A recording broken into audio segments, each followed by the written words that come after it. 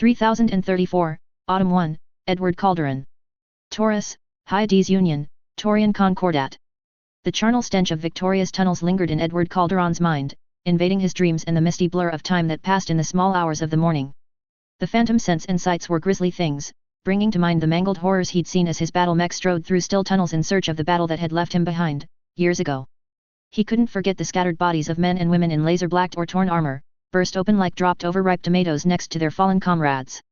The silver armor plates of Makaran's armored cavalry were dulled and matted with dust and shattered stone where they lay sprawled like the titanic carcasses of great prehistoric beasts, all laid low by this latest iteration of the age-old final argument of kings.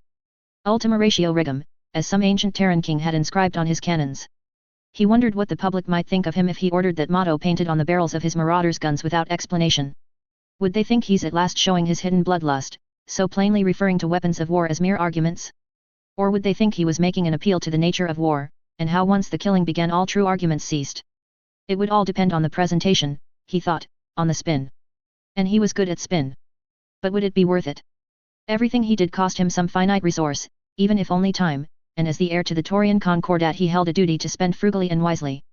Perhaps, he thought with some fondness, he should ask Emma what she thought of the idea. It could be one of their little jokes. How he hated war. But a protector of the realm who would not defend it against its enemies was worse than worthless. That was why he'd been trained by the Taurian Guard and other mech regiments, why he'd attended a military academy as well as university, why he'd gone to Victoria at all, and seen such a catastrophe of industrial slaughter enacted in its tunnels, where the pride of the Taurian Concordat had met the dogs of the Liao and savaged them like a meat grinder. But for now he was far from Victoria. Indeed he was on Taurus, the Concordat's capital, working out of the Protector's mansion. Sitting at his father's desk, in his chair, he could get a kind of kinesthetic sense of him. He could tell a great deal about a man by the tools he used every day. The chair, for instance, was a simple affair. It had a perfunctory cushion, and the back did not recline. It kept its user sitting upright, at attention, and didn't let him relax too much. Such a chair encouraged awareness and vigilance. The windows were fakes. The images displayed in them were from sensors that displayed the view from the mansion's real exterior, indicating a strong desire for safety over risk. The pens and paperware were high quality, but commercially available and common enough, proving evidence of his father's love of solid, well-proven, durable things. Edwards knew all of that already, but it was good to keep in practice. He wasn't long familiar with everyone he might find need to care about the reactions of, and wouldn't even have intelligence dossiers on most of them. Marshalling his attention once more, he reviewed the summaries of reports experts would later prepare briefings on, going over the general state of the things. The internal political situation in the Concordat was relatively stable. The former Capellan worlds in the Victoria Union were, if sometimes not the friendliest at all times, at least mostly peaceful. On the technological front, Vandenberg Mechanized Industries had just presented their pulse lasers, and WIP's new Shendley Arms division on Victoria had come out swinging with a Class 10 LBX autocannon ready for limited serial production in collaboration with the local engineering college. TTID obtained funding to double their orbital production facilities through a large series of loans and had entered into a partnership with several universities on Taurus, promising endosteel interior structure suitable for mech use was in the prototype phase. And everyone and their mother was pestering the TDF Appropriations Board with prototype streak missile launchers, while Jackson Watt was off doing his own thing in the corner acting squirrely with, of all things, an industrial mech manufacturer. Edward made a small note to see about investing in Concordat Telecom and Transstellar himself, and then another. The Outworlds alliance was being too quiet for his tastes. They were probably just weighing their options before making a diplomatic stance known, but still. They'd been firm, if limited, economic allies before the Andurian crisis, and they hadn't recalled their ASF training observers. It was odd, but still probably nothing. Maybe if he led with a request to buy more fighters? Out the false windows he could see a work crew pouring the reinforced ferrocrete that would seal together the prefabricated blocks of a bunker embedded in the Capitol building's lawn. The battle armor troopers the fortification was intended to house peered out from the temporary bunker a few dozen meters away, and a maniple in yellow jackets refitted with gauze weapons and carrying various civil deterrence weapons stood guard in and around the construction crew. Normally there wouldn't be much cause for the perimeter guard to carry weapons like that, but even with all the acclaim Thomas had won liberating the old Taurian worlds held by the Capellan Confederation, and the Helm Corps, and that they'd gained being a visible part of a successor state collapsing. Even with everything Edward had done to maintain the peace in the aftermath instead of drowning those worlds in bloody resistance. But, well, public support and political capital always caused issues when actually spent, instead of just held in reserve until they withered away. They'd each made their own purchases, so to speak. Thomas had brought back the intermediate governmental layer of unions, forming 3 multi-planet administrative and governmental units in former Capellan space, the Hyades Union, as well as unions based on New Vandenberg, Pinard, Ilyushin, Staropy, and Perdition. He'd also made trade agreements with the Grand Duchy of Andurian and the Magistracy of Canopus, and was in the process of feeling out several different mercs for relations as well. And what he was doing with the TDF? Well, that was causing the most trouble of all. The Fed sons did it and it worked out well for them, and the Andurians do it and they whipped us in this exercise had strength as an argument, but he'd already had to dismiss several staff officers and pressure out more than one colonel who'd refused the directions from the Protector of the Realm's traveling desk. It took a kind of stubborn pride to go far in the TDF, and that pride didn't take well to being told you had to work with traditionally lesser branches. Still, the Calderon Red Hand would graduate from a training to a line regiment at the end of the year, and they'd do so having drilled and fought alongside dedicated heavy armor, light armor, heavy infantry, and ASF. There wasn't as much of any of those as preferred, but that'd be fixed in time with equipment sourced from their allies, who were glad to sell what they had in excess in return for Taurian battle mechs. Though, Eddie realized with some chagrin, they still hadn't finalized the name for this new organizational structure.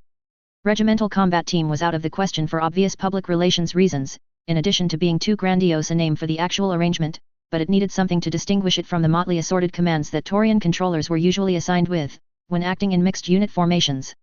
But that was the only fly in the ointment, apart from the ever-present risk of some Taurian citizen getting fed up enough at the changing role of the Taurian government to do something more drastic than protest. And except, of course, for whatever was happening between the Magistrix and the Protector. Whatever it was, Thomas Calderon D. been wound tighter than Myanmar under pressure at last sighting. Shoulders mathematically square and back as straight as steel, the diplomatic talks on Lucknow had imbued him with a new fervor and vive that seemingly wiped away much of the creeping fear that had plagued his father for as long as Edward could remember. And he was worried. Worried enough to specifically instruct his eldest son and heir to remain on Taurus. Perhaps it was about Comstar? They'd been implicated by evidence, or lack of evidence, too many times now for them to be anything but setting the Taurian Concordat up against the Federated Sons, when large-scale hostilities resumed and the succession wars began their march toward what seemed to be a real and final conclusion victory split between Davian and Steiner, the Federated Sons and the Lyran Commonwealth. What would the puppet masters do, Edward worried, when the Taurian Concordat responded to this aggression and the weakening of their shared border to funnel armies against the Draconis Combine, by not responding at all? What indeed would Comstar do, when its leaders realized a secret non-aggression pact had been signed, and all their effort at building up the Taurian Concordat like a bull to unleash on a cocky matador was fruitless? Eddie tried not to think too much about that. As long as he didn't think too hard about it, he didn't have to wonder if his friend Jackson knew he was acting as a Comstar plant to leak advanced technology to the Concordat. His first instinct was to deny that the straightforward, myopic man was even capable of subterfuge on that level, but sometimes, Jackson Watt went from being caught up in his designs and numbers, looked up from his desk with ink on his nose, and went straight to peering through a damned radio telescope with the same intense clarity. Suddenly, without warning, he'd casually drop some insight into long-term policy or some fresh angle that Edward hadn't heard before. He was just as likely to say something Edward thought blindingly obvious, but that was normal. Not every exchange between friends had to be groundbreaking. Jackson's mind worked in odd ways. Sometimes he said the most obvious things like he expected them to be world-shattering revelations. He'd even complained in his last letter that the mercenary company he'd sent to investigate his construction site on Khor Mater hadn't turned up any evidence of skullduggery or foul play. The reason he'd sent an elite-rated mercenary group to the Oregon Coalition? The reports said his IFV factory was proceeding exactly according to the construction plans, with no delays or other problems. The worst they'd dug up was High Lady Arano investing outside resources to speed progress ahead of the factory's official status, which had been used to buy leeway to not report small delays and mishaps. Edward could have predicted that was going on, if he'd been asked. The monarch of a small collection of worlds had far more to gain from that kind of outside investment than Whip did, so her spending out of pocket to smooth the way only made sense. So perhaps Jackson was acting on orders, and perhaps he wasn't. It simply wasn't knowable without confronting him, and that couldn't happen. Eddie wouldn't know until the chips were down and it came time for everyone to show their cards. But that didn't quite fit what could be making his father so worried, even if Edward was concerned. It didn't mesh with the messages he was getting from Emma Centrella, the Magistrix daughter and his exotic lover, though she'd doubtless call him hers. Her last message had ended with, "My mother's not home. It's awfully lonely without you, and there's only so much horseback riding I can do before I think of other things. Wish you were here.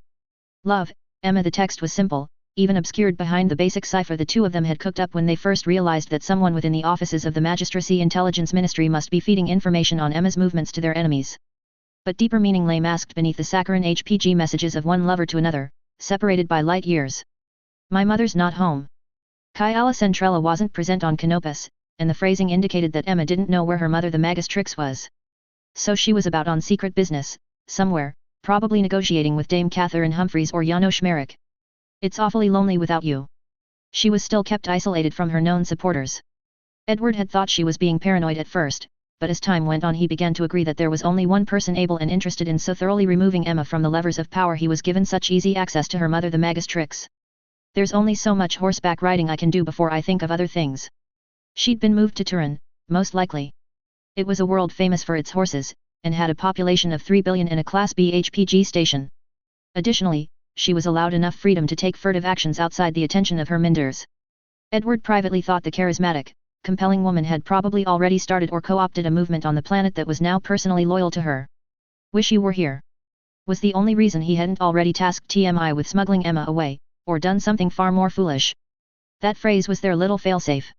It wasn't the best, and could honestly be circumvented or figured out by anyone truly dedicated to deciphering their hidden communication, but it helped each feel better about the other's relative situations. If either of them ever didn't use that exact phrase, then the other would come to them. Edward pulled up his noteputer and began to write, certain that he'd never get back into the flow of actual work until he finished his drafted response. He smiled as his fingers ran across the keys. It was a pure and simple thing, happiness, regardless of the complexities of responsibility, and he enjoyed it where he found it. Regardless of what might come. 3034, Autumn 2, Emily Mars. Classified location, Terra, Comstar. 7 years had passed since Adept Emily Mars first laid eyes on the technology that would change everything, and had heralded the end of an era for the division of Comstar's science and research branch assigned to ensuring ROM's continued technological edge. She still wasn't in charge of anything but a small team, but her focus had changed and now there were several other small teams that didn't follow her orders, but who she did indirectly set the direction of. Old Sargon was long since gone retired with full honors and living on some sunny beach in South America, and now she ruled this research division. Her workspace was a cavernous room, allocated space as much to store sources of inspiration as for the sake of efficiency.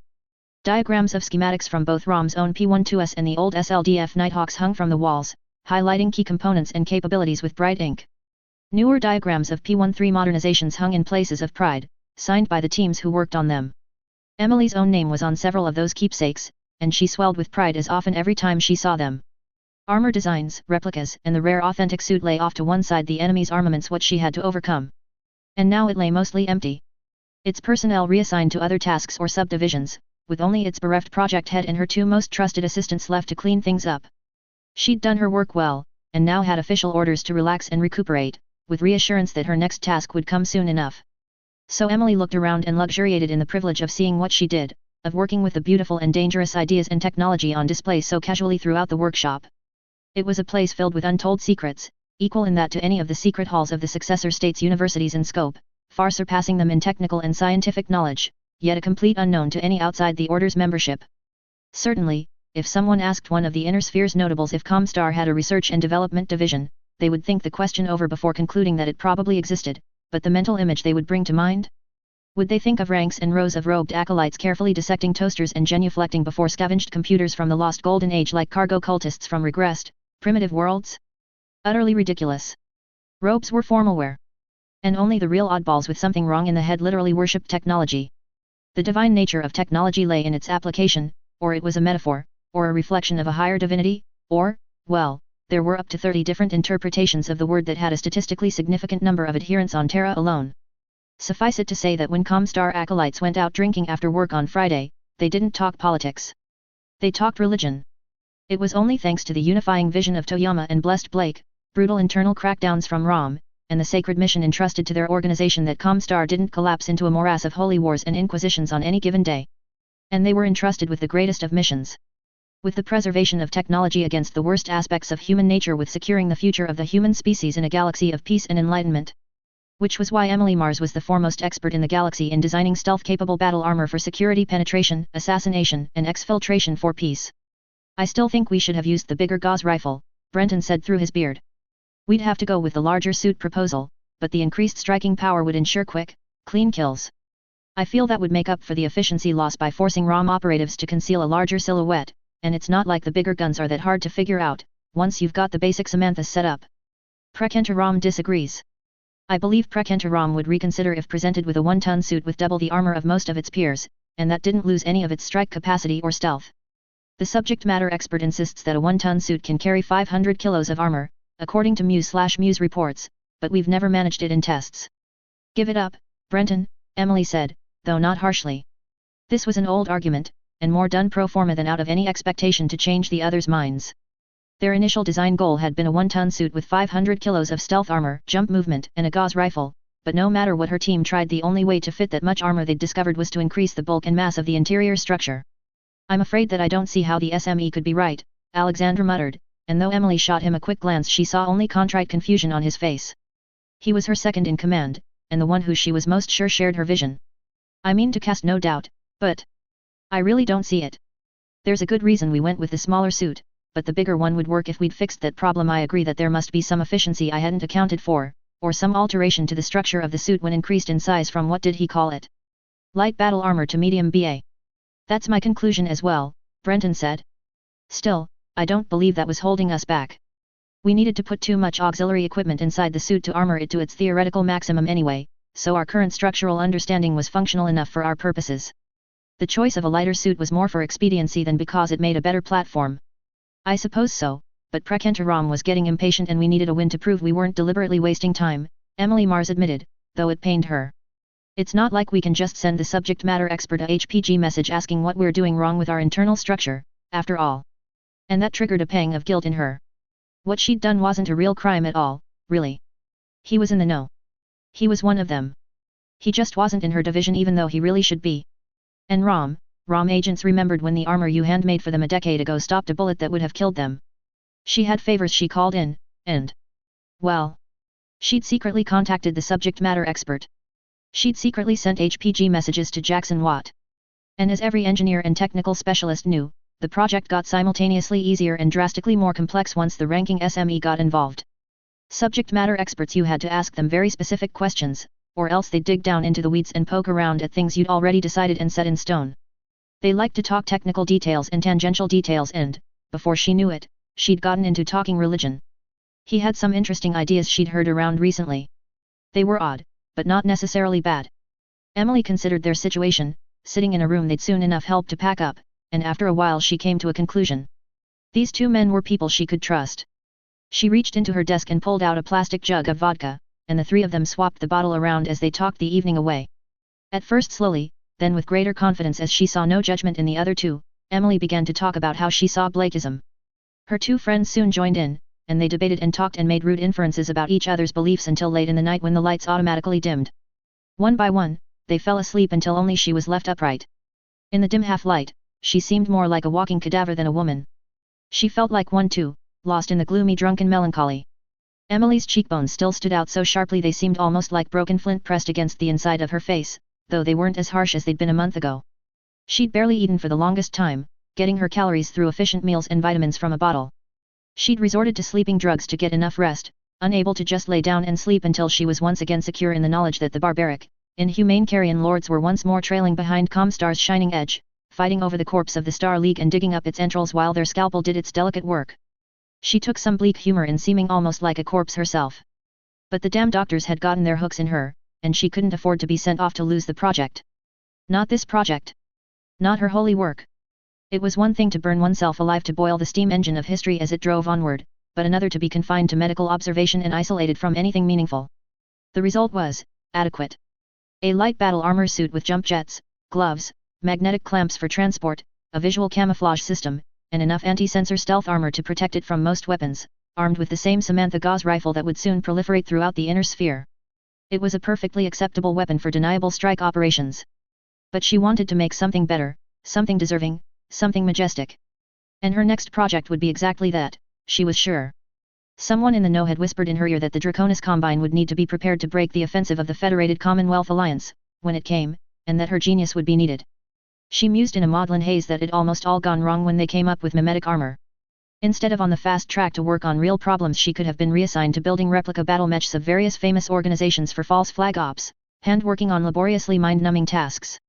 It'd been something the SME mentioned offhand that got her started: chameleonic armor, like the camouflage system but built into the structure of the plates instead of carried inside. It hadn't been hard to figure out, with Comstar's access to classified SLDF information about all kinds of old prototypes and battle mech stealth systems, and that was where things started to go wrong. The SME got busy with his own projects, or realized she wasn't authorized to be contacting him, and stopped responding with much more than casual conversation, and she'd presented the mimetic armor as entirely her own invention to prevent awkward questions that could end up getting her shot. Battle armor was already a relatively stealthy platform. With care and expert situational awareness, a team could sneak through an enemy sensor net without detection, even without emission blanking stealth armor or specialist electronic countermeasures, so the decision from higher-ups to prioritize the use of the newly developed mimetic armor plates in the upgrade program made sense. The color-changing properties it held, combined with an embedded camera network, granted near-perfect optical camouflage to slow-moving wearers. Unfortunately, said camera system was bulky enough to make fitting it into their old tornadoes impossible, and also to make it impractical in what was now called a light battle armor. Their P-13M prototype had been forced to leave almost 100 kilos of frame carry weight unused due to space constraints. So they'd made it bigger. And then there wasn't enough space left over for some of the gadgets ROM wanted, so they made it bigger again, and then... well... things got a little out of her control. Maria knew the fire of true belief ran hot in her veins, too hot, sometimes. Her passion ruled her at the most awkward times, overriding her better judgment and throwing her into fits of creative inspiration in the name of Blake. She tried not to cringe at the memory of the time a few years back when the Prekenter ROM came to their lab, saw that they'd ballooned the relatively modest proposed P-series suit replacement proposal into a massive 2-ton monstrosity of an assault suit carrying a gauze rifle and a laser big enough to threaten most battle mechs from an awkward angle, and then demanded she explain what, precisely, the tactical use of such a stealth weapon might be.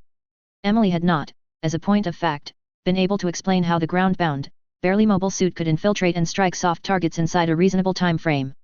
She'd immediately amended the project, discarding some of the bleeding-edge technology in favor of more compact, proven systems that fit onto a frame less than half as heavy. After the purge, of course. It wasn't a large one, just one of the relatively modest security and loyalty sweeps that went around every few months. She came back clean, of course, since she was fanatically loyal to the First Circuit and Blake's vision. She laughed with joy as pure as sunlight. If only her parents could see her now, the little outie girl with a head for numbers safeguarding mankind. And oh, what a wholehearted pleasure it was, rising in her belly like warm glowing fire, to know that she'd personally contributed to the will of Blake. 3034, Winter 1, Dan Laudza. Victoria Commonality, Taurian Concordat. Concordat Telecom and Transstellar are idiots who don't know the first thing about battle mechs, and if that fucking cockwomble of a rep steps foot in my work site again, I won't be held responsible for what happens. Boris shouted, his froggy baritone ringing across the entire factory floor. I said it. I'll say it again. He mentions his patented workflow one more time and he'll be eaten out of tube for a month. Why did he always have to air his grievances in public? Discretion was always a priority, Laudza knew for a fact. You couldn't unsay something a whole room of people heard, but you could always later come forward publicly with something you previously said in confidence. They were in what had been renamed Facility Alpha, within the Shengley site. It was one of the production areas that had been most damaged by exposure to the elements, and what was salvageable had been removed and indexed elsewhere to allow the use of the secure facility without compromising the ongoing reconstruction efforts in the Sling, Emperor, or unknown mech facilities. What had once been a giant facility filled with hunks of slumped rust was now decorated with taped-off demarcations and semi-mobile equipment, to help visualize the future layout of the factory to be. It was also full of almost 100 people, all of whom had just heard Boris's latest verbal threat. If the TAT representative so much as got into a ground car accident, Laudza was sure that law enforcement would already have a note with Boris's name on it as a suspect by the time the body was cold. Not that the ornery young man would actually be arrested. No Capellan law enforcement, or former Capellan law enforcement officer, would be so foolish as to arrest someone under the governor's protection. But he would certainly be informed of his underling's complicity if required, for appropriate action. As would Director Laudza. When he'd taken this project, though that phrasing implied far more discretion in the decision than he'd actually been allowed, Governor Watt had promised in plain Star League English that he'd get Dan Laudza anything he could agree on the reasoning of, or that a reputably enough expert verified as helpful. Given Shengley Arm's second task was creating a new battle mech design, he'd been grateful for the promise, but fully anticipated that some disagreements might arise from the exact definition of reasonable once the costs started mounting. After all, except for the Hatchet Man, which was the joint product of two great inner sphere powers' joint efforts, no new battle mechs had been designed for over a century. Such a thing was not cheap, not in man-hours, not in materials, and definitely not in finding and hiring expert personnel. Boris Hill was one of those expert resources, hired directly from some fancy university on Taurus. He'd gotten his doctorate just recently in materials engineering, and was one of the many Taurian experts who'd benefited from the mass release of directly ripped Helm core data across the Concordat. In his own words, there was no way in fucking hell I would have stuck around past my masters if I hadn't done well enough on the scut work to get my foot in the door on the real exciting stuff. Stuff, as it was, such as the complex balancing act between durability, performance, and economy inherent in designing battle mech internal structures. While Lao Tzu was confident in his industrial archaeology, Boris could do more than determine what some machine made and how it did it. He could tell you why it did it, so long as it was related to something that went inside a battle mech. And wasn't a fusion engine. Or a computer. Or a gyro. But even with those caveats, Boris was worth every C-bill or bull spent on him and his gaggle of assistants. As long as Lao Tzu didn't have to listen to him speak. What did he say this time, doctor? Boris growled as he stomped over, and let himself be guided behind one of the big armor plates left over from the wreck of the old factory line where there was some privacy. They'd left it behind when they renovated the place because it wasn't in the way and added the right ambience, the same as last time. He's like an automated phone directory, giving the same outputs based on whatever keywords you say without a lick of actual knowledge. I bet he's got a damned flow chart hidden in that briefcase. What did he say, specifically? I thought I'd give him a little test, is all. I asked, hey fella, since we're aiming to make the thing 5 tons bigger, do you think it needs a torsion bar? And he said we should start a team to look into it. I take it that was a trick question. Of course it was. A torsion bar? A torsion bar. A battle mech doesn't need a torsion bar any more than it needs a jacuzzi. The man's an idiot, and I don't want him talking to my people and giving them damn stupid ideas. Tat, he pronounced it. Tat can send over a real expert, if they're so keen on helping us rework the interior structure to proper battle mech standards. This was a unique problem. One of many such unique problems that Dan Lao Tzu had been forced to deal with lately. If he'd known being given actual authority meant having to deal with so many people convinced their own importance meant not having to obey social niceties such as not shouting threats across an occupied work environment, then he'd have had an easier first few weeks on the job. Still, Boris was at least easier to get moving in the right direction than Luigi Cadorna, no relation. He could at least convince Boris he was wrong, if he walked him through the things outside his specialty step by step. Luigi, on the other hand, could only be convinced that he was being overridden, and never admitted he was wrong. So he didn't get angry. Getting angry at Boris wasn't productive, and wouldn't result in anything other than Boris's mood improving and his own blood pressure getting too high. You and I are products of educational systems that benefited from previously lost knowledge. I think it's easy to forget that, in the heat of the moment, Boris.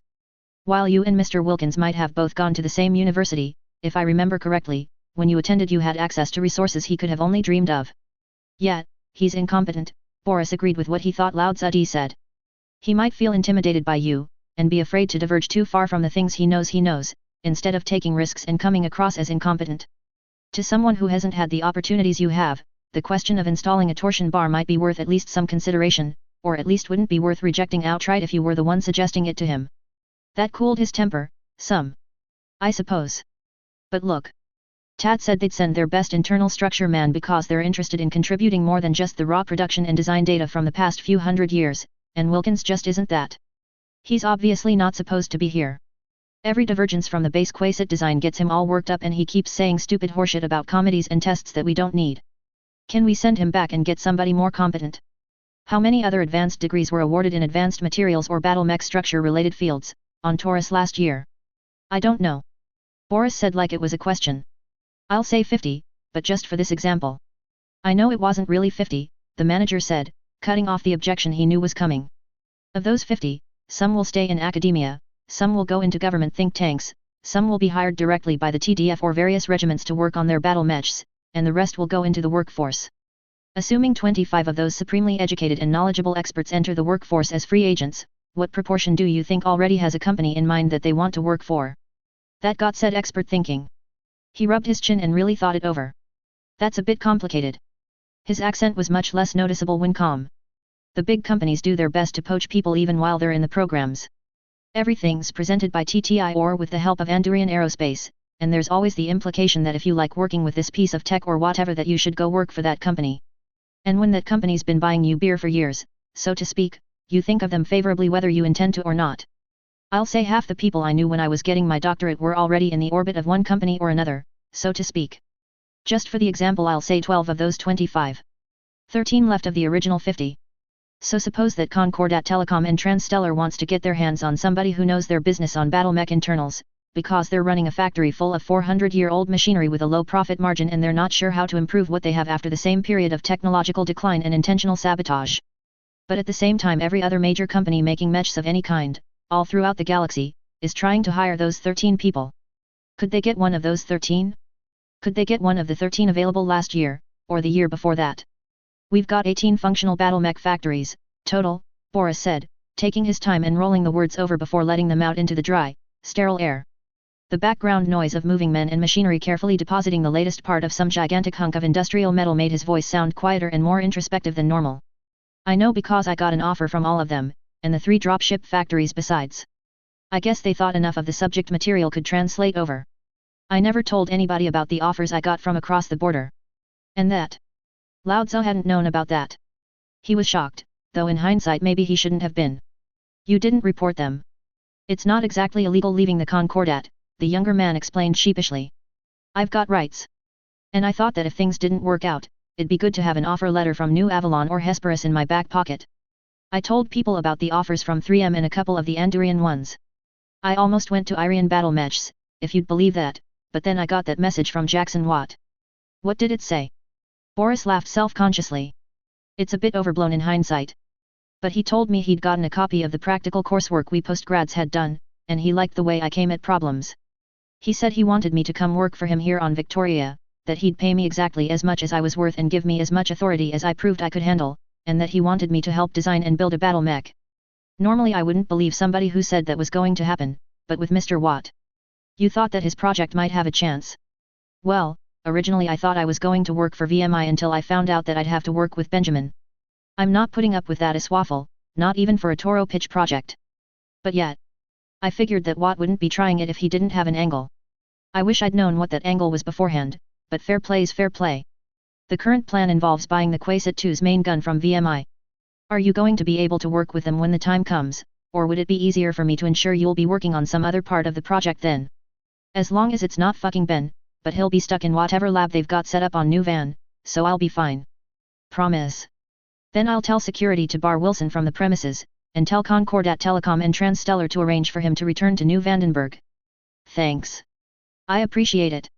But you have to be the one writing the explanation that will be sent alongside my request to both Governor Watt and Wilson's superiors. Fair enough. Thanks for hearing me out. I appreciate it. You're a pretty good boss and I appreciate that you listen. And, well, while I've got your ear I did want to bring this up. You hear anything interesting recently? I've gotten rumors about the Sarna March that Core Ward part of Capcom that the Fetties ate and gave to the Lyrans, but I'm not sure if I believe them. Are you familiar with Melissa Steiner Davian, the daughter and heir of the Lyran Archon, Katrina Steiner? She's Hansa Davian's wife, right? Her, yes. Though Lao Tzu wouldn't refer to her as just Hansa Davian's wife, he knew Taurian peculiarities enough not to bother correcting the matter. He gave her the Sarna March, to rule in Lyran style, and she's divided it into 2 operational areas. Now Tormino Liao, who everyone thought was dead, is ruling the Sarna Ao with her blessing and proclaiming his intention to establish himself as the rightful ruler of the Capellan Confederation, as a member of the Federated Commonwealth. Boris gave a soft, "Hey." Then he shook his head and seemed genuinely confused. Wait, a minute. I've been doing my homework so I don't look like an idiot in public. I know this guy. Wasn't Tormino the favored heir, before he vanished? So now that old Max has kicked it, shouldn't Candace and Romano be deferring to him? Dan Lao Tzu sighed, and shrugged. In a moment of uncharacteristically blunt honesty, he said maybe, in all honesty, whichever one of them is left alive in 10 years is going to be the most rightful. 3035, Winter 1, Jackson Watt. Victoria Commonality, Taurian Concordat. Troopers. They may not be the specialist battle mech you'd want for many purposes, but they're good enough at enough jobs that a mech jock won't cry if they get assigned to one. Aside from the big 355-tonners the Griffin, the Wolverine, and the Shadow Hawk, there's the Centurion, Vindicator, Hermes too, even the Drac Panther counts. So now tell me, what is the defining feature of a trooper battle mech? Of a standard mech? What single attribute best defines this role?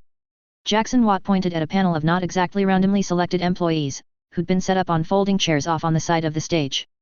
They'd been prepped, but the ideas they said were their own. They're medium weight. Most of them have hands. Jump jets. They're not slow. They've got a lot of different guns at different ranges. Those are all excellent answers, but I asked for the defining feature. The defining feature. And that is this: whatever they are, there's a hell of a lot of them. You could use Thunderbolts as trooper mechs if you had enough of them, and that's gotten your attention now, hasn't it? That'd be fantastic, using 65-ton heavies as your standard space filler battle mech. That'd be incredible. But that'd also take a lot of money, and you'd need a giant factory to supply enough of them, requiring more upfront money than even I'm able to shell out. But that gets you thinking, right? He paused. Any battle mech can be a trooper, but that's not to say that any mech should be one. Jackson stepped out from behind the lectern and gestured to his sides. The stage was big enough to fit 2 battle mechs. Jackson knew that because he'd put 2 battle mechs on it, or at least one, and another thing that was kind of a battle mech. To his right loomed his bright painted custom Marauder. 75 tons with its signature backbent chicken walking knees, low-slung stooped body, and overall sleek, almost avian appearance. Its 2 arms held big gun pods, each carrying a particle projector cannon and a 5 cm laser. Similar lasers emerged from its stubby dorsal turret in a big cluster. It was the Jackson Watt special model, ordered fresh from the factory, modified in the HLI's mech bays on Sterapy, and with a serial number exactly 1 higher than the one he'd bought for Eddie. One of the 4 Quasits he'd purchased through Shengley Arms stood on his left. It looked a fair bit like a yellow jacket, in that very minimalist human body frame kind of way. Its arms and legs were made of tubular frames, apart from the joints. Its torso looked more like a giant wearing a bullet-resistant vest than anything else, if not for the big missile system inset into its stomach and the machine gun protruding from one side. Another missile tube hung from one forearm, and a laser on the other. Its head was a slightly squashed dome, with a wide cockpit window looking like a visor spread across it. It massed 45 tons, and though its armor composition and coverage was more industrial than truly intended to stand up to incoming fire, its actual fusion engine ensured it packed substantially more bite than normal for an upgunned industrial mech. And bigger mechs are harder to make, too. I can say from personal experience that you wanted to buy a Marauder these days, it'd cost a hell of a lot more than 6.6 million C-bills. About the only mechs going for near sticker price are bug mechs, and the bigger and less common a battle mech you buy, the more you are going to pay for it. And the more you have to pay for the machinery it costs to build it, or the machinery and materials make the machinery you need to build it, he thought. It wasn't like there were battle mech assembly lines lying around for purchase. The laws of supply and demand come into play, after that. And you don't want to get me started on the relation of the square-cube ratio to engineering and manufacturing standards as the size of a product increases. The rate of production of a factory with a given size and quality scales inversely with the size of the goods being produced. The bigger the thing it makes, the less tolerance for error there is in its manufacturing specifications, because the parts have to hold up to more force acting on them. You see a similar effect in relation to how small things are, once you get small enough, but for different reasons. You've got to be very delicate to make miniaturized electronic subsystems and the like. And that makes a neat segue to my next topic, because while I've got you all here where you've got to listen to me, I'm going to take a moment to thank Miss Samantha Peasbody from the Ministry of Education, and Mr. Ma Lifen from the Ministry of Defense, for their assistance in filling some of the gaps in our manufacturing knowledge. We're not done yet, but without their assistance in applying the information the Concordat gained from Scoble Mech Works, we'd be much further away from mechs walking off the assembly line than we are now. Their assistance with things like making sure we've got the math and production requirements right for the load-bearing internals has been instrumental. He put his hands together in applause, and the gathered employees of Whip and Shengley Arms clapped with him. A doughy woman with ringlets of graying hair and a younger man with a face that looked like tenderized beef stepped forward at the prompt and bowed at the right inclination under Jackson's watchful eye. He'd had to rake the 2 big-shot officials over the coals a few times before they understood what he'd told them both in the brief and many times verbally over their first few weeks on the job. He wasn't just trying to produce war material to help defend the Concordat here. He was trying to get the Victorians to take ownership and pride in creating something that would be used to help defend the Taurian Concordat. They'd had to learn how to suggest improvements without taking credit, so that the Victorians that made up most of his workforce here didn't feel like they were just doing what some outsiders were saying. There was some kind of drama going on about something Ma Lifen said in a work email that should have been kept to discreet break room talk, but fortunately it was more the kind of low, simmering brouhaha that made the workday less boring instead of anything that he had to take action about. After the applause died down and the duo walked off stage, Jackson once more stepped forward into the spotlight. The auditorium was, well, packed would be going too far. The Shengley site, true to its heritage as an old SLDF facility, was ridiculously overbuilt and had a full-sized auditorium deep in its guts, sized to hold the entire factory and researcher complement of all 4 research and limited production areas it featured in its heyday. They'd removed half the seats and installed a popcorn machine, drinks bar, and snack machine at the rear of the auditorium, but there was still enough space left over that everyone had a spare seat to put their stuff in, if they wanted to. But now he could get into the meat and potatoes of why he'd gotten everybody in here, so to speak. After a little more prep work and exposition, of course. You should all be familiar with the Qua 51T Quasit by now. I told you all to study it months ago, and I pay you enough that you shouldn't slack on anything really important. It's an upgunned and up-armored industrial mech, a militia mech that does battle mech things. It's got a long-range missile 5-shooter, a short-range missile 4-shooter, a machine gun, and a 5 cm laser. It can outfight a bug mech. It can ward off most pirate raids if it has friends. Any place important enough to need defending with something more than conventional vehicles and infantry, but not important enough to merit an investment of real battle mechs, buys a few of these. I'm talking about colonies, industrial centers, and stuff like that. Their internals and computers are a lot less refined than a real battle mecha's. It's the density, the inside bits are bulkier and heavier per unit volume. This thing carries around 4,500 kilos of extra stuff inside it despite lacking several important, bulky computer systems. But because of that, it's damn easier to make a Quasit than a Vindicator, to name another 45-tonner. It's got less advanced armor, less advanced electronics, a less advanced cockpit. But it's not all downside. There's a lot more people willing to buy mechs than there are people who care about getting maximum combat efficiency per ton, which represents an interesting market opportunity. Jackson bounced a little on his feet as he got onto one of his pet theories, the kind everyone around him was familiar with, about how things like low-tech battle mechs would make a comeback. You see, it's easier to set up a factory to build Quasits than quick draws. There's a limited throughput of extremely precise and expensive equipment and components that go into a battle mech factory, but there's not much competition for the second-grade stuff yet. An enterprising company could make a lot of money with that kind of business. He coughed into his hand self-consciously. I may have given Concordat Telecom and Transstellar the idea to do exactly that. And bought some stock in their company. Not a controlling share, though. Their customer service is terrible and I don't want to deal with fixing their. I'm getting off topic, aren't I? Some of his employees chuckled at that. Regardless of all that, we're not here to make Quasits.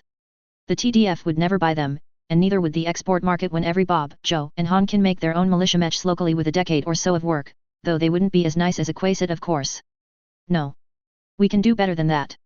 Jackson Watt leaned forward and smiled giddily, then gestured to the militia mech standing next to him. We're going to turn this into a real battle mech, and it's going to be a Shendley Arms product. It's going to be your battle mech, and we're going to sell them by the bloody dozen. Jackson took a deep breath and a sip of water as he basked in the expected applause, which of course came right on schedule. How much of it was genuine was a different subject, but he could work with punch clock enthusiasm just fine. He'd already had enough problems with actual fanatics to last him 2 lifetimes. We've been working over the math for months, and while the finicky details aren't all there yet, but we now know the shape that the Quasit 2 is going to fill. It'll be a 50-ton machine, taking advantage of the original Quasit's internal structure layout and replacing most everything with better materials like ferrofibrous armor. This has the side effect of letting it use the same kind of 250 rated fusion engine that Whip's producing on Kuromater. Don't worry if you can't point it out on a map. It's Oregon. They're the people you've got to thank for that mango-flavored dehydrated nutrition smoothie powder that sells out in hours every time a new shipment comes in. He paused again for laughter and applause, and there was more of it this time. It sounded more genuine. I hope you're enjoying the popcorn, by the way. It's not Oregon, but it's my favorite brand. If you don't like it, then next time you can bring your own. Onto the computers, of course they're going to be on the Battle Mech standard. We're still working out whether it'd be better to make our own or to buy them off of Vandenberg Mechanized Industries. The laser will be from VMI as well. I've already signed an agreement to buy the XS McCorkle 8cm lasers they've got on hand because the Chippewa upgrade they're pushing for uses fewer of them. That'll be mounted right there in the belly. He pulled out a laser pointer and directed it at the 5-tube missile system set there. Right in the most heavily armored part of the mech. If you want to stop a Quasit 2 from shooting at you, then you're going to have to turn it into scrap metal. That's some real durability, ladies and gentlemen. And that gun's future-proofed. We have an option to buy the extended range version of that laser, whenever VMI works it out. That'll be the primary long-range weapon. We're replacing the machine gun with a mech flamer, which doesn't come with ammunition that explodes if damaged. Of course those energy guns make a lot of heat, so there are some more heat sinks too. Single heat sinks. I don't know when we'll get double heat sinks on the market, and honestly I'm not sure I want freezers in a budget machine like this anyway. Then he penned his laser pointer over the arm laser. We're keeping that 5cm laser. We might change the exact model to something we can make locally, but there's no reason to change what's already good. We considered jump jets too, but it doesn't need them. Maybe in 5-10 years. But the real something special comes in the left torso. He flicked the red light across the arm-mounted SRM-4. Ditch that. I've seen the ammunition feeds for that thing and they were designed by bloody monsters. That weapon's ammunition bin is in the torso. It's got to route missiles through the shoulder and elbow joints. He looked down at his own left arm and bent it, considering the joints. Then he shook his fist at the audience. Missiles. Through the joints. It's ridiculous. We're putting the missile launcher in the same torso compartment as the ammunition is, like Blake intended, and then we're going to make it shoot twice as many of the things, and we're going to use streak launchers. The presentation continued in that vein for some time. Jackson Watt riled up his line workers, his engineers, his supervisors, and managers, and even the human resources and janitorial staff with ideas about how they were going to make 30 battle mechs in the first year of full operation, and aim to double that number inside 5 years with efficiency improvements. He promised them they'd be the first to the market with mass-produced Lowes-Tech and a brand new battle mech designed specifically around it, without going into detail about how much Lowes-Tech they wouldn't be using. It was exactly the kind of all-hands meeting that people don't actually want to gnaw their own arms off to escape. And, by the end, everyone left happy and enthusiastic for their future at Shengley Arms. Even the spies. Especially the spies. And everyone was watched very carefully over the following days. Especially the spies. 3035, Winter 2, Jackson Watt. Victoria, Victoria Commonality, Torian Concordat. Less than 1 week later. The conference room, though also buried deep in the bowels of the Shengley site, contrasted thoroughly with the huge staff auditorium. The muted furnishings were in old, Star League fashion though not in SLDF colors. Some called that style timeless. Jackson Watt called it decrepit. Timeless, sure, but in the way that old people were timeless, where the only difference between one year and the next was how deep your wrinkles got and how much your body ached. The sleek lines and bold angles of the oblong octagonal conference table had been the first thing to go. He much preferred the curved arcs that focused the attendees on whoever had the stage between the bifurcated crescent table. As he stood between the horns and the last of his advisors, deputies, and division heads settled down in the seats, some looking nervous and some just looking a little out of their depth. What was that feeling of déjà vu? Jackson realized he'd been here before, looking at the situation from the other side. Just a few years ago he'd been the one sitting behind one of the stylized long desks, directing his attention at the man with the larger-than-life reputation standing at the focal point between the broadsides of the two great tables, caught between the tips of the horns they extended into. He didn't remember what he felt back then, but he imagined he must have been more than slightly confused. The door opened one last time and Rhonda Snord poked through with a smile and a hand sign that meant she had the corridor covered. Jackson smiled back with a little wave, and she blew him a kiss before ducking back out and closing the door behind her, which was... well... it certainly wasn't business, and he was on the clock. He'd think about whether he had a thing for dangerous women later, because either she was leading him on, or they needed to have a sit-down conversation to find out where they were each going with things. And also what she intended to do with Rhonda Snord's irregulars, now that the unit was officially hers and old Cranston Snord had retired back to his landhold in Lyran space.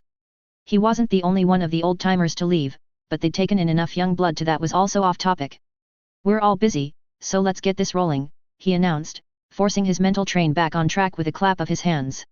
"I've read the reports, and all the moving pieces are moving on schedule, but let's go over it all again for the third time anyway because maybe we missed something obvious. Friedrich, what's the status of the internship offers?" Friedrich was a good man, very smart, but he had some phrasing issues with Star League English that were almost certainly just an affectation to help him stand out.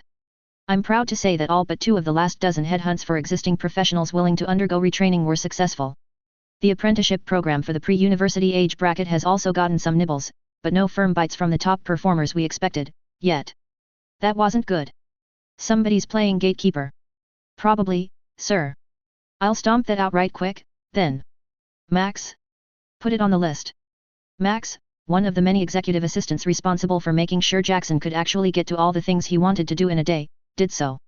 "I'm close to positive that the labor market is completely tapped out on pre-existing experts," he said. "That's a problem. That's a very damned big problem for every business that wants to expand in the Concordat, but it's not a problem we can't overcome. We've got 1.5 million citizens here on Victoria, and that's without tapping into the other local planets in the Victoria Union. I can reach out to the Marshal if we need to coordinate a search across our neighbors, but I think we've got a deep enough pool of manpower here to meet our needs. We need to get our hooks into the 16 to 18-year-old bracket, and start funneling keen young minds into Shengley Arms. They're the ones who can give this company roots, and start it feeding back into the local ecosystem. People remember when their friends and family get good jobs and good development opportunities, after all. Anybody got ideas on what's wrong? You could just tell people to take the offer, instead of obfuscating that you're the one who wrote it," someone said. "I could. I have that right, that power, at the moment.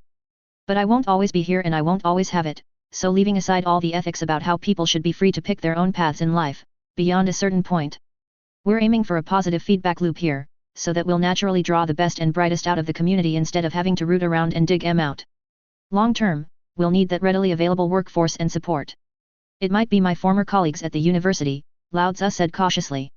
"By attempting to bring talented youths into the workforce directly, to be educated in theory on the job, Shengley Arms might be viewed as interfering with the established institution's traditional area of influence. While the university wouldn't directly oppose any of your edicts, Governor, it might signal to concerned parents that a more conventional education would be better for their children in the long term. The general murmur of agreement through the room supported that argument. Jackson Watt sucked on one cheek and then rubbed his nose thoughtfully. You think we came on too hard with our offers? Perhaps the apprenticeship program could be revised to be a work/study program instead, partnered with the university system. That was, well, he'd do it if he had to. He ran through the twisted logic, fitting how a Capellan thought about things into his head. If he accounted for the greater respect for the established way of doing things, the apprenticeship program could be framed as a disruptive force trying to divert young talent from the safe, established route toward social status and a good career. That worldview didn't account for how, in a few short years, the increased funding and teaching experts he'd imported from the Concordat's core worlds would boost the amount of students worth sending to universities so much that the yearly qualified crop wouldn't even fit into the Victoria Institute of Engineering, let alone attend it. The apprenticeship program was designed as a pressure relief valve to siphon off some of the most ambitious and aggressive of the cream of the crop, not steal it altogether. But whatever. He could be flexible, if it meant not causing issues he couldn't solve at the moment. There was nothing like having already lived a long life to appreciate the value of patience. A work/study program would be just fine. We'll revisit the direct apprenticeship pipeline idea once the proportion of students going off-world for education instead of staying local grows. Lao Tzu, if you keep coming up with good ideas then before you know it I'm going to have to make a whole new position to promote you to. He paused and pointed for emphasis, that's a threat, by the way. The more you get promoted the less work you do, and the more you risk your hand getting arthritis from typing and writing so much. Somehow, I'll live with that burden, he said in response. A good man, a hard worker, but too easily accepting more responsibility. One of these days he'd drop one of those plates he was juggling. Internal structure, go. We're on track with the revisions. Buying those 4 used quasits to dismantle and supplement the manufacturing data was worth every demi-bill. It's not as easy as my most optimistic forecasts, but it's definitely above the mid-range mark in the timeline I projected. I could have the general internal structure worked out in less than a year, barring the attachment points for specific weapons, electronics, etc. It'll be a prototype build, and I'd want to make a lance, iterating on previous designs and putting them through the ringer to see where the problems are. I like that timeline. If something comes up that stops you from meeting it, then I want to know. Remember that we're not trying to revolutionize battle mechs here, though. Good enough is good enough. Though speaking of revolutionary technology, what do you have for me, Kearney? A rotund man with close-cropped hair tapped his pen on the table. Ah, yes. I don't think it'll work, sir. As I said in my report from last Tuesday. Kearney, damn, he'd gone too fast and hard. His employee wouldn't meet his eyes, skittishly averting them to stare at his gut instead. More gently, he repeated himself. Kearney, I'm not upset that you're telling me it's impossible. I read your report and I agree, but I'd like you to tell the other leads that in your own words. We're people, and people communicate and relate to each other better face to face instead of via words on a screen or on paper. Maybe somebody here will ask a question that you and I wouldn't ever consider, too. Wouldn't be the first time I've had an engineer tell me I'm an idiot for not seeing what they could. That stiffened the man's resolve enough for him to glance around the room, and not seeing any overt hostility he calmed down some. Still not enough. He'd get another few weeks, and then Jackson D have a private talk with the special project manager. Kearney knew his stuff, but if he couldn't defend himself in meetings then he wasn't cut out for management. He'd either have to take classes to overcome that, or get transferred. I don't believe I said the proposal was impossible, sir, only that we can't do it. I'd like to emphasize that we might be able to do it in 10 years, given current trends, but we definitely can't right now. I really like the idea of pre-preparing various hardpoints on a mech for quick swapping weapons systems, but the ease of use you envision would require. Well, we'd have to run both ammunition and electrical lines throughout the interior. And even sticking to just lasers, a brace of smaller lasers has a drastically different load than a single larger one, let alone a PPC. I think we'd have to modify the fusion engine mount and the generalized control computers too, and... But is it theoretically possible we could do this? Lao Tzu asked from his seat at the base of one of the 2 horns, obviously interested in the technology. We could create a battle mech that could switch battlefield roles in the span of hours, instead of days or weeks. By putting in drastically more work up front, as opposed to at the time of the refit, yes. There's nothing impossible there. But not right now. It would take, just far too much preparatory work in the design and testing phases. Anyone have any ideas? Jackson asked, scanning the room and finding none. He nodded shallowly at Lao Tzu, who'd helped him refine that particular idea to the point where Kearney could work on it. In hindsight, like a hand that holds different guns, but inside a battle mecha's body wasn't the best description of omnipods, but he was trying to be sneaky these days. That meant describing things in ways that made it seem like he'd been inspired by, say, how a yellow jacket swapped from anti-mech word to anti-infantry by dropping their man-portable SRM and picking up a machine gun. Alright then. Thank you for the update. The meeting proceeded from there, going into the longest hours of the workday just before lunch, when everyone was distracted and thinking more about food than the subject at hand, no matter how fascinating. And then the loudspeaker set into the ceiling squealed with static, and a panicky voice shouted, "Excuse me. KF events were detected 10 minutes ago, and the observatories have spotted multiple dropship drive plumes from the zenith jump point. They're not signaling, and they're burning hard straight for the planet." "Not a pirate point?" Jackson asked, pushing the button to talk back to the facility's nerve center. "Wait, no. Didn't a commercial jump ship come in system at that point on Monday? Radio them and see if they can see any identifying features." Several tense minutes and a round of calming tea later, a runner arrived to relay the message from the tight beam satellite communication network. The Shengli site's legacy internal computer system still not being entirely cleared by its IT department for hidden listeners and probes. The news was grim. The merchant jump ship had reported the presence of 3 Leopard-class dropships, 5 Unions, and a single colossal overlord, transported into the system via a small flotilla of commercially hired jump ships. The dropships had been marked with blue and red stars inset with a small white letter W in their middle, which a quick search had revealed was the emblem of the Waco Rangers mercenary group, a veteran regiment of Battletech and ASF mercenaries most recently in the employ of the Federated Commonwealth Alliance. Each new piece of information soured the mood, weighing heavily on the atmosphere until the runner returned, this time with a broad-spectrum radio message from the incoming dropships, whose commander must have realized there was no point in maintaining plausible deniability with the merchant jump ship present. Jackson read the transcript and grimaced. "This is unfortunate," he muttered. "Damn bad timing, too. Play the original audio." A gruff, stern male voice issued over the speaker, transmitted from one of the dropships even now burning toward the planet on a mile-long trail of drive flame. "This is Colonel Wayne Waco of the Waco Rangers. You have a Class B HPG station on your planet. Check our MRB rating. Your fast reaction force is out of position, and we know you've only got a battalion strength garrison. I mean no disrespect to the skill of Snord's irregulars and your militia, but we've got you outmissed and outgunned 3-1, and you can't beat that disadvantage. In the name of my employer, Morgan Hossack Davian, I urge you to surrender the contents of the former SLDF Carlos Dangmar Lee Battle Mech Research Center without needless loss of life. That's our objective, the LOS tech and any computers and data storage within, and if you don't fight us, then we won't have to kill any of you." Then his voice turned cold, losing the veneer of joviality as he gave a parting warning. "Don't try your luck." It was, in many ways, the worst nightmare of both former Capellan and natural-born Taurian citizens. The Federated Sons were intervening. Duke Morgan Hossack Davian, Lord of the Capellan March, had decided to stem the rising tide of Taurian influence and technological sophistication, by force. And in so doing, had begun the escalation of tit-for-tat that would guarantee the Taurian Concordat's involvement in the continuing quarrels of the inner sphere. Jackson Watt's mind was blank. This wasn't what he expected. It didn't fit. The Fedis didn't give a damn about the Taurian Concordat, but, was that something else he'd changed? Was this on his head? The ensuing silence, and shock, was broken when Luigi Cadorna, no relation, stood and spoke without his usual conspicuous accent, breaking the thick ice of shock. "Your Excellency, we leaked information about the Quasat 2 to the spies only 1 week ago. There is no feasible way this could stem from that. This raid must have been planned beforehand, and already been in progress at the time we began our own sting operation. The timing must be a coincidence. Bloody damn. This is ruining all our plans," Jackson Watt griped, ignoring the astonishment from, basically everyone present.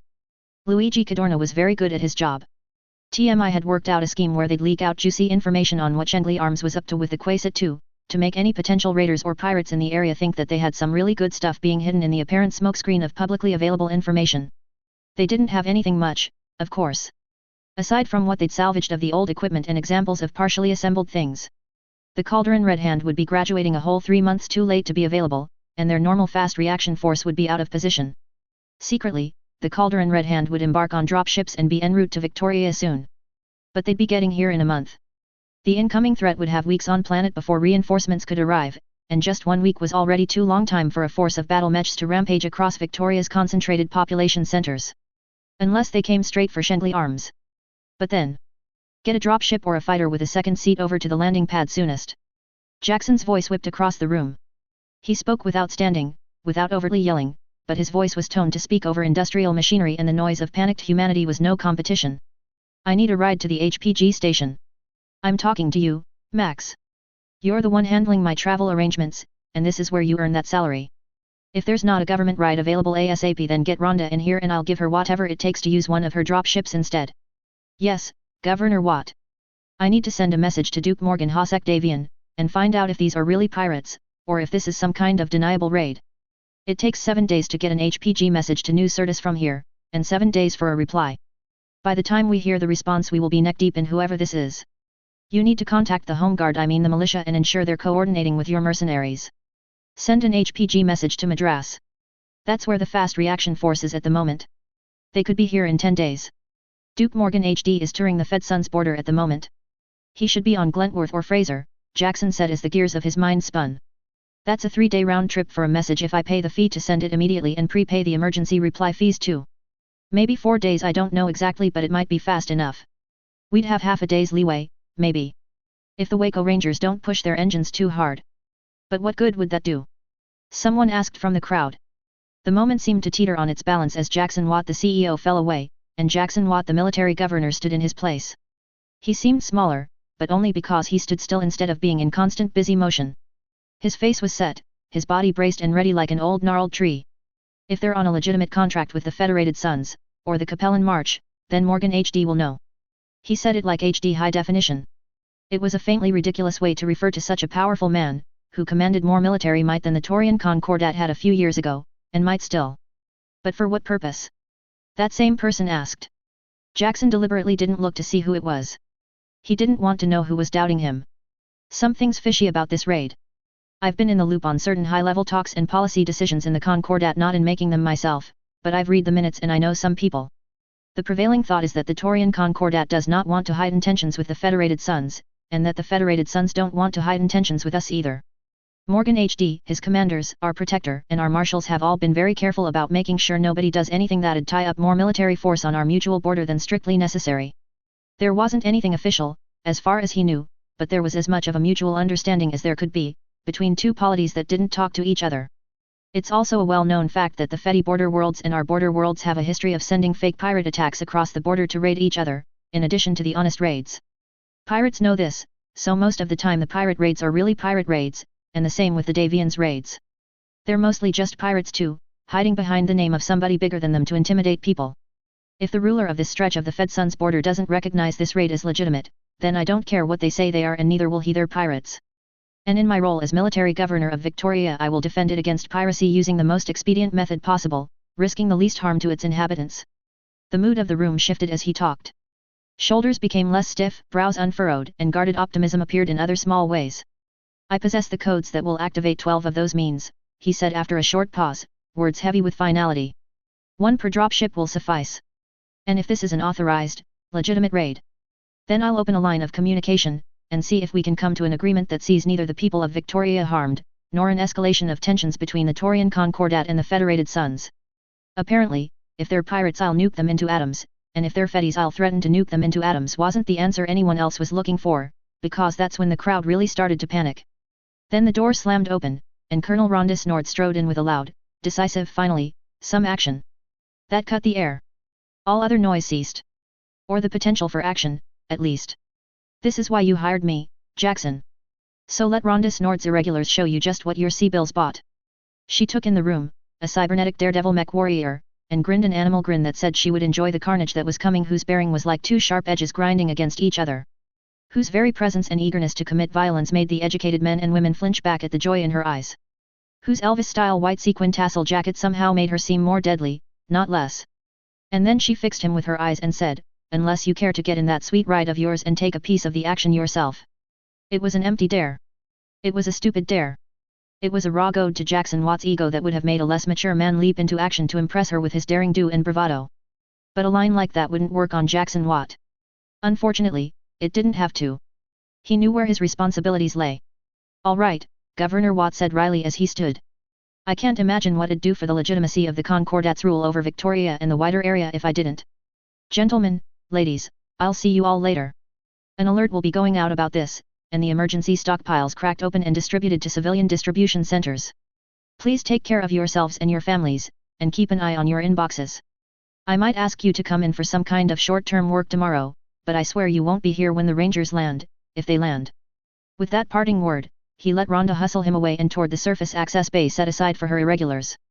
Tell me you've got some kind of trick up your sleeve, because if you don't, I might have to give up something to buy the Rangers off. He said in a hushed tone. This is rotten timing. Damned rotten timing, and if this is Hosek Davian. Rhonda's wavy black hair tickled his ear as she leaned in close and replied in just as quiet a voice, also wary of eavesdroppers. The words made sense, on their own. As a sentence they completely failed to make it past Jackson's auditory spam filter. You're blowing smoke up my ass, Jackson whispered back. Where in Blake's name did you get a company of low-tech assault mechs? I found them in a hole in the ground, Rhonda replied. And then she laughed at the absurdity of the obvious lie. In that moment, it was the most beautiful laugh in the galaxy. 3035, Winter 3, Rhonda snored. Victoria, Victoria commonality, Torian concordat. What's the word? Rhonda asked as Jackson came into the mech bay, walking like a man with leaden feet. Apparently we have our orders, is all Waco's saying. I don't want to apply pressure until I get proof whether everything is straightforward or not via HPG, so that's that for now. At least they haven't accelerated in their approach. We should actually hear back before anything more severe than harsh words are exchanged. I tried sending him a message too, but old Wayne Waco does not want to talk to a Snord unless he is in his mech and I am in mine, Rhonda admitted. Somebody has him thinking that we are some kind of Wolf's Dragoon Black Battalion, and he hates the Dragoons like ice hates summer. Oh well. Jackson Watt, Torian noble and military governor of a whole world, looked around at the battle mechs. His gaze settled on the one whose foot she was leaning against, lingering on the ad hoc speaker system that gave the leering skull head of her Atlas the appearance of having big ears. I didn't think you had any Atlases, let alone a whole lance. Or the Highlanders, or the Black Knights and Griffins. They were secret. I would have slipped a few pieces of gear off them into some back room down below for your people to discover, but you understand how big a find a whole company of assaults and heavies, with extra Griffins, is, she admitted with only a twinge of guilt. The secret vaults of the Castle Bryan underneath the Irregulars' home base on Clinton were full of low-tech battle mechs and other technology. A dozen or so mechs was nothing, though the Atlas IIS were beautiful machines. Even when they're not old SLDF Royal models with freezers and all the fancy low-tech, he agreed, but he didn't really understand. You know, if you'd come clean then the Protector would have given you a planet. Hell, I'd have given you mine. I've got a nice colony, very good growth potential. In a few decades you'd be sitting on a solidly mid-tier planet full of mostly unexploited resources. Rhonda shrugged. There are some things worth more than money. And I am a collector, like my father before me. I like the mystique of being known as a woman who turned down a planet, she half lied. No harm done. They stood there for a time, both trying to outweight the other. The irony of the situation was that the Irregulars really were working with the Dragoons, and that it was only the Torian Concordat's proliferation of Helm Core data which let Rhonda argue Jamie Wolf around to letting her use the old SLDF mechs they'd dug up instead of letting them rot in some hidden vault. Maybe it was because of that duplicity eating at her normally shameless demeanor, but Rhonda caved first. Jackson could wait like a rock when he wanted to. I really did find them in a hole in the ground. There was this half-destroyed SLDF fort in Oregon space that I picked up a rumor on, and I dispatched a team to comb it over while I was busy on Kuromadur. Shorty Sneed said the demolition job was poor enough that there might be something left, and after a few days' work they dug enough damaged battle mechs out to make a company, with some spare. Then the Oregons showed up. They could hardly afford to start a fight, but Sneed read the room and left them everything that did not fit into cargo, hooked back up with me on Kuromadur, and we left. Jackson groaned. You're going to send the High Lady Arano an apology. You know that, right? That was dirty pool, what you did. Sure, sure. You should have at least cut her in on the action. I would have. He didn't respond. So that was a lie. I would have taken every mech in that hole if Sneed had gotten away clean. Did you know that idiot Lady Arano blew it up deliberately? Priceless historical evidence and archaeological data, lost because she wanted to be queen of a few pissant barely civilized worlds and refused to let anyone else do it. And the cake is that now she is pursuing the same policy goals that the guy she overthrew cooped her for not doing originally. Jackson rolled his eyes, able to tell that she was just griping for the sake of it. It doesn't have to be a sincere apology. I'm not that much of a hypocrite. Look, I've faxed you the receipt for a deposit in your account, payable through any HPG station in the sphere. I never let money come between friends or family, and what you gave me the freezers your men installed in my Marauder, thank you. You're welcome. She didn't downplay the significance of that gift by claiming it wasn't a big deal. It was. And now it was her turn to make the mood even more awkward and stiff. Fuck. Would you really deploy weapons of mass destruction? Jackson pursed his lips and sighed, betraying just how often he must have heard that question recently. But she needed to know, and he respected her enough to give it to her straight. Yes, but... somewhat straight, then. She could live with that. The Protectors made it damn clear that we can't win a war with the Federated Commonwealth Alliance, nor a war with just the Federated Suns. I agree. We might successfully wage a defensive war against just the Capellan March those worlds Duke Morgan HD rules but not without losing a few worlds, the difference in scale is just too big. We'd have to gang up with literally everybody else in the galaxy to take on Fedcom, and that's got ethical problems. Yet, Hansa Davian can suck a bag of dicks for all I care, but I'd rather riot than back any Kurita against him, Jackson explained sourly. He had a good surly voice. It made her think he had a dozen more gripes ready to let loose at a moment's notice. That's a strong reaction. Do you have anything specific against the snakes? Rhonda asked. The irregulars went up against the DCMS a few times. It was never very profitable, but they were fair enemies. I do, he said. And? She prompted. The Draconis Combine is so completely repulsive, on an institutional level, that I'd sooner tell Romano that zero-gravity ballet is a made-up sport for losers than be any random drag peon. If I had a gun with 4 bullets and was in front of 4 cradles, each holding either baby Shiro Kurita, Furlow the Butcher, Ian Cameron, or Hansa Davian, I'd shoot Furlow once and Shiro twice just to be safe, saving the last bullet for myself so they couldn't take me alive.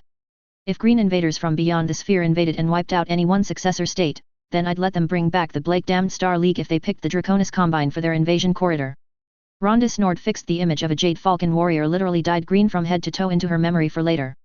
She'd sketch it up and send it to Jamie Wolfe, she decided. That's one of the reasons all the statements from the top, from Thomas and Edward Calderon, the marshals, and the planetary governors like me have focused so heavily on safety, economic prosperity, and a strong commitment to defending the rights and lives of the Concordat's citizens. Right now we're seen as heroic rescuers and guaranteers of progress. But we can't afford to lose even a single world. The moment we do, we give weight to every naysayer and rabble-rousing foreign agent that's been claiming we're stretched too thin, which we are. But if we can just buy 5 years, maybe 10 years, then we won't be. The TDF can stand up regiments, the local militia can be reinforced, 3 new crops of ASF pilots can be cross-trained and seasoned, and our industry can finally stop playing catch-up and compete with the big boys in the golden worlds of the successor states, and we've got a lot of worlds that can catch up. He leaned back on his heels, shoulders tense. The nuclear weapons are a calculated gamble. And they're one it looks like we might lose. The Taurian Concordat only had neighbors too busy or too small to call it on the threat, Rhonda realized. Suddenly a lot of things made sense. Yeah, that. Exactly. The magistracy is spread even more thin than we are, with less payoff. The Andurians are relying on the Concordat politically to deter the Free Worlds League from trying to take it back. And the Federated Suns were supposed to be focusing on their northern border, while high-level talks took place in secret, Jackson said. That's really secret, by the way. I'm not supposed to know that, and you definitely aren't. But yet.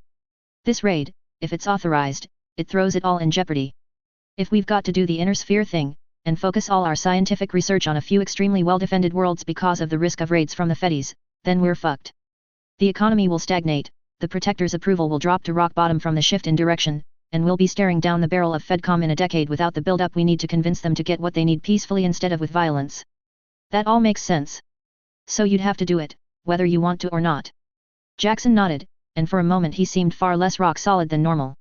I can't afford to bluff. The Concordat can't afford to bluff.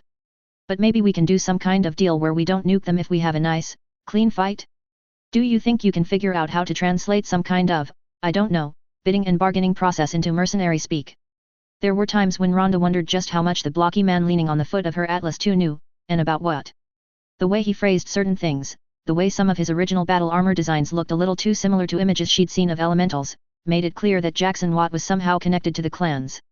And even more obviously, she'd seen his notes one time, when they'd spent a slow day going over his old design notes and plans and making fun of them with the benefit of hindsight and good liquor. She'd seen the elemental battle armor sketched in plain sight on that old graph paper.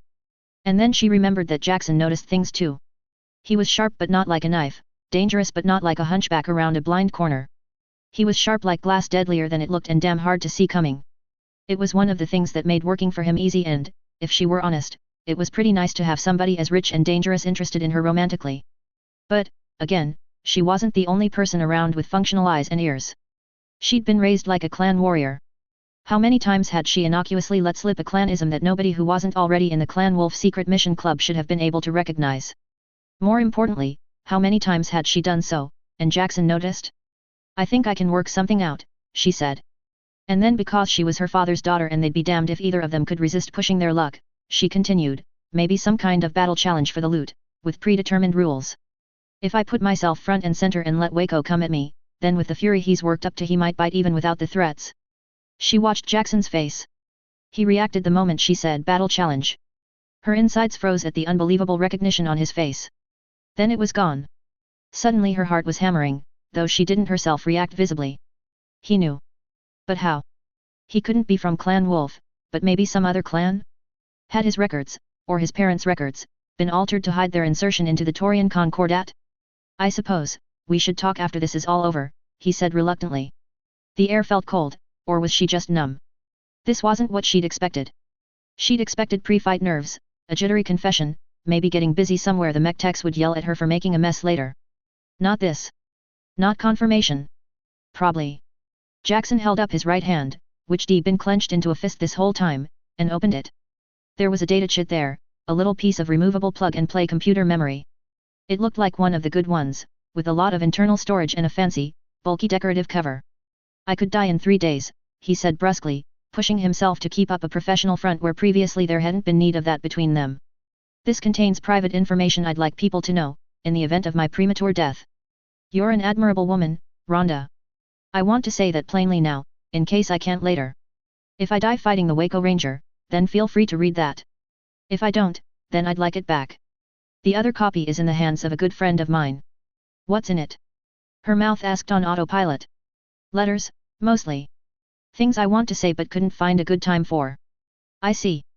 Rhonda was still standing there long after Jackson had left, holding the memory chit and weighing it in her hand. It was heavy. It was a heavy thing, trust. 3035, Winter 4, Leclerc. Victoria, Victoria Union, Taurian Concordat. Subaltern Leclerc's ancestor had, as the verbal family history went, gotten on the wrong ship. Back in the bad old days when getting off Earth mattered more than your precise destination, he still somehow ended up in line for a ship headed rimward instead of spinward, and found out only after going through the exit customs. The customs were so stringently intolerable that, in a fit of Gaulish obstinacy, he decided that he'd rather go to the wrong place than backtrack and go through spaceport security a second time. It was one part funny story and the other part family mythos, something that made the grandchildren smile and the older generations reflect on their own moments of stubborn pride. Oleg Leclerc hadn't intended to join the 8th Xi'an Commonalty Home Guards Armor Service, but the infantry. But then he'd accidentally scored too high on the aptitude test and you just didn't turn down opportunities for meritorious service in the Capellan Confederation. That was 17 years ago, and now he was an old man in a young man's military who appreciated his service branch's lower physical fitness standards and the relatively smooth ride of a tank. Victoria used to be great for infantry, with the only duties being internal security. Now? He'd lose his lunch if he had to throw himself around in that powered armor like those young maniacs. Aside from the underground rail connection, the Shendley Arms facility was built with 2 additional access points on the surface, one on either side of the small mountain that sheltered it from bombardment. The primary entrance facility held a single spheroid dropship cradle and, in the long-ago days when it had been known as the Carlos Dangmar Lee Battlemech Research Center, it hosted a smattering of surface buildings and fake mining infrastructure which hid the secretive R&D facility. The real base sprawled out beneath the surface. Unfortunately, time and seismic events had caused failures in the weatherproof ceiling, and shifted the topography enough that there were now several exposed walls, ceilings, and rubble-filled passages scattered across several square kilometers, some of which were large enough to walk a battlemech through. Large enough to walk a battlemech through was the sort of colorful descriptive language Oleg D heard a lot more of since the Taurians took over. It was only in the past few days that he'd really learned to hate it, because yes, those exposed areas were large enough that a bunch of Fed scum mercenaries could literally walk a battlemech through them, and it was his job to try and stop that from happening.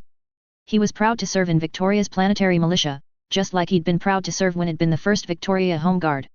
Though there were some significant upsides that perhaps made him prouder than he used to be. The biggest, as far as he was concerned, was he didn't have to crew a vedette anymore. I think they're really on a Lyran Commonwealth contract, Recruit Howe corrected pedantically. Seconded over to work in the Federated Suns. Howe was a beefy slab of a man who could deadlift a man in power armor, and Oleg's gunner. He carried a little pistol with a comically large folding stock attached, because he needed it to stay qualified with the thing. He was a terrible shot on foot, but pretty good with the missiles. Oleg could tell a lot about somebody by the kind of metal they packed. For instance, if he met anybody who carried in garrison with their sidearms safety off because it slowed them down, then he knew they were a meathead idiot hyped up on their own machismo. And if he met a cornet whose sidearm didn't show signs of wear, then he knew he was talking to a stars in their eyes fresh officers' school graduate who didn't know how command actually worked yet. If he saw an old man with an old, worn gun, then he kept a careful eye on them when things got messy. It was something like judging a man based on the shoes he wore, except completely different. For instance, he'd pegged Howe as barely capable in a second, and he'd been right. Governor Watt carried a steel block he referred to as his little Colt automatic, and after his first glance at the propaganda shots, Oleg immediately came to several conclusions, most of which had turned out to be true.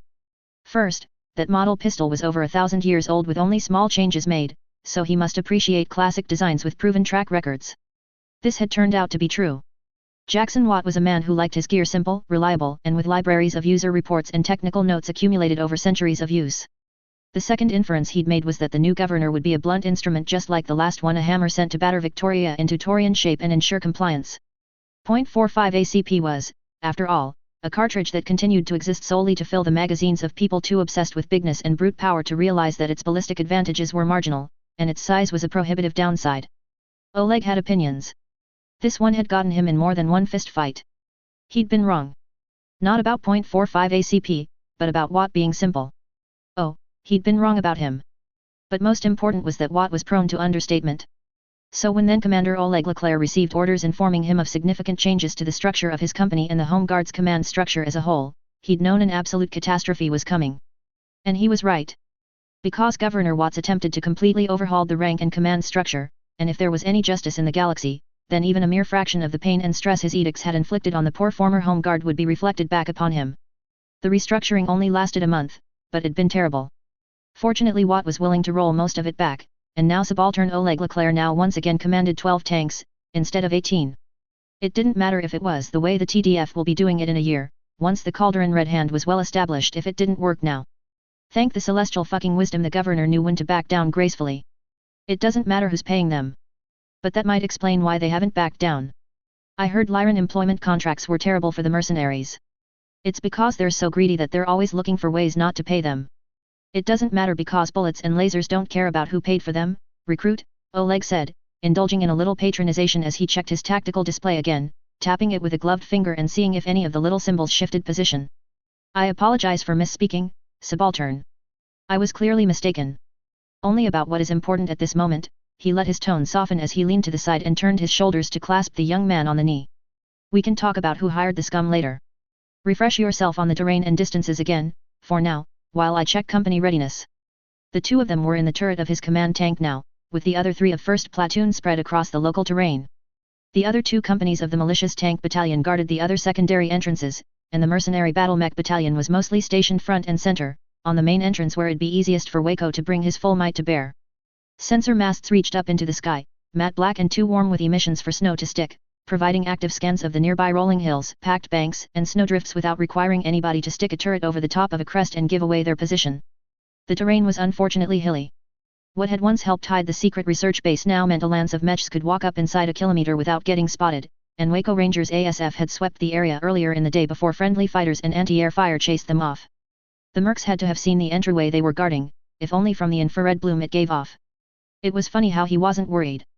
This was his first combat with a full armor company and all its crew under his command, but it didn't feel any different than leading a tank platoon against a pirate stinger 4 years ago had.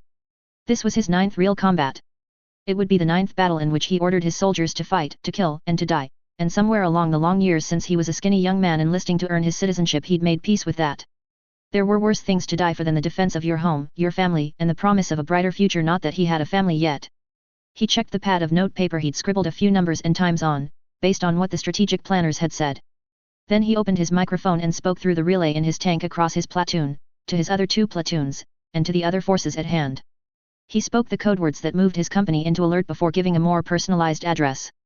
Know that what we are doing is a noble thing, a brave thing, a thing of honor and devotion to a higher cause. In 5 minutes, we will enter the first period when scouts from the Waco Rangers landing zone could reach us. You have heard rumors that our leaders struck a bargain with Waco, and that they would not use terrible weapons of destruction to prevent these mercenary plunderers landing. This is true. When he continued, it was with firm conviction and clipped, stern words. These are the bargain terms. They will try to take this fortified facility with their regiment. If they do so within 24 hours, then they may load their drop ships with everything inside Shengley Arms. If they do so within 24 hours, then they will leave our world with our future in their fat, greedy bellies. Any ground they stand in at the end of that established period is theirs to loot and steal. Any ground we still stand in is not their ground. Will we let them take one step past us? No. Came back the resulting cheers. We are the final line of defense, the rear guard that stops the marauding cavalry, and while our comrades in arms shatter the teeth of the Waco Rangers advance with weapons retrieved from the SLDF of old, we are the ones entrusted with defending the most vulnerable gap in the defenses. And we shall not allow the enemy past. An alert beeped furiously and Leclerc immediately dropped fully into his seat as fast as gravity let him, allowing his subordinates to re-establish proper comms discipline almost as quickly. Fusion signatures on the sensor masts. 4 of them 1 kilometer out, on approach Boris, he read out. I have the angle of approach. Waiting to fire until targets are engaged, Cornet Yu, the pilot of their single missile carrier, said. She was quickly echoed by the Hunter, which was like a baby missile carrier. His company's Pike and the ancient autocannon carrier, making up the rest of his support platoon, echoed confirmation soon after. The more senior officer knew that Yu would already be scrutinizing the sensor readings and trying to determine which was most likely to be the best target for her platoon's substantial firepower. Her support platoon could shred a battle mech in moments, but under any kind of sustained return fire it vanished just as quickly, so skill at predicting isolated or fragile targets was a key part of what made her the obvious choice for Oleg's own successor, should he fall in battle. Once his fire platoon made contact with the enemy lance, which seemed to be mostly medium weight, then the support platoon would start their reactors and engines and roll out of cover to lay the enemy open. Then his command platoon would do the same, focusing down and distracting whichever of the enemy was the largest threat. That was how armor fought battle mechs, the kings of modern war. They tore them apart ingloriously from ambush, or with numbers. Oleg glanced down at his display again. Wait. That couldn't be right. He tapped it, then slapped it, and finally swore before turning his mic back on and speaking with easy, practiced calm. More fusion engines detected on approach Olga. Fire platoon do not engage. I am contacting 4 more fusion signatures on approach Gregory. Move to defensive posture 2. Move to defensive posture 2. Hold on. I'm requesting reinforcements. Then he switched channels, and spoke much less calmly. 3035, Winter 5, Watt/Snord. Victoria, Victoria Union, Torian Concordat. Jackson Watt. The flight path Waco took coming down tickles my funny bone, Rhonda said, highlighting his course on the display. See that J-hook? That was not necessary, and exposed his drop ships to our ASF forces more than entering the atmosphere on our north side and making a straight approach would have. Maybe he knows we don't have the air power to make a strike like that? He could have been trying to bait us out. If we didn't have up-to-date information on their own ASF strength, then we might have tried a slashing attack. Brigadier Yang, one of the most senior officers in the planetary militia, suggested. She was a tough-looking short woman who'd taken one too many hits to the head to actively serve in a battle mech these days, and the evidence of those hits was obvious at a glance. Jackson recalled the information from Kelly O'Hanlon's dossier on her, and didn't any trouble believing the report saying the scarred woman had only seen command in the Home Guard after a long career in less defensive postings on the border with the Free Worlds League. Her loyalty was noted as questionable at best, and Jackson D made sure she was never stuck in a room with any liaisons from Andurian more than necessary. He had too many people with those little asterisks next to their names in his dossiers, but qualified position fillers were thin on the ground throughout the Concordat's expanded territory. He took what he could get. That would have been risky, Rhonda said.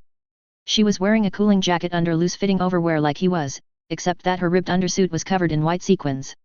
It was a fashion that was indescribably Snortish, and unfortunately that was a subject area he couldn't afford to deal with now. Should he have given her that data chit?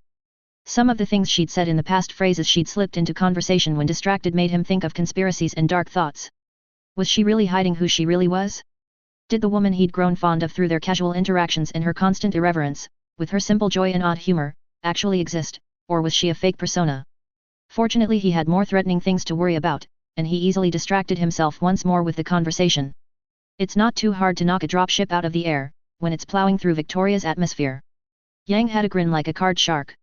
A hit good enough to tip it too far to one side, or a single clipped control surface, and down it goes. The ground's soft enough that most of the metal would probably survive. The passengers? Not so much. I'd risk an air lance of fighters to see if I could scrounge a dozen mechs up later. And the Rangers have an overlord. That's a fatter prize. Well, when you put it that way, I wish we'd tried it. We already decided it was too risky, Jackson interrupted. They've got double the airframes we do, and we can't afford to lose any OR. We'll have to pull mechs off the ground battle as necessary. And they outnumber us 3-1 on the ground. I apologize for bringing it up. Let's not get bogged down reconsidering old ground, Yang said. The three of them were in the forward command bunker, a repurposed storage room on the northern side of the Shengley site, just 20 seconds quick jog from one of the areas designated as a battle mech staging ground. Being a former SLDF facility, the glorified closet was large enough to park a trio of city buses in. Brigadier Yang would be in charge of coordinating the defense as soon as the other two were personally engaged. There were a half-dozen aides and officers manning the large computer stations plugged into the site's internal network, reading information from sensors and outposts all over, all of which fed into the big planning holotable. Just using the thing was a skill on its own, and Yang's gnarled fingers made it dance at her command as an aide spoke up. Contact. Waco's Rangers have reached the first defensive screen. All chatter fell away as the trio listened to events as they played out. First Company's recon lance was made of fast movers faster than nearly anything not airborne in the inner sphere. But it lacked the firepower to do more than maintain intermittent contact and force the enemy to advance with caution. Fortunately, the scout lances they'd run into were in much the same situation as Rhonda's boys. The holotable was soon marked with intermittently moving markets that blinked and changed color to indicate whether they were live, extrapolated probability estimates, or last known positions. Rhonda snored. Eventually the recon lance slipped through a gap in the attacker's own screen created by fire support elements with long-range missile fire that made a mess of enemy positioning. Heavier mechs would have toughed out the scattered fire, but generally speaking fast light mechs didn't dare take any potentially ruinous hits this early in the fight. Hers were operating under special circumstances. Their rides were more expendable than most.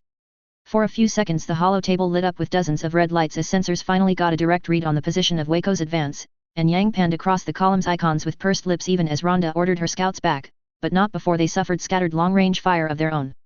1st Battalion and 2nd Battalion, plus their command lance, the staff officer said grimly. 3rd Battalion must have been dropped off separately. Rhonda stared at the command lance for a while. There was a Cyclops, a Wasp, a Marauder, and Wayne Waco's Battlemaster. Moments after they lost visual contact their icons went dim, and then changed to show last known position when even the non-LOS sensors lost track of them. That man was an enemy of her father. He was her enemy, now, pursuing a grudge because of some crazy idea that Cranston Snord was a Wolf Dragoon infiltrator playing the long game on an unsuspecting galaxy. He was right, but that wasn't any good reason to take things so personally. Half the joy of figuring out a secret was not telling anybody. Kerensky himself knew that Rhonda wasn't looking forward to explaining the whole situation with her employer to her, as Jackson would describe him, dotted line boss. And she might have to, because she'd snooped. It was almost not even her fault. What did the man expect, for her not to open the mysterious data chit and see what it says? And now it was broken. Some little connection inside popped when she plugged it into her noteputer, doing things to the little piece of solid-state memory that were incredibly obvious and just as difficult to cover up. So if he asked for it back, or asked to see it, he'd know in an instant that now she knew his biggest secret. Somewhere along the way she'd gotten attached. Seeing him work so hard, struggling to handle the power brought by the successes he'd stumbled into, and then later the successes he'd deliberately set out to win, had turned her view of him from a funny little man who could talk about classical music to a funny little man with an unbending will and the drive to seize every advantage he could without sacrificing his own moral standing. And also he'd gotten in shape. That had helped a lot, to be honest.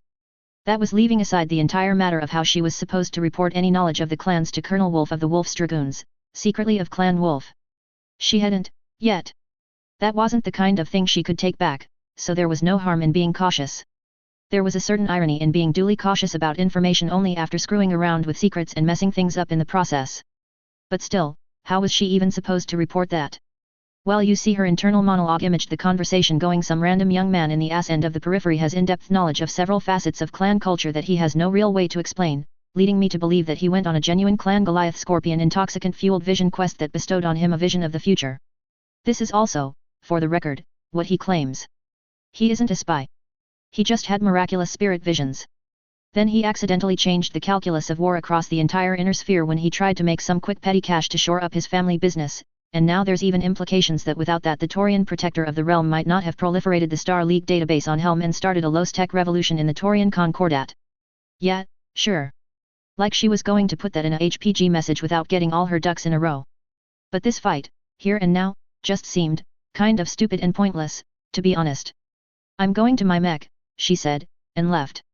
As she settled into the not quite familiar cockpit of the ancient Star League Royal Atlas II, running through checklists and function tests one more time, her radio chimed a non-priority connection. She authorized it. You have reached Colonel Rhonda Snord. I'm not in the office today, but feel free to leave a message and I'll get back to you on Monday. If you're busy then I can call you back. It was Jackson. His own battle mech was across the hangar, starting to warm up. He must have left the control room shortly after she did. He sounded. Well, at least he sounded about as awkward as she felt. Just as busy as you are. Right.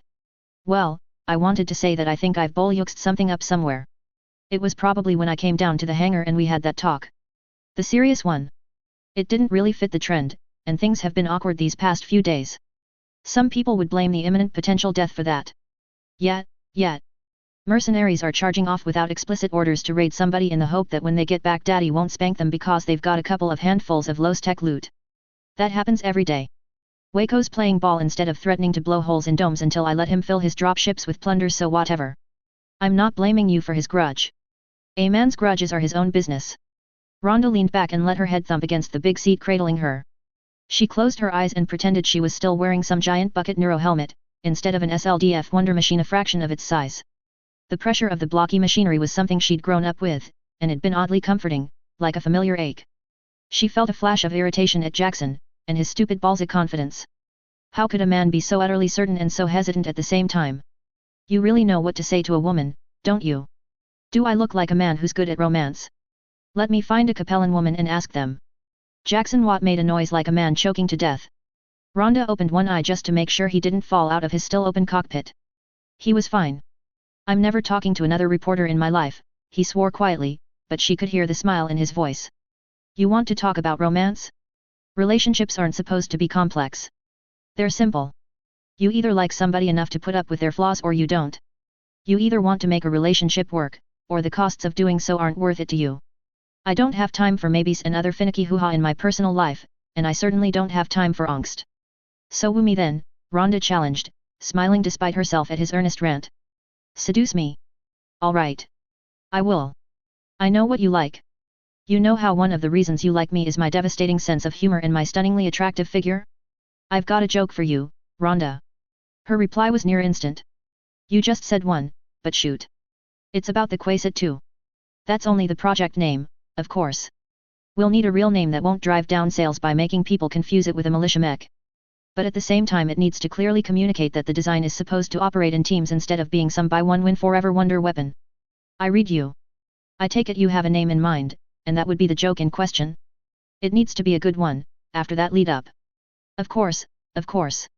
It's medium-sized, not the biggest predator, but still dangerous. We're not looking to evoke bugs and pests, and we definitely don't want to overhype it with some fanciful mythical name. This is, after all, a sub-55-ton medium mech that won't have much in the way of advanced technology. Anything made 10 years from now is going to blow it out of the water on everything except the price point and ease of use. Even now it's designed to be mediocre and cheap, instead of truly excel. Jackson's grin expanded to shit-eating proportions as he leaned back and gestured, as if to a crowd, on reflex. Which is why I'm going to name it the Timber Wolf. Rhonda just about choked to death laughing. It didn't change anything, at the end of the day. But it made them both feel a little better about the problem they were ignoring. Less than an hour later, they got word of the second line of skirmishers encountering Waco's main advance, and of their missing battalion making itself known. Multiple company strength attacks are probing the secondary entrances we expected Waco to identify. Looks like we were on the money. He dropped a battalion off in a different location. Jackson responded on the command circuit. Have we identified all his battle mechs? Wish he hadn't knocked down our satellites. Our scouts have a preliminary count, Governor, and yes. We have matching numbers. 1 battalion dispersed in overlapping probes, and 2 marching up to our front door. That's Waco's whole regiment. It must be tough, maintaining cohesion with the weather and terrain in the way and breaking up line of sight and travel routes. Could that be why the detached battalion is acting in company scale units? I can't imagine trying to command 2 people I couldn't see, let alone nearly 40. That would be my guess. Rhonda pinged for go ahead to talk. Having to do that was just one of Yang's petty power plays. A way to assert her dominance and make sure the lowly mercenary knew her place. Mostly it just irritated her for a few seconds every now and then. She'd figure out a way to get the stuffed shirt back later, maybe by letting some of the newer irregulars be obnoxiously quirky near her office or something similarly deniable. Several seconds later, after permission was granted, she chimed in. Based on what Daddy told me about Waco, this has got to be part of some plan. Colonel Waco is almost as smart as he thinks he is, so if that detached battalion is not concentrated and attempting to punch through one of the weak spots he identified, then that looser formation must serve his goals. A pinning force, Yang said. Excellent deduction, Colonel. Thank you. Pretend I understood that, but that I have a young man next to me who didn't, Jackson said. Rhonda snickered at the blatant lie. Yang played it straight. A pinning force applies sufficient pressure on the enemy that they cannot remove any of their own warriors from the area without giving ground. Waco's 3 detached companies ensure we cannot remove the battalion of armor stationed there and use it to shore up our defenses against his remaining battalion's frontal assault. I see. He didn't. It was so obvious that he didn't.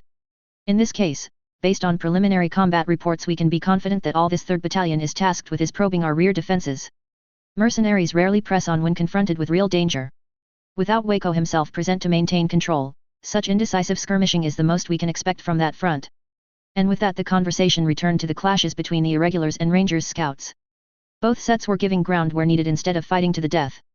Normally Rhonda's men would press on to destroy scouting forces caught in bad spots, and twice she had to order some of her greener members back from pursuit, because they needed the dug-in gun teams and fortified turrets guarding the main gateway to equalize the numbers disadvantage.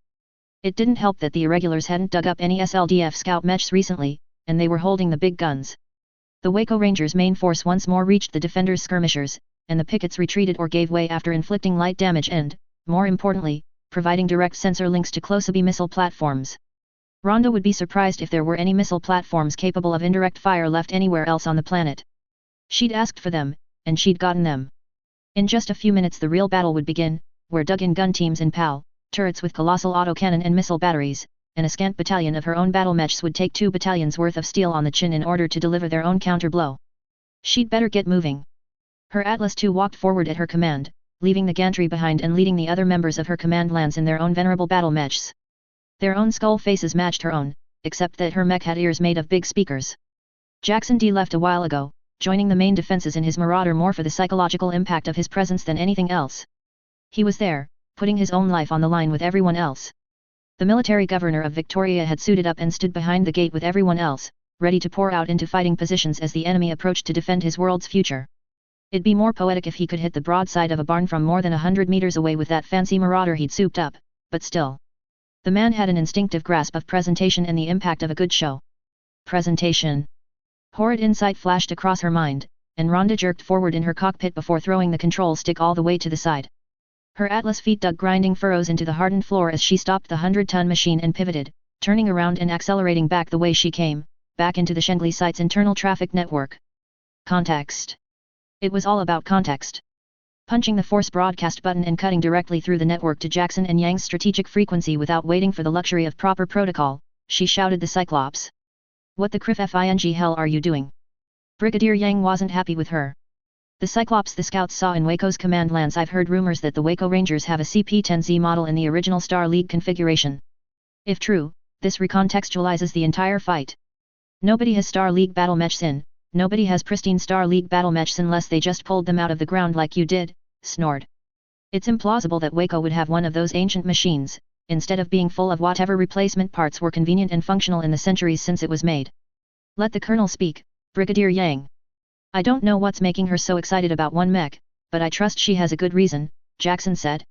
Waco split his regiment into battalions, and sent one to engage several weak spots simultaneously while the other 2 are attacking the main approach.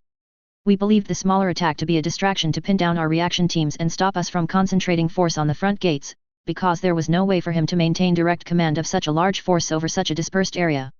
But the Tacticon B2000 battle computer is even more powerful than the big holographic setup that Yang is working with. With it, Waco can maintain effective control over an entire planetary invasion force, so managing this raid would be child's play. That system needs a partnered satellite uplink, Yang said. I am familiar with it, yes. There are no satellites in the sky, however. Could he be using their ASF for that? Yang, your projections say we're overdue for more intensive aerospace fighter probes at this point. Could he be holding them back to bounce a data link through them, instead? There was silence for a pregnant second before the aged Capellan mech warrior discharged a withering cluster of oaths and curses. And Rhonda kicked her battle mech into a dead sprint, followed closely by 3 more, hoping against hope that she wasn't already too late as the command circuit blared in her ears. 3035, Winter 6 Wayne Waco. Victoria, Victoria Union, Taurian Concordat. Occurring during the previous narrative. I swore an oath to kill every Wolf's Dragoon I found in my sights, and today by God I will enact that oath, the death oath of the Waco Rangers, Wayne Waco said from the cockpit of his Battlemaster, aboard the dropship burning furious toward Victoria. Toward Victoria and battle, Victoria and glory, Victoria and revenge for the death of his son, killed in cold blood by the Wolf's Dragoons after he ejected from his mech. It happened 27 years ago, and yet the heart-wrenching grief still ate him up in ways that the death of his wife, also in combat against a different enemy, didn't. Every soldier or warrior accepted the risk of death in battle, but not like that. Not unarmed, helpless, and defeated, a prisoner of war in all but formality. Executed like vermin. He'd seen the battle rom how that dragoon in the stalker turned to face down the remains of young John's lance charging in to evacuate him from the field. He saw the cold-blooded bastard take in the laughably outgunned scout lance coming in, raise its titanic foot, turn, and step on his only son in blood. Comstar said it was an accident. They'd cleared the scum of any wrongdoing or deliberate malice. But Wayne Waco knew. He'd stared that bastard in the eyes at the hearing and he knew better. Hence the blood oath. Some of his mercenary command had left after he swore that oath. They hadn't the stomach or commitment. They saw mercenary life as just a way to earn a paycheck, and not a life of honor and service. They saw it as a business, and seeking revenge however justified against such a powerful enemy was bad business. But this life wasn't just business.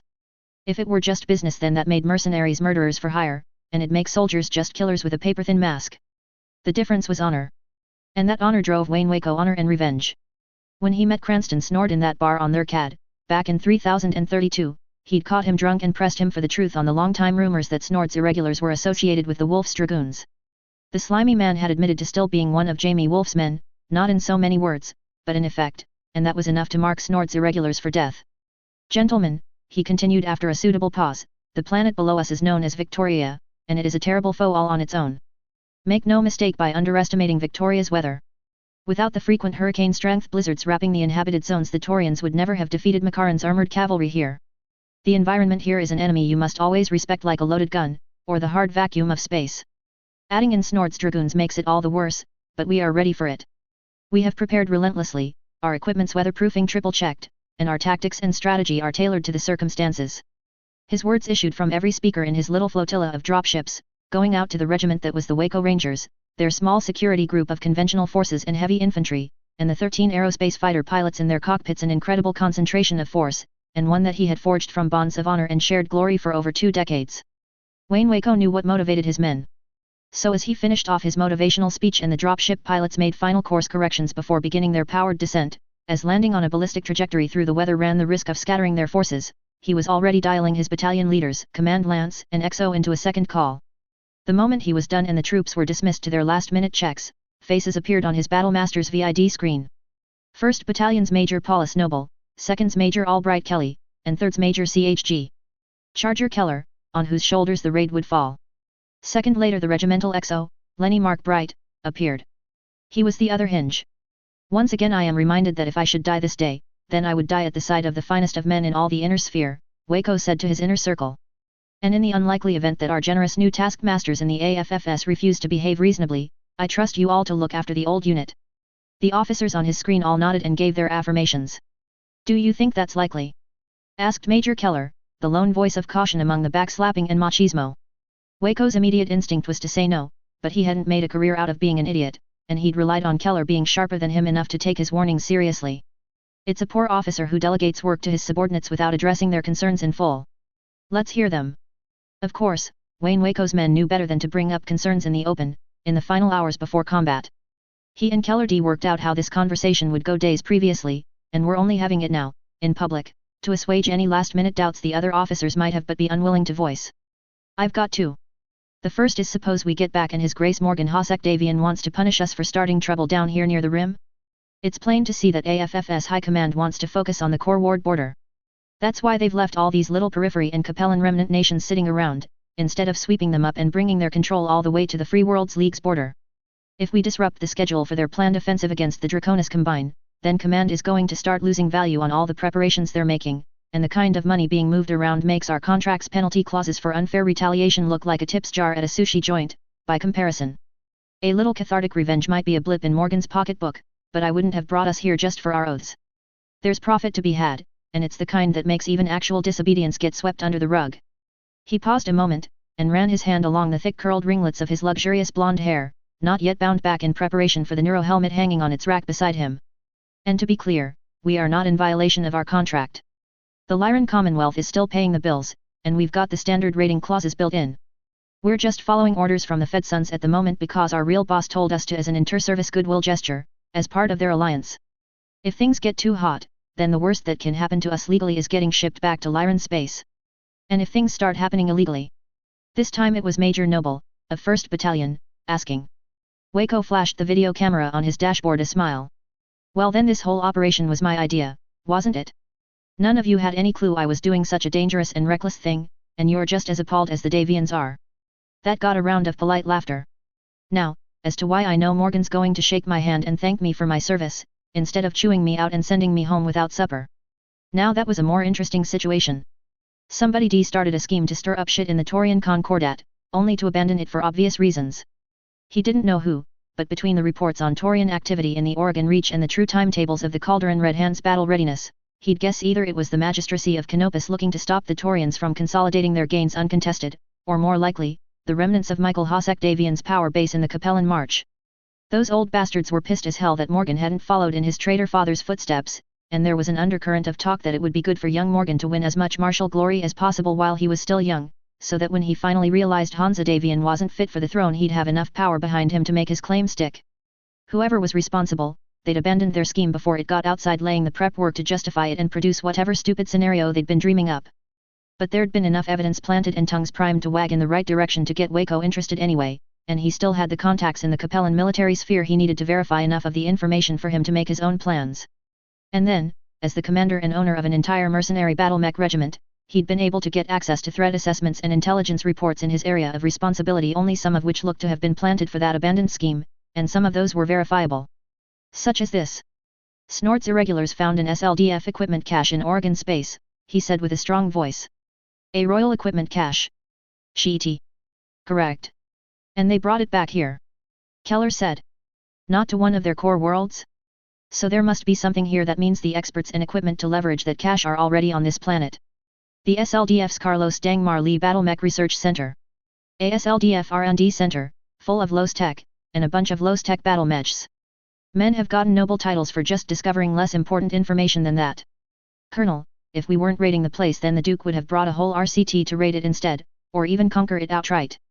And I'd have told him, the mercenary commander paused for dramatic effect, before thumping the arm of his console for emphasis. Except then we wouldn't have gotten the credit. The consensus was that his officers were completely on board with taking a little not quite authorized action if it meant getting their hands on that kind of prize. In their eyes, the planet looming now below them represented an unfathomably valuable prize, the kind of lucky break that every mercenary dreamed of. Low-tech defended by a force 1/3 their size, with research data on hand as well. That also explains the nukes. Major Keller's dry voice cut through the greedy speculation and left only dry, gritty silence behind it. Wayne Waco's response was just as matter of fact. It does, indeed. I take it the presence of nuclear deterrence on the field is your second concern. At the nod of confirmation, he continued. Now he spoke far more soberly, making the reality of their situation clear to everyone listening. Without that threat, I might have considered applying pressure to the civilian population of Victoria, instead of engaging in battle. We're on a tight schedule, after all. We have to get in, achieve victory, extract our loot, and then leave before the Calderon Red Hand or the Fast Reaction Force arrives. We have, at the most, 2 weeks. I don't know how long we really have. If I could achieve victory by threatening to cut the power, or the air circulation system of a major city, I would have had to consider that as a potential way to bring hostilities to a favorable close, if time grew short. From the looks on some of his officers' faces, he'd have faced severe pushback after the fact. Not saying I would have done it, but I would have had to consider it as an option on the table. The recycled air in his battlemaster's cockpit smelled faintly of lilac, masking the sweat and plastic stench that had long since soaked into the material. He sat there, cradled in his chair, surrounded by tons of structural material and armor, atop the gigantic war machine, and was divorced from the world. Beyond the cockpit's viewports was only the inside of his mech bay, bare of anything to see, and less than 10 faces stared back from the screen before him. He was isolated. Alone with his thoughts, and his most trusted subordinates. He watched as one by one, in their own separate cockpits, they came to the conclusion that in his shoes they wouldn't have been able to act differently. And that's why I agreed to Count Watt's terms, Waco said quietly. He may be a bureaucrat and a businessman, but he drove a warrior's bargain. We get 24 hours to defeat the garrison and get into the SLDF facility. Any field we hold is ours to salvage and loot at the end of that time. As much as we in civilized space joke about the stupid Taurians nuking their own cities to spite the SLDF, they're not crazy. They don't want to pick a fight with the 800-pound gorilla sitting next to them. All that threat of nuclear force is making us aware that we're not the only ones who can throw the table over. It's just evening things up. We can crack a few habitation domes and knock out power plants, killing hundreds of millions of his civilians. He can have his ASF go on a suicide run with nuclear missiles to destroy our dropships and leave us sitting ducks for when his reinforcements get here. But as long as neither of us does that, then neither of us does that. It still doesn't feel right, bargaining with a bunch of periphery neo-barbarians, Major Noble grumbled. He was the most aggressive of the senior officers, if you didn't count Keller's crazy maneuvers, and that was why Waco had him leading one bat, directly next to his command lance, so he could be ridden herd on if necessary. Having said all that he'd planned to coming in, Waco ended their video call on a light note. That may be so, but the Taurian Concordat is engaged with the inner sphere now. They used to be a great house, and I suppose they might be one again depending on how you do the counting. And this. He paused, felt the words in his mouth, and let them come out with all the casualty of a man issuing the order for a Somme offensive while eating dinner and ordering schnapps. This is just business as usual, in the inner sphere, so let's be about it. Author's note, I saw somebody talking about China shop on the internet last week. It felt weird. You may note that I've slapped a depreciated tag on the 2 chapters handling Watt and Snort's interpersonal relationship. That's me putting a sticker on those parts because they aren't great, but I'm not trying to fix them yet. You can safely ignore those chapters if you want to. I'll get around to straightening out the continuity errors after I push through these chapters. 3035, Winter 8 Jackson Watt. Victoria, Victoria Union, Taurian Concordat. The good cheer and humor were long gone from Jackson Watt. When he first heard, Waco is bearing down on our front door with 2 battalions of mechs, he thought this would at least be over quickly. That Waco would arrive without much warning and they'd fight it out in the courtyard with munitions flying so thick through the air that there wouldn't be enough space left to see the enemy through. He knew on an intellectual level that wouldn't happen. It wasn't like the Waco Rangers were idiots. They'd make a screened advance with all the caution they could spare while still taking into account that they had to be off-world in 3 weeks less than that if they had any caution. And yet here he sat in his Marauder, idly rocking what he couldn't stop mentally referring to as a joystick from side to side. It's called a control yoke, he said, though truthfully he wasn't sure about that either. The Taurian Defense Force used something like 3 different terms for the thing in the official manuals he'd had to study over the course of his original lifetime. That's what you got when the first protector went nuts and got deposed governmental flip-flopping. And of course they'd flopped when they should have flipped, and flipped when flopping was obviously preferable with the benefit of hindsight. Future sight. Time travel, Jackson thought, played hell on grammar. To draw his mind off the subject of tenses for a future time that was in his relative past, and was now guaranteed not to be his future, he pulled up the COMM net and listened to the news from the scouts. Normally you couldn't just do that because there was strict information control that kept everyone focused on their relevant tasks. Broadcasting outside your immediate tactical unit, be it lance or company, was rare outside of command roles. What business did a random mech warrior have hearing the battle chatter of a lance on the other side of the area of operations? For what purpose would the colonel of a regiment need to listen to the individual reports each and every infantryman made to their section leaders? But nobody present could gainsay Governor Jackson Watt, not on this world his world, and so he closed his eyes and listened to the chatter of the scout lance. They were Rhonda's mech warriors, piloting a lance of those shiny and new spiders she'd dug up in Oregon space. Probably the only lance made up completely of spiders in the whole inner sphere, he said, fingers carefully off the transmit switch that'd make his mic hot. Then he settled back to live vicariously through their battle talk. The Ost's taken the bait. Javelin also in pursuit. Pulling back. Copy, bait taken. Fold in on the Ost in 5, 4, 3, 2, 1, mark. Jumping. Jumping. Jumping. He's seen us trying to run. He's jumping. Got his leg. He's down. Break contact and I'll see where we're needed next. Javelins firing missiles. Breaking off. I'm hit still condition green. Breaking off. The irregulars weren't above shamelessly exploiting just how fantastically rare their current rides were. No other formation in the galaxy could boast so many of the ancient machines, so if they stuck close together and hugged the ground most of the time while staying out of sight, then the first reaction of any sane enemy seeing 4 spiders close together would be sensor jamming of some kind. Snort's irregulars weren't above any number of dirty tricks, misdirections, and absurdities, but there was only so much they could do. That particular trick, dangling a shiny spider in front of a full lance of scouts to draw one of them into an isolated position where the other 3 could jump in, light it up, and jump back away, had just scored its second kill of the day. Neither of the Rangers' light mechs taken down were actually destroyed, but an OSTS Coot without 2 working legs and a Stinger without its laser were combat ineffective. Those weren't the only losses of these first few hours, however. He'd lost almost a dozen parked vehicles with sensor masts already. It hadn't taken long for Waco's men to start keeping a keen eye out for those little sensor stations, especially since they were playing spotter for his missile carriers. He'd lost them. Jackson snorted and rolled his eyes merrily. As if this was his operation. Sure, his name was on it, but it was Rhonda and Brigadier Yang who were calling the shots. Watt liked missile carriers. TTI made the Hunter light support tank on Sterapi, and it was a beauty with a fusion engine, decent speed, and a big LRM pack. He'd bought a few, because buying from the home team just what you did, but everybody and their mother sold the cheaper ice-powered big missile platforms. He had a full company of hovercraft APCs assigned to retrieve the crews from missile tanks that couldn't get away from the Waco Rangers' advance after their positions became untenable. That was one of the few decisions he'd made in the pre-battle planning, assigning assets to retrieve those crews instead of ordering them to keep firing to the last. It was something he felt good about. Something to hold close. Hundreds of men sworn to live or die at his command were alive when they might have died otherwise. He'd lost some, and some of his infantry's hover APCs, but that was worth it. At least he hoped it was. He hoped that losing those 1 or 2 salvos of missiles per carrier wasn't what made the difference between victory and defeat, but he had a sinking feeling that he'd made the defense harder than it had to be with that humanitarian decision.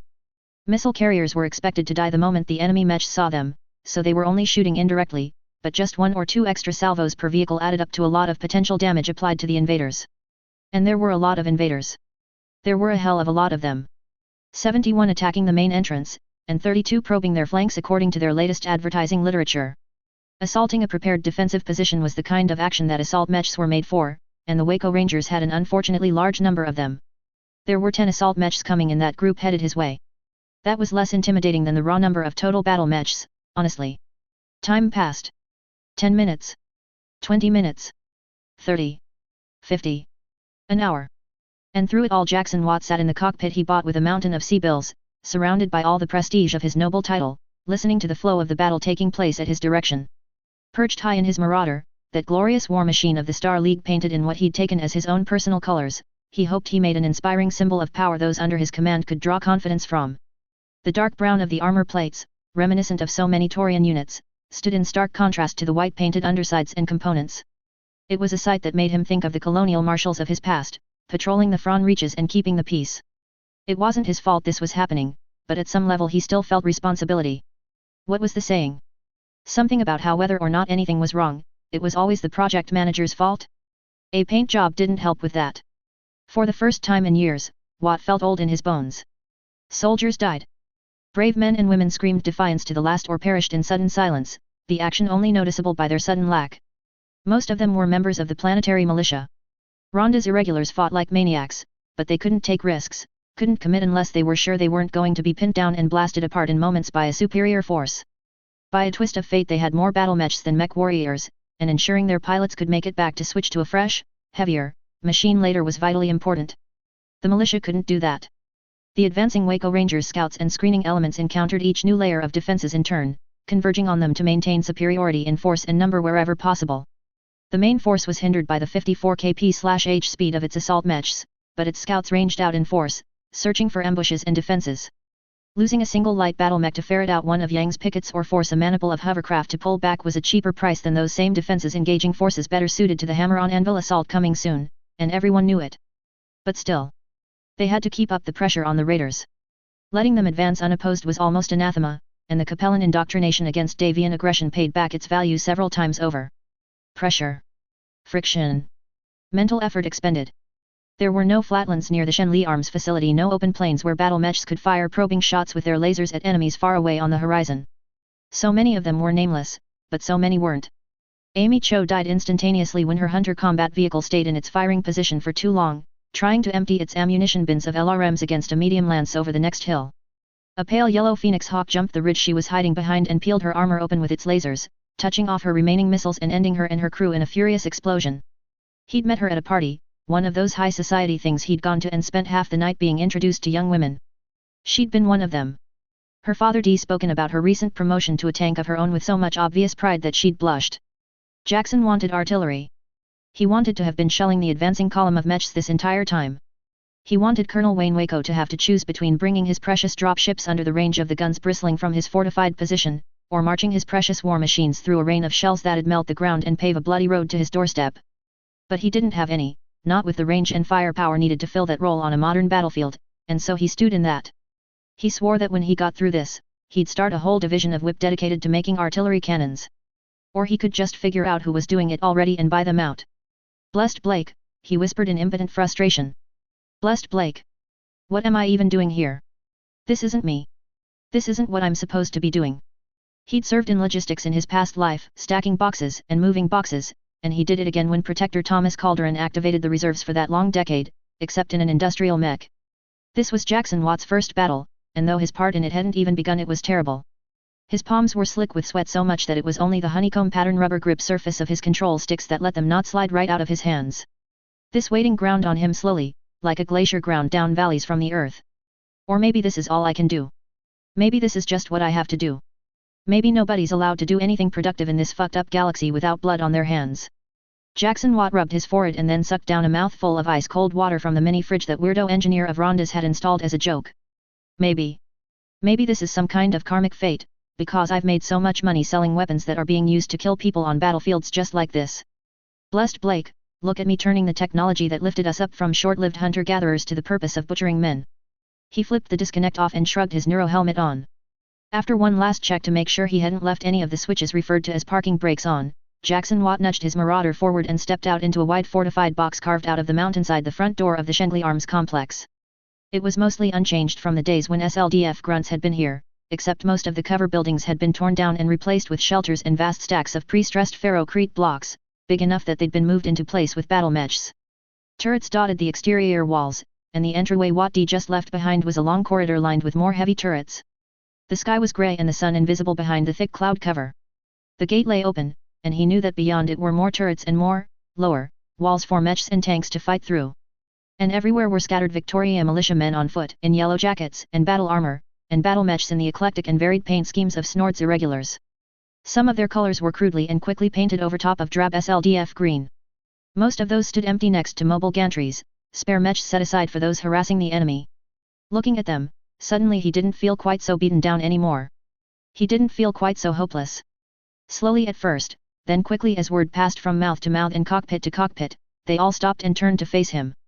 "This is stupid," Jackson Watt didn't say. "How long until they're on us?" he said. "Round about 30 minutes until their normal movers get here, boss. The scouts are holding back so they don't come out all alone like." The response came from Captain Shorty Sneed. His computer said. "You're the man that fixed up my ride, here." "Yep. That was me. How's she handle?"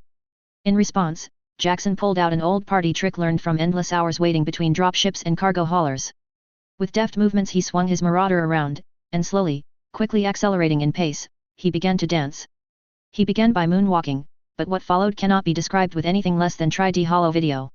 Fortunately several angles and full battle ROM recordings exist, and can be found in most major planetary media repositories in the rimward periphery and near periphery.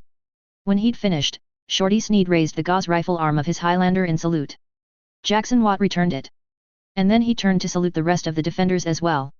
"I'm not going anywhere," he said. "I'm here with you, and we're going to handle this, together.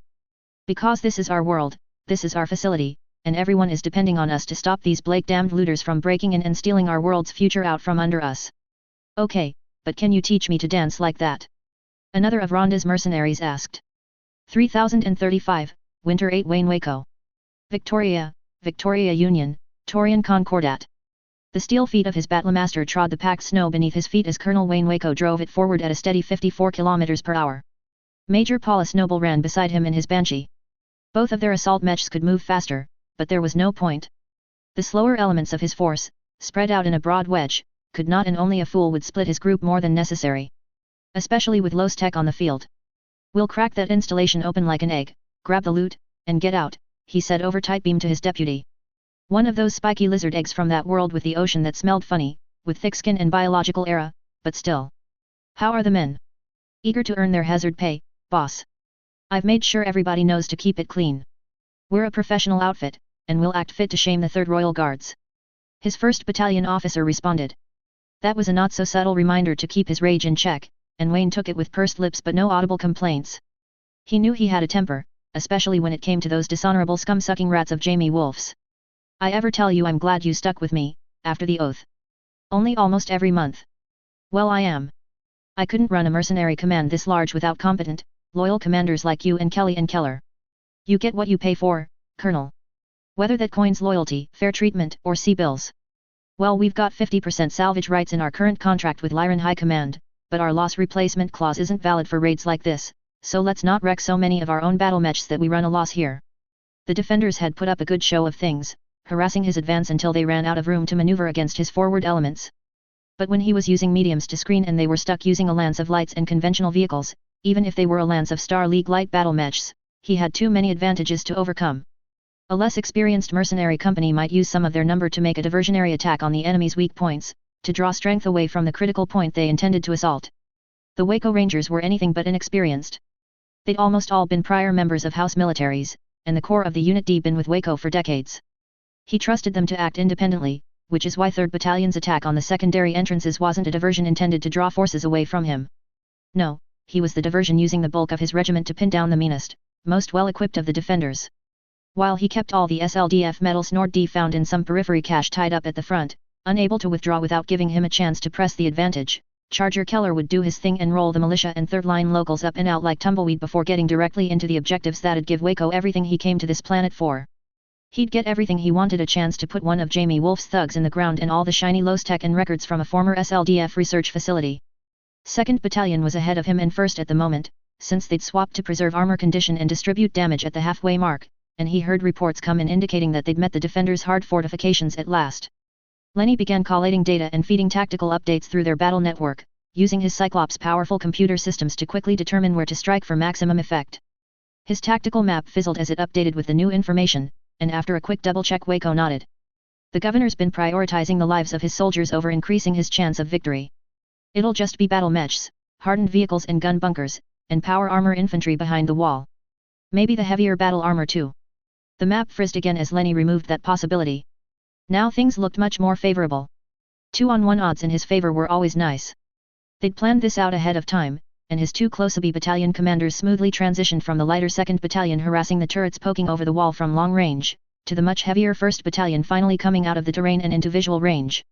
Waco moved with them, his command lance part of the first wave, though he let Noble's command lance take the true lead and glory, as his Banshee opened up with its PPC and autocannon.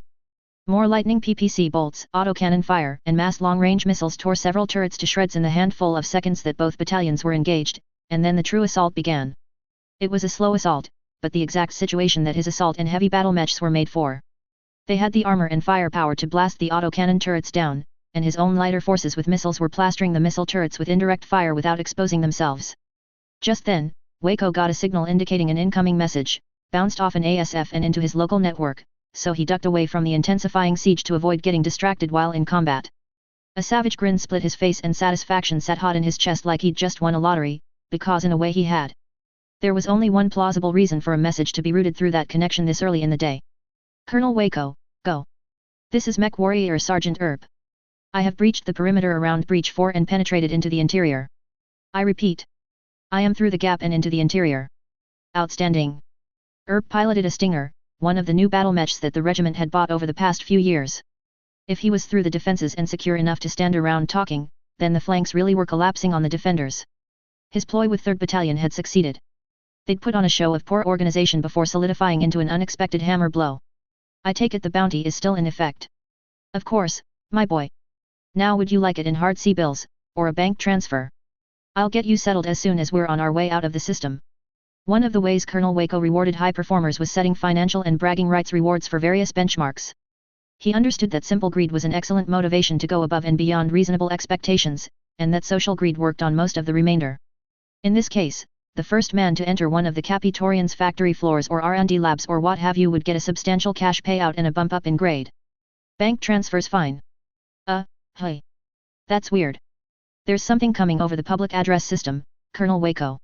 I think somebody's trying to talk to me. Let me adjust the audio inputs. A low sound infringed on the comm-net, indistinct at first, but it quickly grew louder. It was fast-paced and repetitive, heavy and metallic. That's an electric guitar and drums. Ha! Somebody overwrote an emergency broadcast's memory storage to store their music in. They're gonna get hauled over the coals once we're gone. Never one to assume enemy stupidity when it could be a feint, Waco asked, is there anything going on other than the music? No. Yet. I'm seeing a cargo elevator moving under load. It's bringing something up, doors opening. I'm not sticking around to find out what's coming. Holy shit. Waco didn't ask what was wrong. Instead he tapped through his screens until he was through the data being relayed from 3rd Battalion, and was inside their own local tactical network and could see the sensor data from Up Stinger himself. And what he saw was a giant, leering skull. A skull with ears. The death's head of an atlas, pristine and shiny, unmarked by the passage of time and far too close to the comparatively diminutive Stinger. Dimly, Waco heard Erp scream, "Put me down! What the hell are you doing? Put me down, put me down!" And firing his guns at the massive, powerful form the network Cyclops computer identified as S7 modified. Ah. More contacts came out of the elevator behind it, all registering as the same as 7 modified. Some part of him noticed that these didn't have ears, which he recognized as speakers of all things. 4 atlases. There was no way they'd moved in reaction to his trick at that entrance, so they'd have had to start moving almost as soon as his screening elements encountered the main fortification, minutes ago. Suddenly the sensor feed off the Stinger flipped end over end, spinning dizzyingly and showing floor, ceiling, atlas, floor, ceiling, atlas until it hit something that stopped it from spinning but didn't stop its movement. The feed lingered for a long second on the bright gray sky before the Stinger plummeted headfirst into the ground, and it cut to static before defaulting back to his former lance leader. 3035, Winter 9 Rondis Nord. Victoria, Victoria Union, Torian Concordat. Fighting was all about having a sense of humor. Well, actually it was all about using coordinated offensive action to rapidly achieve your objectives with the minimum required force expended and risk taken, but it was also about humor. You see, everybody had a selection of responses drilled into them with repetitive training. Those were the deliberate, purposeful actions they'd take automatically as well-worn neural pathways in their brain triggered in response to known stimuli. If somebody hands you a gun, you don't have to think about turning it to the side to check the safety, you just do it because your instructor shouted that response into you over dozens of hours. A joke worked because it short-circuited part of your brain. Most people understood humor as occurring when somewhere inside the setup and the punchline there were fundamentally incompatible concepts or unexpected resolutions. You laughed at a joke because, somewhere along the way, the person telling it tricked your subconscious into expecting the wrong thing, and laughter was just how the brain handles that particular kind of error. And nobody honestly expected to see the Stinger that had just raced through the makeshift door built around a breach in a submerged facility to be thrown back out. Jump jets firing in sporadic bursts to try and right itself, pilot screaming into the local tack net, it hit the ground headfirst and flipped, slamming its back against the ice and stone and skidding to a halt with the terrible screech of scraping and tearing metal, as loud as gunfire. For a long, heavy moment no one moved. Everyone stared, from the embattled militia tanks whose remaining platoons had been forced to the side, to the short company of yellow battle mechs pushing their advantage against them, to the individual flankers and harassers closing the noose around the militia. The scale of the battle was large. 4 kilometers in every direction, loose clusters of associated mechs and vehicles maintained their combat groups among the rolling hills and crags. Rhonda D. been raised in the cockpit, though. She took in the situation over her sensors before sunlight even touched her mech, and what had happened to bring it. The surprise arrival of reinforcements from the other 2 companies of Waco Rangers attacking the flanks, leaving just enough behind to keep their own targets from leaving to interfere here, had forced the defending militia company to give ground or be destroyed. They'd chosen to retreat to one side of the breach in the facility where the terrain let them hide most of their tanks and only poke their turrets up, preserving their fighting power while waiting for reinforcements to arrive, reinforcements that would have come too late if Rhonda hadn't started moving before the call went out. The music she played through her exterior speaker rolled over them, and would have been deafening without their cockpit's sound damping. There were 7 militia tanks left, including Leclerc's Bulldog. No missile carriers, but an autocannon carrier was still in decent shape. Her computer helpfully indicated a cluster of battle mechs of 80, 65, 45, and 45 tons which matched the Waco Rangers' 3rd Battalion's command company according to their recent records, and she flashed a message to her lance. Priority targets the big boy, you lugs. I've always wanted to pose on top of a dead awesome, and today's a great chance to do it. Deb, fire at my targets unless you see something juicy. John, you follow David's lead. I'm with you, Deb H. Chu said. Rhonda liked Deb. Most people didn't. It was the preserved and Jared trophies from the mech warriors she'd killed, which she kept in her cockpit. That kind of thing tended to put people off. But she was an almost superhumanly good shot, one of the 3 best marksmen in the irregulars, 2 best, now that Rhonda's father had retired. John had a bit of a lead foot so he was last in line, and David was a rarity among the irregulars, a normal mercenary mech warrior without any strange quirks who didn't collect anything except his paycheck. It was bizarre, but he was dependable so they let it slide. I copy, he said. Rhonda strode outside at a steady walk. Her colossal Atlas olive drab feet trod the ground with machine perfection, free of any flaw or glitch as it greeted the open air under its own power for the first time since the fall of the Star League. It was a mighty thing, a potent thing unmatched in its fabled era, and from her cradle in its eye Rhonda Nord beheld the enemies before her. And she found them lacking. Jackson could talk about efficiency and profit margins and numerical advantage as much as he wanted, it wasn't like he was exactly wrong, but he wasn't a warrior. He wasn't even really a soldier, even though he readily hopped into the cockpit of his ridiculous Marauder the moment the occasion to do so surfaced, and that counted for a lot in Rhonda's book.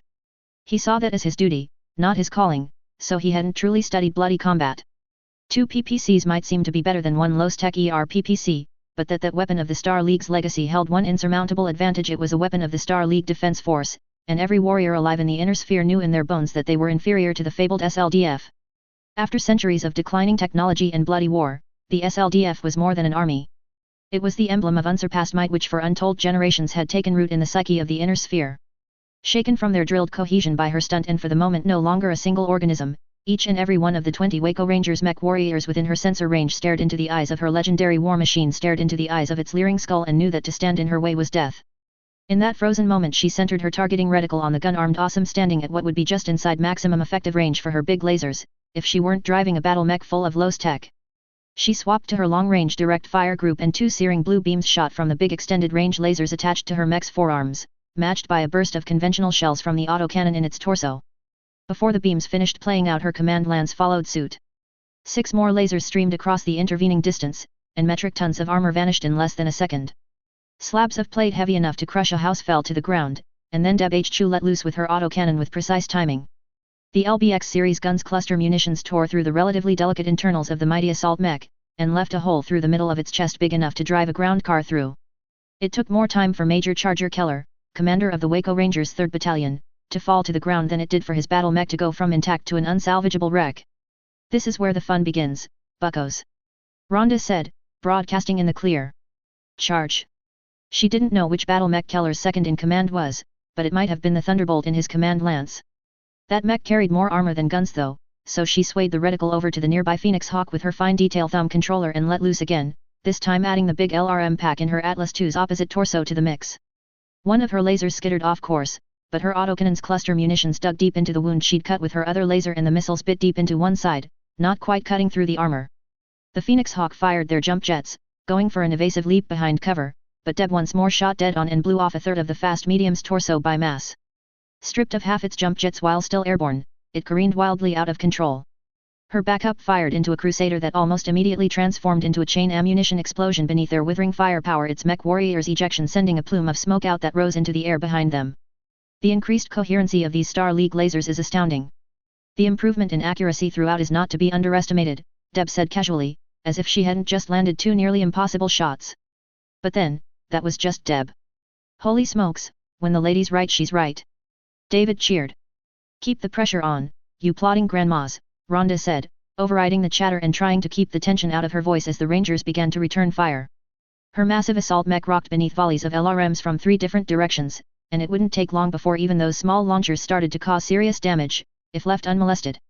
Don't give them an instant to think. The militia were slow to act. They'd been on the back foot to begin with, and were so far out of their groove that Rhonda couldn't count on them to do anything for at least a minute, and that was forever in a normal firefight, let alone one as reliant on momentum as this. One of the Waco Rangers' 4 remaining heavy mechs planted its feet and let loose with both its big arm-mounted PPCs fire. Its bolt streaked past Rhonda, but she saw the alarm flare as Deb's battle mech, identical to her own, took one of them in the arm she'd raised to guard her head. Then both she and Rhonda retaliated, and the thin-skinned heavy took a heavy hit to a leg as one arm flew off, severed at the elbow. Rhonda staggered as her mech lurched beneath a fusillade of small fire from a pair of javelins, and a Vindicator rushed her, but she focused through the alarms and placed her big lasers on target again, sending the Warmer to the ground with smoke leaking from its reactor while Deb wheeled and faced the charging fast lance. She saw another icon blip out on the tactical display as John and David did their own work, but it was too slow. She saw the pair of javelins split in a well-practiced maneuver while the Vindicator held the front, forcing Deb to focus on one of them and leaving the other free to jump over her head on a plume of fusion fire and let loose 12 SRMs into her rear armor, though most missed. "Leclerc, get your ass in gear or this rock and roll's going to be a one-hit wonder," she barked into her radio. The open terrain near the door was working against them. It gave excellent sight lines, but that just meant everybody and their mother could point a gun at the hulking shape of their battle mechs. The javelin that had put missiles into her friend's back was just close enough that Rhonda drove her Atlas II forward and kicked its legs out from under it, tearing one of them clean off and taking it to the ground, where she finished it off with a stomp that shattered its stomach.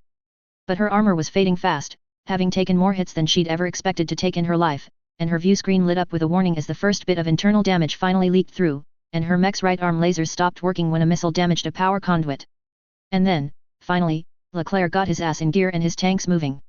They rolled up the hill in AV, his command vehicle in the lead and firing its turret laser nonstop. His double handful of damaged tanks changed everything about the battle in an instant. No longer was Rhonda's command lance outnumbered and the sole target of more than a company's combined firepower.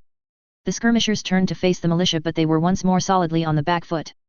Overawed by the might of the Star League, outnumbered, and with mounting losses, someone made the call and the attacking mercenaries began to retreat. But not all of them. Rhonda D focused her fire on the lances identified as part of 1st Company, as it was the largest coherent unit on the field, and it was the remnants of those lances instead of the borrowed personnel from 2nd and 3rd Company that stayed behind. The Thunderbolt that was presumed piloted by the 2nd in command, a Blackjack, a Griffin, a Stinger, and a Wasp charged forward even as 9 other battle mechs retreated. They were almost all intact, because every battle mech Rhonda's command turned their guns against died too quickly to escape.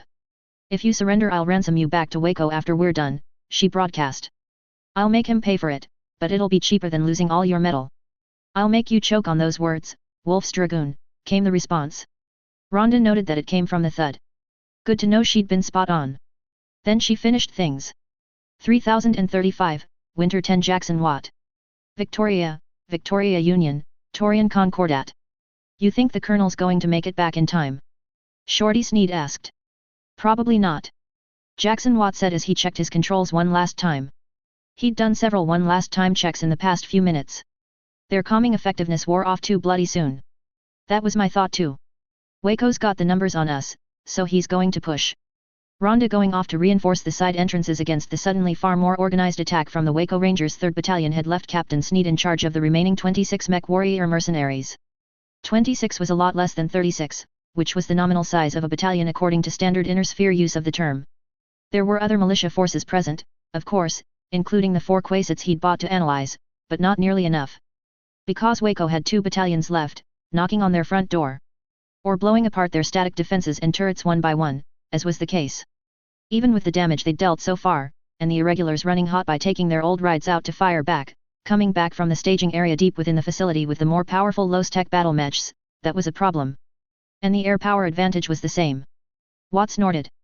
Molten steel on the factory floor because a machine broke was a problem.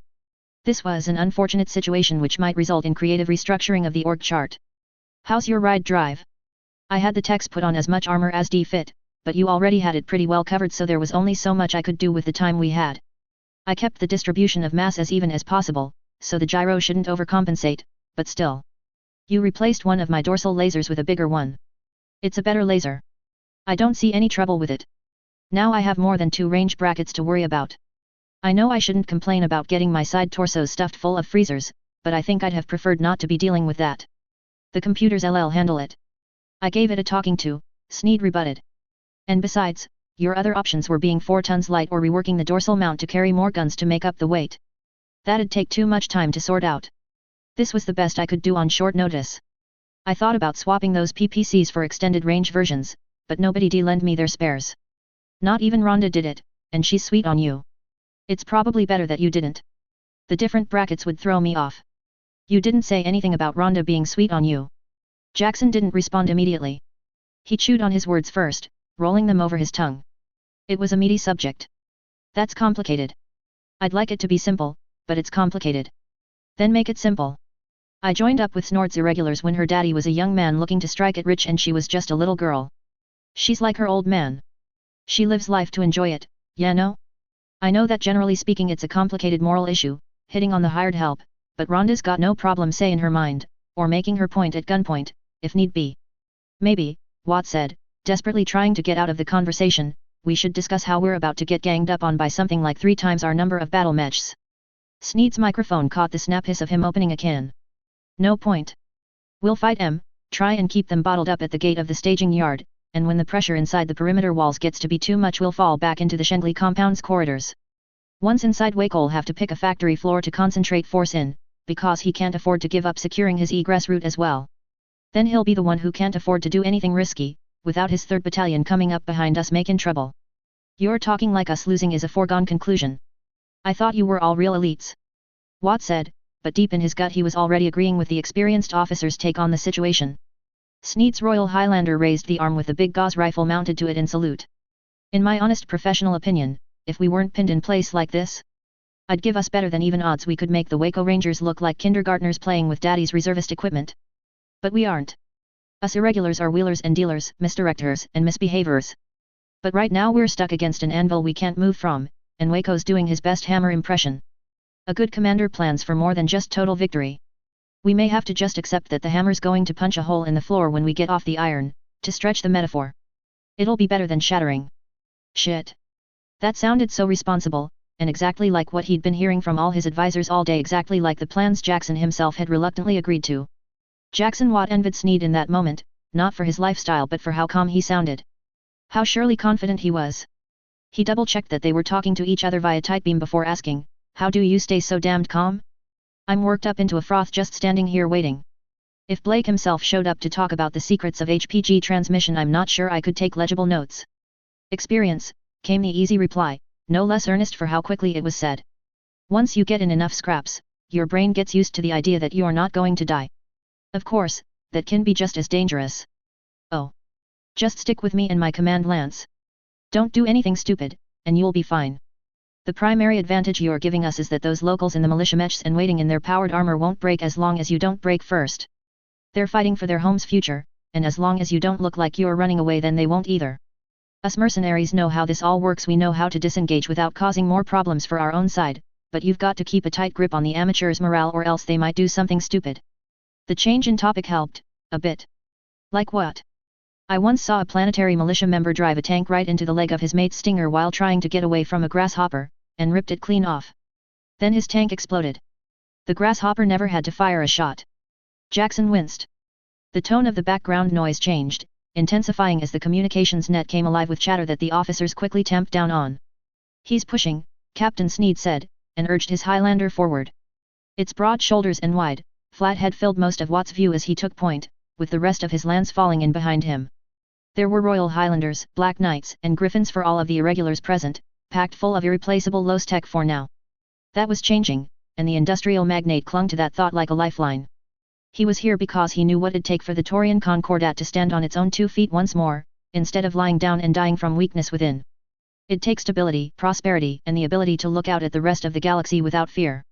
Because the rest of the galaxy was dangerous, full of egomaniacs who'd put whole worlds to death and ambitious rulers stained red with the blood of millions so sure once they ruled all the stars in the sky that then, finally, they could make things better. The inner sphere was a terrifying place where the monstrous had long since become mundane and, perhaps, so too had the Taurian Concordat. Blessed Blake, it was a terrible situation. As Jackson drove his battle mech forward, taking the 5th spot behind Sneed's wedge, he wished he had a better answer. He didn't. It was morbid, a dead man hoping for the answer to a problem that hadn't been solved even in the future he'd lived through once already.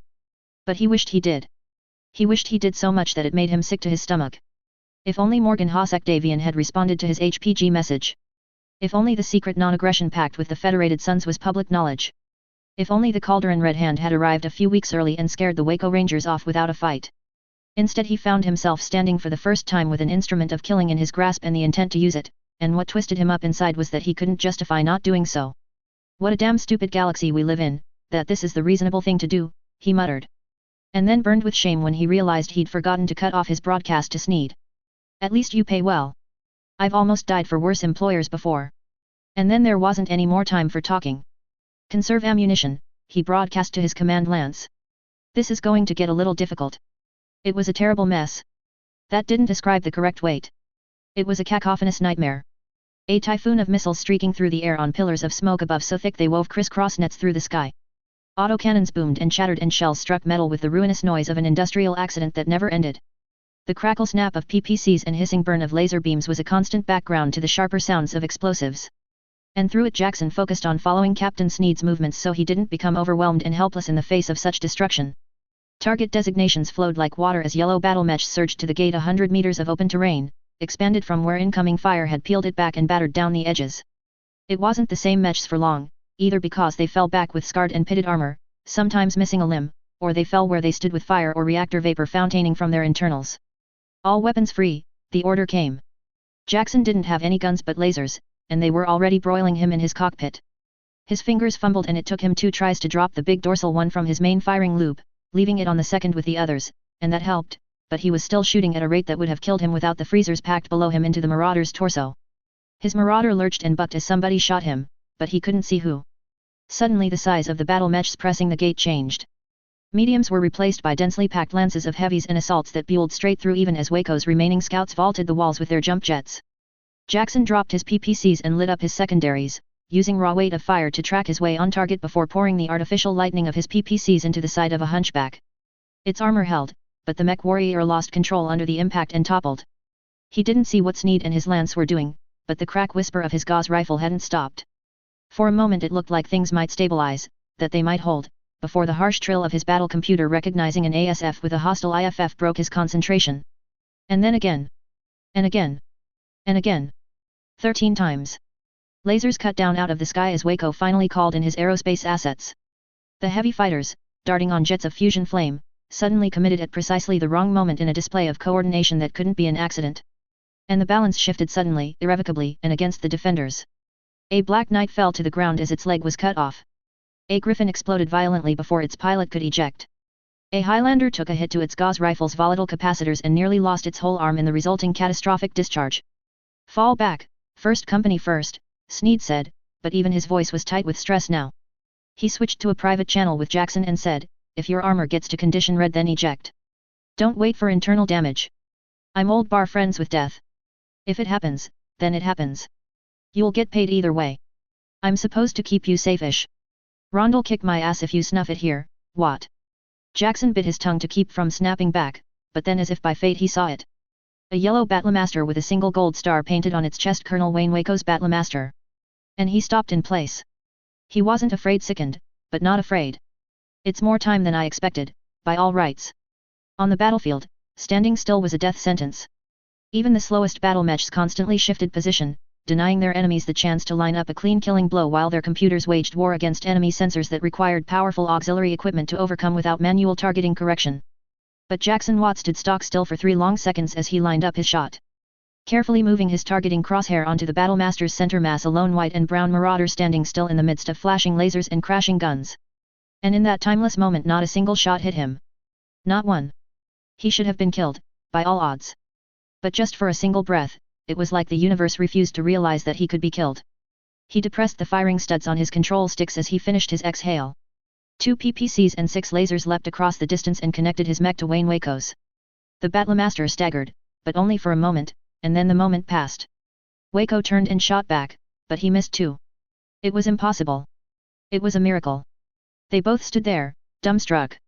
Then the world rushed back in and suddenly Jackson was in his cockpit again, clammy despite the way his mech seemed to sag around him from the heat of his alpha strike. A flight of missiles burst against his marauder's shoulders, lasers played across its chest carving deep trenches into the ferrofibrous armor, and without warning something like the hand of God reached down and slapped him right in the face. Jackson hit the ground on his back and all the air rushed out of him. It took a long time for him to figure out how to breathe again, and then he sucked in great gasping breaths as he stared up through teary eyes. The ground blurred, the sky blurred, even the ceiling blurred as he felt himself get lifted up off the ground. Or was that his battle mech? Jackson reached out with fingers that didn't feel right. There was something wrong. Disengaged the sensory connection between his neuro helmet and his marauder's gyros, and mercifully some of the disorientation fell away, but not all of it. He could see the ceiling as it moved past him in great lurching strides. No. That couldn't be right. His eyes watered as he stared forward or up and saw 2 great shapes. The shrill shriek of metal pressing against metal under pressure groaned from them, and it took him longer than it should have to realize that his cockpit glass wasn't there anymore and that he could hear that shriek, just that one sound instead of the earlier tumult. He leaned back, rolling his head against the cradle of his piloting seat, and saw. The ceiling was gone. A marauder's cockpit sat somewhat at the front and top of its body, like the cockpit of a commercial aeroliner, and everything more than a few feet above his head was just gone, torn off, and had taken the cockpit glass with it. Just a hair lower and Jackson Watt would have been consigned to the past tense. Again. For some reason that was profoundly funny, and he began to wheeze in hysterical laughter. By the time the 2 battle mechs from Snort's irregulars set their burden down and the EMTs extracted him from the wreckage of his mech, he'd long since lapsed into sobs, as much from the pain of breathing in Victoria's frozen air as from shock. 3035, Spring 1 from the desk of Morgan Hossack Davian. New Certus, Capellan March, Federated Sons. From the desk of Morgan Hossack Davian, Duke of New Certus, Minister of the Capellan March. To Lyran High Command, to whom it may concern. Effective immediately, I am returning the Waco Rangers Mercenary Command, under Colonel Wayne Waco, to you with this message. Rest assured that the reliability of the Waco Rangers is just as insurmountable as it always has been, and that they are not being returned to your direct service due to any actions undertaken outside the bounds of their original contract with you, nor the orders issued to them which issued the regiment into the service of the armed forces of the Federated Sons. It is precisely because of the martial valor and prowess they have demonstrated in the service of the Capellan March that I cannot in good faith withhold them from you any longer. I have taken receipt of priceless Lostek which the Waco Rangers obtained by raiding Victoria, TC, as the Colonel lacks the hardened infrastructure necessary to defend it in transit. A preliminary estimation of this prize is as follows. 1. Approximately 500 tons of industrial machinery suitable for the limited production of a 90-ton battle mech believed to be EMP-6A. Condition, non-functional, but repair is not obviously non-viable. 2. 1 assembly line for LBX autocannon/10, disassembled. Condition, functional, but repairs are needed to increase production beyond artisanal levels. The supply of endosteel included with them is limited and requires supplementing. 3. 2 assembly lines for pulse lasers, medium. Condition, non-viable, but one is partially cannibalized to repair the second, and preliminary reports are that the process could be continued to produce one functional assembly. 4. 40 large shipping containers labeled heat sinks, double. Condition, upon opening for inspection, the containers were discovered to be full of rocks. Note that due to discoveries during a routine audit, the Waco Rangers Incorporated mercenary company has had several cases leveled against it in AFFS Military Court, the New Certus March Review Court, and various local small claims courts across the Capellan March. Due to these pending legal actions, the disbursement of all salvage claimed by said company has been frozen temporarily. Existing Federated Sons policy on Lostek has led to the donation of several of these items, including several damaged SLDF Royal Battle Mechs, to the new Avalon Institute of Science. Their value has been taken as bond, and at the conclusion of legal proceedings the company is entitled to their return, replacement in kind, or payment in value at the discretion of the courts. If you have any questions about the Waco Rangers' eventful service in the Capellan March of the Federated Sons, please refer to their liaison officer, who I have personally assigned to continue his service by sending him with said company on their return journey to you. Kind regards. Morgan Hosek Davian, Duke of New Certus, etc. etc. 3035, Spring 2 Edward Calderon. Victoria, Victoria Union, Torian Concordat. What's that look for? Edward Calderon asked as he, squared up to the great overstuffed reclining armchair Jackson Watt was languishing in. He'd apparently been forbidden from sitting fully upright without medical supervision during the immediate aftermath of his defeat, and rediscovered a childish liking for them. Away from the public in his private apartments which took the top of the governor's administrative building, as it had become known, the man had taken to spending hours in introspective relaxation. Or at least that was what his security service had told the heir to the Concordat when he asked. You know, if you hadn't intercepted my cunning scheme then I'd have been in the Calderon Red Hand with you, instead of cleaning up the Torian Concordat's public image out here on Victoria. That wouldn't be possible, I'm afraid, Eddie said, deliberately flashing his least subtle public relations smile. I only got a position after a previous enlistee was diverted to a different posting in the civil service. I should have guessed. I should have guessed. Sometimes I wish I hadn't, but the Black Widow really is worth all we paid her. More than worth it, probably. Father gifted her one of the first Mackeys off the production line on New Vandenberg as a goodwill gesture at the end of her contract. It's half marketing and half genuine appreciation, I think. Jackson gave his friend a look that spoke volumes. Few of them were fit for daytime broadcast. You, sir, are a scoundrel. A cad. A heartless privateer of man's good fortune and a grifter besides. It's good to see you again. Pull up a chair. I'm sure after weeks of travel you're aching for comfort. The matching reclining chair was sinfully decadent, and he groaned in relief as some of the pressure carried with him every day rolled off his shoulders and into the leather. The head cushion adjusted itself to fit his height by some mechanism, and he reached for a pitcher of water and empty glass set on a small nearby table. How well do you trust your security service? Not well enough to talk about the weather on Taurus. So not perfectly. That limited how certain topics could be broached. Edward considered his next words carefully, eventually settling on a metaphor he thought Jackson might get, because it was based on an obscure bit of Sterapy trivia local to his hometown. But before he could raise the subject Jackson continued. But I trust them to be good enough that I can talk about the secret non-aggression pact we have with the Federated Sons, and what a glorious cock-up that raid was. I can't even guess how your dad's handling the situation. Protector of the realm doesn't seem like such a good job with nonsense like this being front and center, and I'll tell you that honestly. Edward almost dropped the pitcher. I'd rather not talk about how my father is handling the news, he whispered. He thinks he's been duped, and the First Prince intends on double-dealing, or at least picking a favorite nation on this side of the border and protecting them as they grow into a puppet government. Maybe the St. Ives Compact, Jackson said, but he let the topic go. The two men sat there for a while, not speaking much. Jackson digested that news and Eddie was fine with giving him that time. Well, he said eventually. As long as nothing rash happens. In brighter news, he's finally decided to take Kyala Centrella up on her offer of surgeons to fix his eyes. Congratulations are in order, then. It's good to see we're getting some benefit out of the magistracy, aside from being able to tell our former Capellan citizens just how badly managed the Canopian conquests are to make us look better by comparison. That wasn't entirely a joke. The magistracy of Canopus had gotten the short end of the stick, out of everyone who invaded the Capellan Confederation during the so-called Andurian affair, though some scholars were trying to label it as just an outgrowth of the Fourth Succession War. Relations between the magistracy and the Concordat and Grand Duchy had cooled significantly in the aftermath as a consequence. This was a potential sign of a much-anticipated return to better terms. It was Mother who made the decision easy. 1 cybernetic eye was acceptable, but 2 is a bridge too far as she's concerned. Right, romance. Not found a Capellan woman to your tastes yet? Jackson grunted. Don't you start too. No, me and Rondus Nord have been dancing around each other for months, and when Waco landed I said a lot of stupid things in the heat of the moment. Did you read the letter I sent you? No, and he hadn't. Neither had any of his security, other than scanning it to make sure its chemical composition was nothing but paper and standard inks. I gave one to her too. She says she hasn't read it, but I don't know. I just don't know. I feel like something's changed and I don't like it. Can we talk about something else? How about your love life? How's that Emma Centrella doing? Plotting to overthrow her mother. This time it was Jackson's turn to fumble the glass in his hand, and Edward took great pleasure in the glower directed his way as his friend found a towel and blotted up the worst of the spill. That was positively dirty. So a coup then? Let me guess. Kyala Centrella is afraid of a coup, and in taking steps to prevent a coup has convinced your lady love to actually do it. What time frame are we looking at? One of these days Edward was going to figure out how his friend was so damn insightful about some things, and near blind about others. 2 years or so. She's got to gather enough support to press the issue if Kyala resists. 2 years. I guess that sounds right. On to business. I've read the reports. Half the Concordat read the reports and knows exactly how much this raid cost us. And they're practically rioting in the streets outside, but I want to hear it from your own mouth.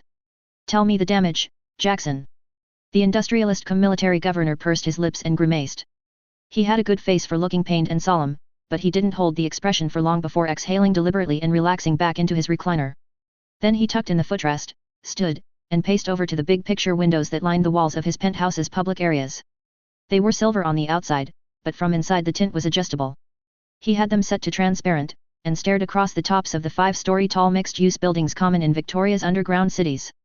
I did hear back from the Duke of New Syrtis, Jackson said, his voice flat and dripping with near-liquid disapproval condensed out of thin air. I sent him a priority HPG message asking what the hell was going on, and if he'd authorized the raid. According to the noble His Grace Morgan Hossack Davian, micromanaging the specific movements of the regiments under his command is not his business so long as they're acting within their orders and said troops behave with decent behavior as befitting the standards of the armed forces of the Federated Sons. I suppose if Waco D shot civilians willy-nilly then his Davian-ness would interfere, but that wasn't any good to us here, now was it? He's more than happy to shrug and take a bag of money and low-tech off Waco's hands without dirtying his own. I'm not sure what you expected. Common decency from a Davian? For a thief's fence to admit they've received stolen goods? I know. Laugh all you want. It's not a crime to hope for better. Anyway. The Emperor Line's section got looted, scooped up and carried off without much care given to taking care of the machines. They're probably all in worse shape now than they were beforehand, but I suppose the Fedson's getting one more assault mech factory in a decade or so isn't the worst thing in the world. He didn't have the guns to hold more than one area and secure his way out of the Shengley facility, so I'm counting myself doubly lucky that he saw the signs for assault wait and went that way instead of the other zone close at hand. That'd have been the sling equipment, which is in better shape. Even without the increased difficulty of maintaining engineering standards for that big chassis versus a smaller one, we'd get more return from the sling sooner than the Emperor. Have you seen the data we have on the sling? You're going to love the sling, Eddie. Everybody loves the sling. It's a killer light mech, and some of my people are going GAGA over this tag system trying to get it to work. Endosteel structure, a 175 extra light fusion engine, jump jets, loads of missiles, and it can run almost 120 km an hour. It's a high-performance piece of Star League technology and it doesn't even need to use freezers, so we can keep funneling those to the big mechs when those get sorted out. Edward knew when he was being led. You're spinning the news. Jackson's shoulders slumped a bit. Not by much, though. He was too blocky to slump for far. I am, yes. Losing that Emperor production equipment is going to hurt in the medium term. We got some of the comparative data we wanted out of it, to help the technicians and professor types figure out more of the practical issues around the engineering issues with assault-class battle mechs, but not all we wanted. That'll set back the effort to double-check everything the Scobel mech works people are telling us. Technicron Manufacturing might still be willing to license out awesome production, but that will depend on Thomas. Thomas Merrick, Edward clarified. Technicron's a Free Worlds League company, and the numbers they're asking make the Privy Council think they're looking for a reason to say no. So no easy fix? I'm afraid not. Damn. Snort's Irregulars lost 4 SLDF Royal Battle Mechs in the defense. The militia's at half effective strength but will be up to 4/5 once I source replacement vehicles, and my 4 Quasits are trashed. Fortunately the Timberwolf, that's the production name for the Quasit 2, is rapidly nearing the functional prototype stage. Shendley Arms will be able to produce everything but the fusion engine on site before the end of the year, and that's a promise. My investment on Core Motor is going well too. I'm expecting them to move past the prototype stage in a few months, and then I can bring the engineering team over here to have them set up a 250 SFE plant on site too. That'll make you a target, again. Yeah, Jackson groused. But we're having some of the Calderon Red Hand on planet. The Demi Brigade will be operating off of Victoria, yes.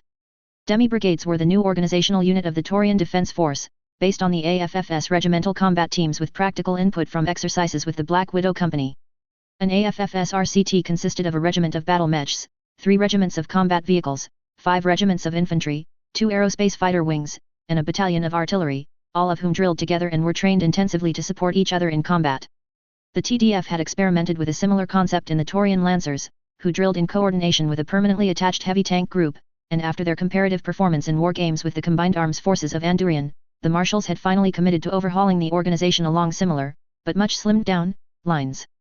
The new Taurian Demi Brigade was a regiment each of battle mechs, ASF, and armor with 2 regiments of infantry all drilled and trained to fight together as a single cohesive whole under a unified command, though frequently operating as individual demi-regiments, which was what they were calling a single battalion of each type operating without the other 2/3 of the Demi Brigade. No longer were the infantry assigned to a TDF force, just the infantry regiments closest on hand. Now everyone from the lowest recruit up to the highest controller would be bound through long service and close familiarity with everyone they were likely to fight alongside. They had also expanded the maniple organization, wherein 2 tanks would operate as a single tactical unit within a 3-maniple platoon, to their battle mechs. Something Edward wasn't sure was going to work out in the long term. After all, who operated in 6 battle mech formations? Wasn't 4 per lance good enough? I'm just glad I'll have something to point at when I try to reorganize the militia along the new organizational lines, Jackson said. The first time I tried it was like nobody understood what I was talking about. No. Stop looking at me like that, Eddie. Edward tried not to smile. He failed. I'm not accepting another Blake-damned promotion. Get it out of your head. I'm not going to promote you. And no ennobling me further either. I've had enough nonsense, and after I'm through here I fully intend to return to running my business, where things are simpler. Your vast, multi-planetary business which stretches from one end of the Concordat to the other, and ventures out into other nations? That simple business. Jackson Watt stared back, jaw fixed like a bulldog's, eyes as wide as a fish, infuriated by the child tapping on its tank at the aquarium. Yes. That one. All right, Edward said. He was lying, but he could wait. Jackson Watt was, after all, the kind of man who couldn't resist correcting somebody he saw doing things the wrong way. And it's not like there was in any rush, anyway. 3035, Spring 3 Dan Lao-Tzu. Victoria Union, Taurian Concordat. I'm not saying that Mr. West having an accident is the best option on the table, Luigi Cadorna, no relation, said, but he doesn't know that, and if he shut up and listened to what Miss Huey said more often, we wouldn't have just needed to spend another 1.2 million bulls on a replacement, what was it, again? He tried to modify the backup sonic microfracture detector to be a sonic welder, because he thinks he's deciphered some Helm data that says it works that way. Heaven help him from helpful subordinates. Why can't people just do what they're supposed to do and not take stupid risks to try and improve their lot in life? At least trade with the Leaguers is open again. It'll be faster than getting on the wait list for one from Ilyushin. I swear though, the Merricks change their mind every month on how much the export fees are. I think it's their parliament, Luigi said. Funny thing, parliament. Not sure I like the idea much, but it does have its upsides. It was times like this, and conversations like these, that made Director Dan Lao-Tzu exceptionally aware of the differences between workplace culture in the Taurian Concordat and the Capellan Confederation. Under the guidance of the Chancellor, a member of the secret police suggesting the possibility that one of his employees' behavior has led to misuse of funding would have made him immediately start drawing up alternate work schedules for when said employee died, or was reassigned to less sensitive tasks. Under the guidance of the Protector of the Realm, such complaints meant that Lao-Tzu should pass Luigi an imported cigarette from his secret stash. Thanks. Lao-Tzu popped one of his own into his mouth, and shared the spook's lighter. If his college self had known he'd one day be sharing a light with one of the men who went around making dissidents vanish, though it wasn't like the Taurian Ministry of Intelligence did much of that. The general idea seemed to be that TMI didn't care what you protested or said as long as you worked hard, paid taxes, and didn't collaborate with anti-concordat groups. This let TMI get away with having far fewer operatives on the street than, say, the Mascarovka did. It was an odd difference in paradigm, and one that the director knew many of his countrymen were slow to realize even existed. It was just so sloppy. It seemed to exist because the Taurian Concordat's reach into the affairs of individual planets was so limited, or perhaps that reach was so limited because the individual Taurians had so much freedom to speak ill of the regime. Which beget which, the chicken or the egg? It was an interesting conundrum, and one he didn't enjoy having because he didn't like the subject matter. He didn't like it one bit. I think instituting something like a parliament might be a good idea, he said after half his cig was gone. He and Luigi had a solid working relationship now, so that only merited a raised eyebrow in response where earlier he would have been at risk of having his sleep interrupted by a knock on his front door. The neatly waxed mustache above the cigarette stump in his mouth twitched, and the glowing end bobbed up and down as the political reliability officer glanced around the smoking booth. The booths were new construction, tucked into the corners of the big rooms to allow those with smoking habits to indulge themselves without bothering the other employees, or contaminating the air which sensitive machines drew in. "I'm listening," he said. "It's a matter of, to borrow a metaphor you might be familiar with, it's like a blind in poker. It is natural for you to fold every time you get a bad hand, so as to minimize losses and maximize gains. Nobody wants to be part of a table where they, personally, aren't winning. The blinds, the rotating positions of people who pay a small sum into the pot before they see their hand, ensure that a certain amount of people at the table are going to stick around for at least one round of betting. And since they have money on the table already, they are more likely to put more money onto the table, as they are already emotionally invested. Parliament, or as it is called in the Capellan Confederation the House of Science, serves the same purpose. The assembled powerful citizens who sit in that body have a vested interest in ensuring that the government it is a part of continues to exist and flourish, because they've bought into the table and every now and then get a winning hand, so to speak. On the other hand, you get every noble or planet or whoever's on it with a conflict of interest. What's good for the Concordat might not be what's good for them, personally. It might not even be what's good for the planet they're from. The Protector's a just and wise man. I can trust him a lot more than I can trust 100 random people." The Taurian Concordat, Lao Tzu been horrified to learn, did not have a legislative body. Apparently the Terran Alliance had them, and the prevailing wisdom of the time was that anything the Terran Alliance was doing was probably bad, so the nascent Taurians ham-handed a solution and called it a day. And to be fair, the system worked. To an extent. The ministries worked under the authority of the Protector of the Realm, who was also Chief Marshal of the Taurian Defense Force. It was a simple, elegant, top-down system. And while the obvious question of what if you get a terrible protector, had yet to occur, Dan Lao Tzu wasn't going to voice it if nobody else was. That was the sort of question you asked only when your superiors already had an answer ready, and were waiting on an excuse to say it so they could sound insightful. The administrator sighed. "I just wish things were a little more organized. Governor Watt is a great appreciator of organization and using effective centralized control to move resources around. Surely the Taurian Concordat could afford to be as centralized as, for instance, the Free Worlds League." "That's an interesting idea," Luigi said diffidently. Dan Lao Tzu blinked, and suddenly remembered that the friendly man standing next to was actually extremely, absurdly dangerous to his safety and career should he decide to be. He stiffened, suddenly hyper-aware of everything he just said. He kept his throat from drying out through sheer willpower as he said, if anyone could do it without compromising Taurian values, it would be the Protector. "Perhaps. Spare another cigarette?" "Thanks." He let the silence build, growing past awkwardness and into an oppressive miasma that choked the air in the little glass-sided pod. The air purifiers in the roof chugged merrily along, helpless against this mental pollution. Eventually the spy said, "Apparently Edward Calderon is visiting. He got a command in the Calderon Red Hand, the 3rd Legion. The Golden Boy himself. Wish he'd gotten here sooner, but at least we beat off those Lyran dogs." Lao Tzu had no feelings either way on Lyrans. Damned Steiners. Can't they keep their animals on leashes? Watt's mercenaries and the militia beat them back. We gave them a bloody nose and pocket change compared to the salvage they paid in return. Giving a sidelong glance at the other man, he asked, "Is that the official stance?" "It's what everyone off-world is being told.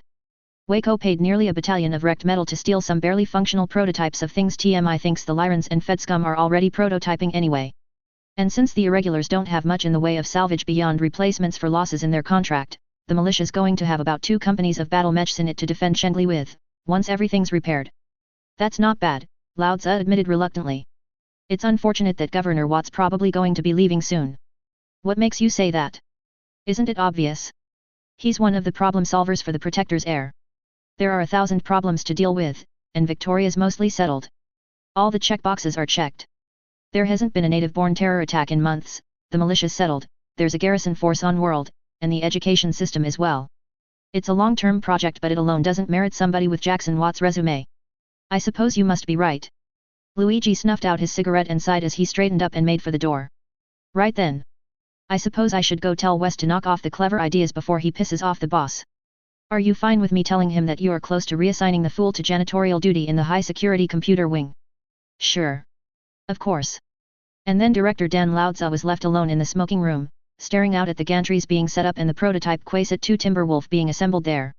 It looked something like a medieval knight, because the original Quasit's uninspired appearance had caused substantial problems when drawing up marketing materials. And, he was proud of it. He was proud of the work he'd done for Jackson Watt. The dawning realization came on him like an air leak brings hypothermia. He was going to miss the rude, confrontational man. He'd just been here, not even 2 years, but somehow the governor had snuck up on them all. Loudza expected to spend his time butting heads with some periphery yokel, and instead found himself struggling to keep up with a demented whirlwind of a man intent on giving Victoria everything it needed to stand on its own 2 feet except a reason to hate him and the Concordat he represented. And then he realized that Watt still owned WIB, which Shendley Arms was a subsidiary of, and that he'd probably still see far too much of the oaf, which soured his introspective mood in an instant. Back to work, he said with a sigh. I hope the LB-10X autocannon team hasn't magnetized themselves to the mechanism, again. For something that had to be practically handmade until they worked all the kinks out, they sure suffered more industrial accidents than the team finalizing the pulse laser production line in Bay Beta did. Still, at least they weren't the extra-light fusion engine team they'd managed to give themselves something nasty when their experimental polymers combusted. Hopefully it wasn't cancer. Just then his pager beeped, alerting him to log on to the internal messaging network via his personal noteputer, and he punched buttons furiously before putting his device to his ear and power walking to the local transit hub. By the time he had a spare moment to think again, any worry about Governor Watt had slipped his mind.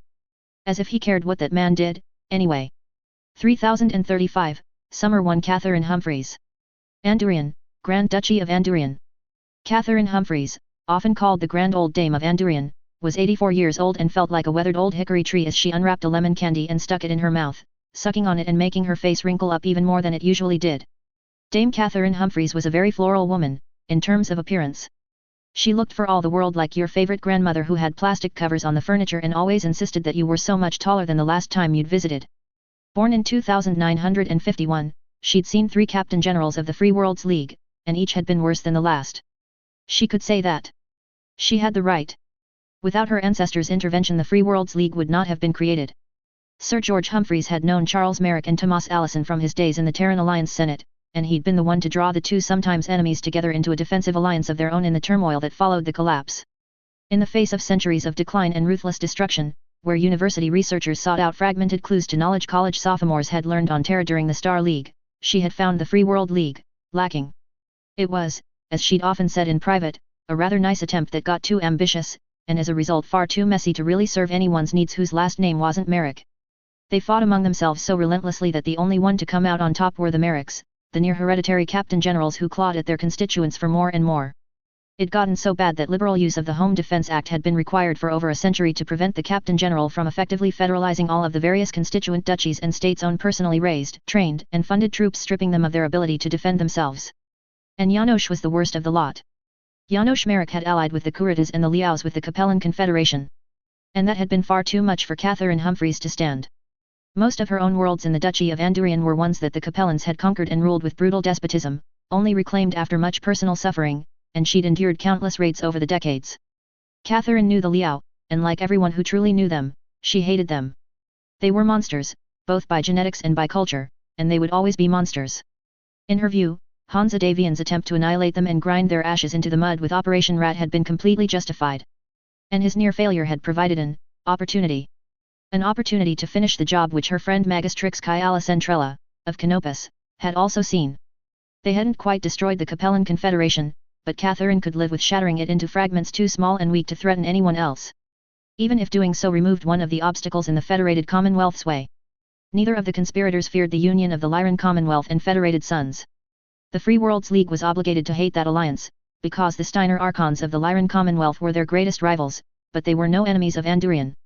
In fact, its relations with the Davians had historically been neutral, and lately Catherine Humphreys had begun to consider Katrina Steiner and her daughter Melissa as something like friends. After all, the two joined houses had offered Andurian a non-aggression pact, but it was Katrina who sent a second letter. A secret letter. A letter containing an offer to intercede on Andurian's behalf with the Free Worlds League, if Thomas Merrick or his successor tried to force Andurian to rejoin by force. A letter that guaranteed Andurian's right to self-governance, beyond the mere diplomatic recognition of her now Grand Duchy as an independent state. Her spies reported that the Taurians got a secret letter as well, doubtless offering diplomatic concessions of some kind. Catherine would bet it contained an offer to recognize their border as it stood but couldn't confirm it, and she presumed the Canopians got something as well, though she couldn't even guess at what. The magistracy needed so many things, after all, and they were almost all things everyone else needed as well. But it was the Taurians that held her attention, now. It was nothing personal, nothing held against Kyala dear, but matters of state took precedence over personal fondness. And the Taurian Concordat was a far juicier fruit than the magistracy of Canopus. Your son has another article in the papers about his new love affair, her chief of staff said, drawing her from her thoughts. Which son? She asked, despite knowing which one it had to be.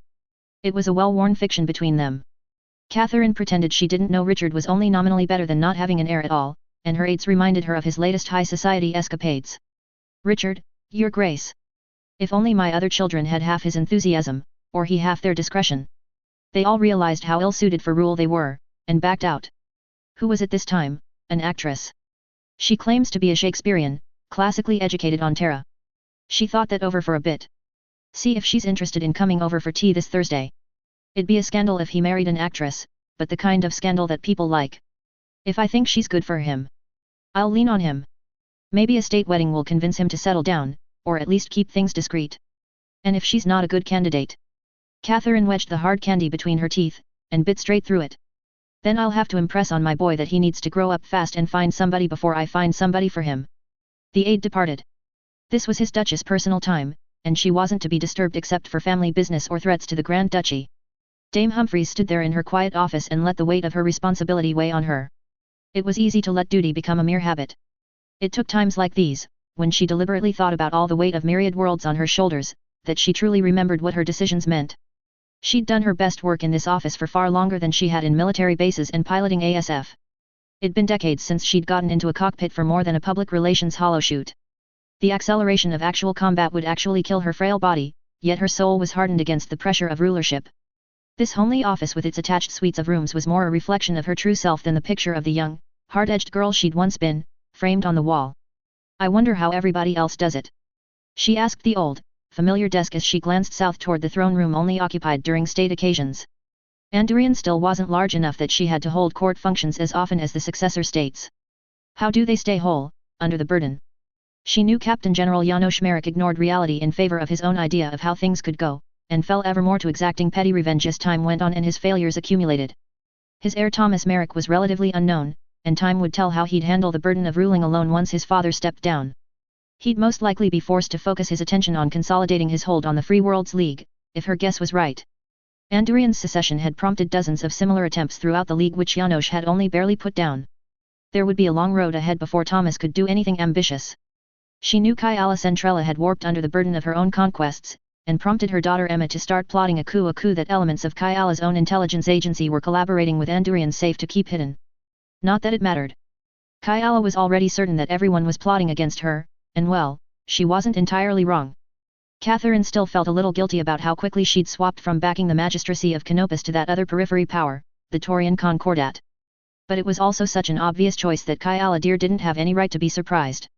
The Concordat was massively better industrialized, had a larger and better equipped standing army that didn't sell officer postings, and was nigh universally better educated.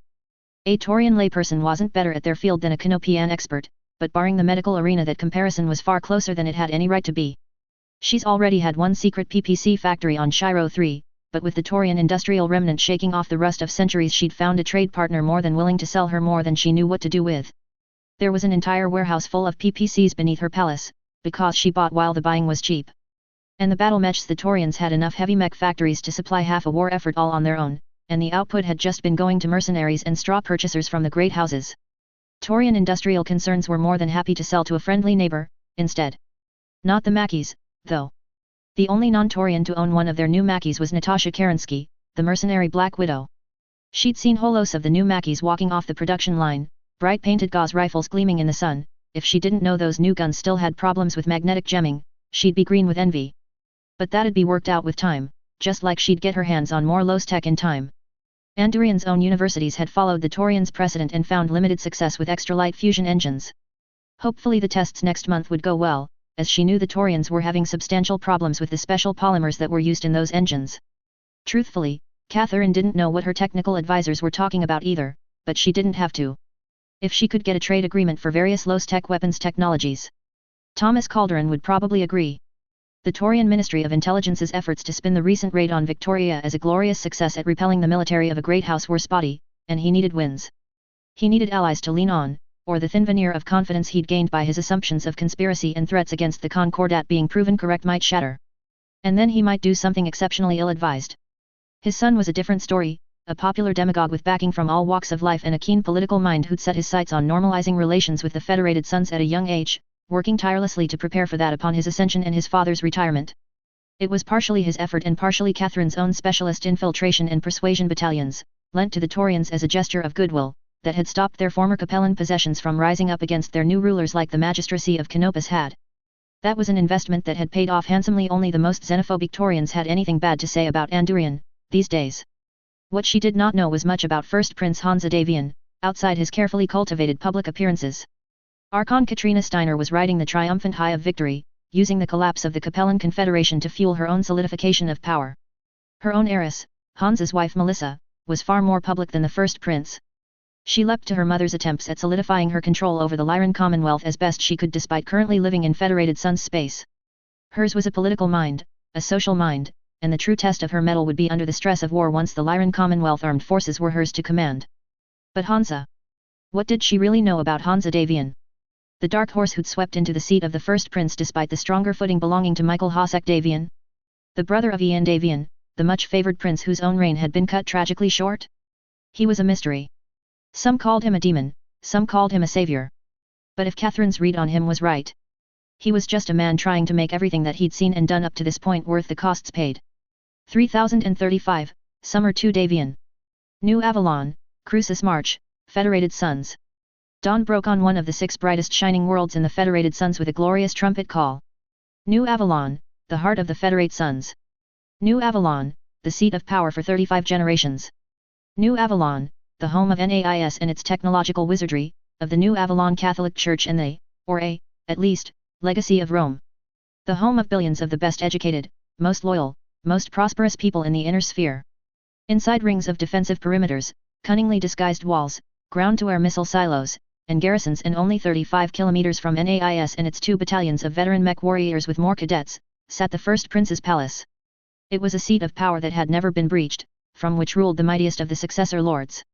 Once that title was disputed, but not now.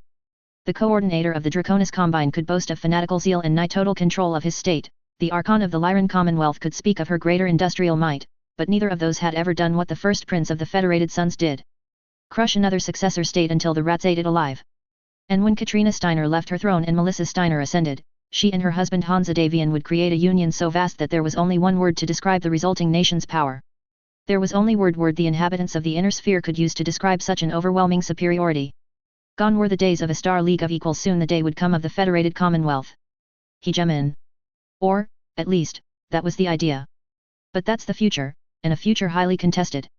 In the present we turn to Hansa Davian's successor, the most successful first prince to ever reign, who saved them from the clan invasion, took advantage of the Comstar civil war, and brought peace, freedom, justice, and security to the Federated Sons.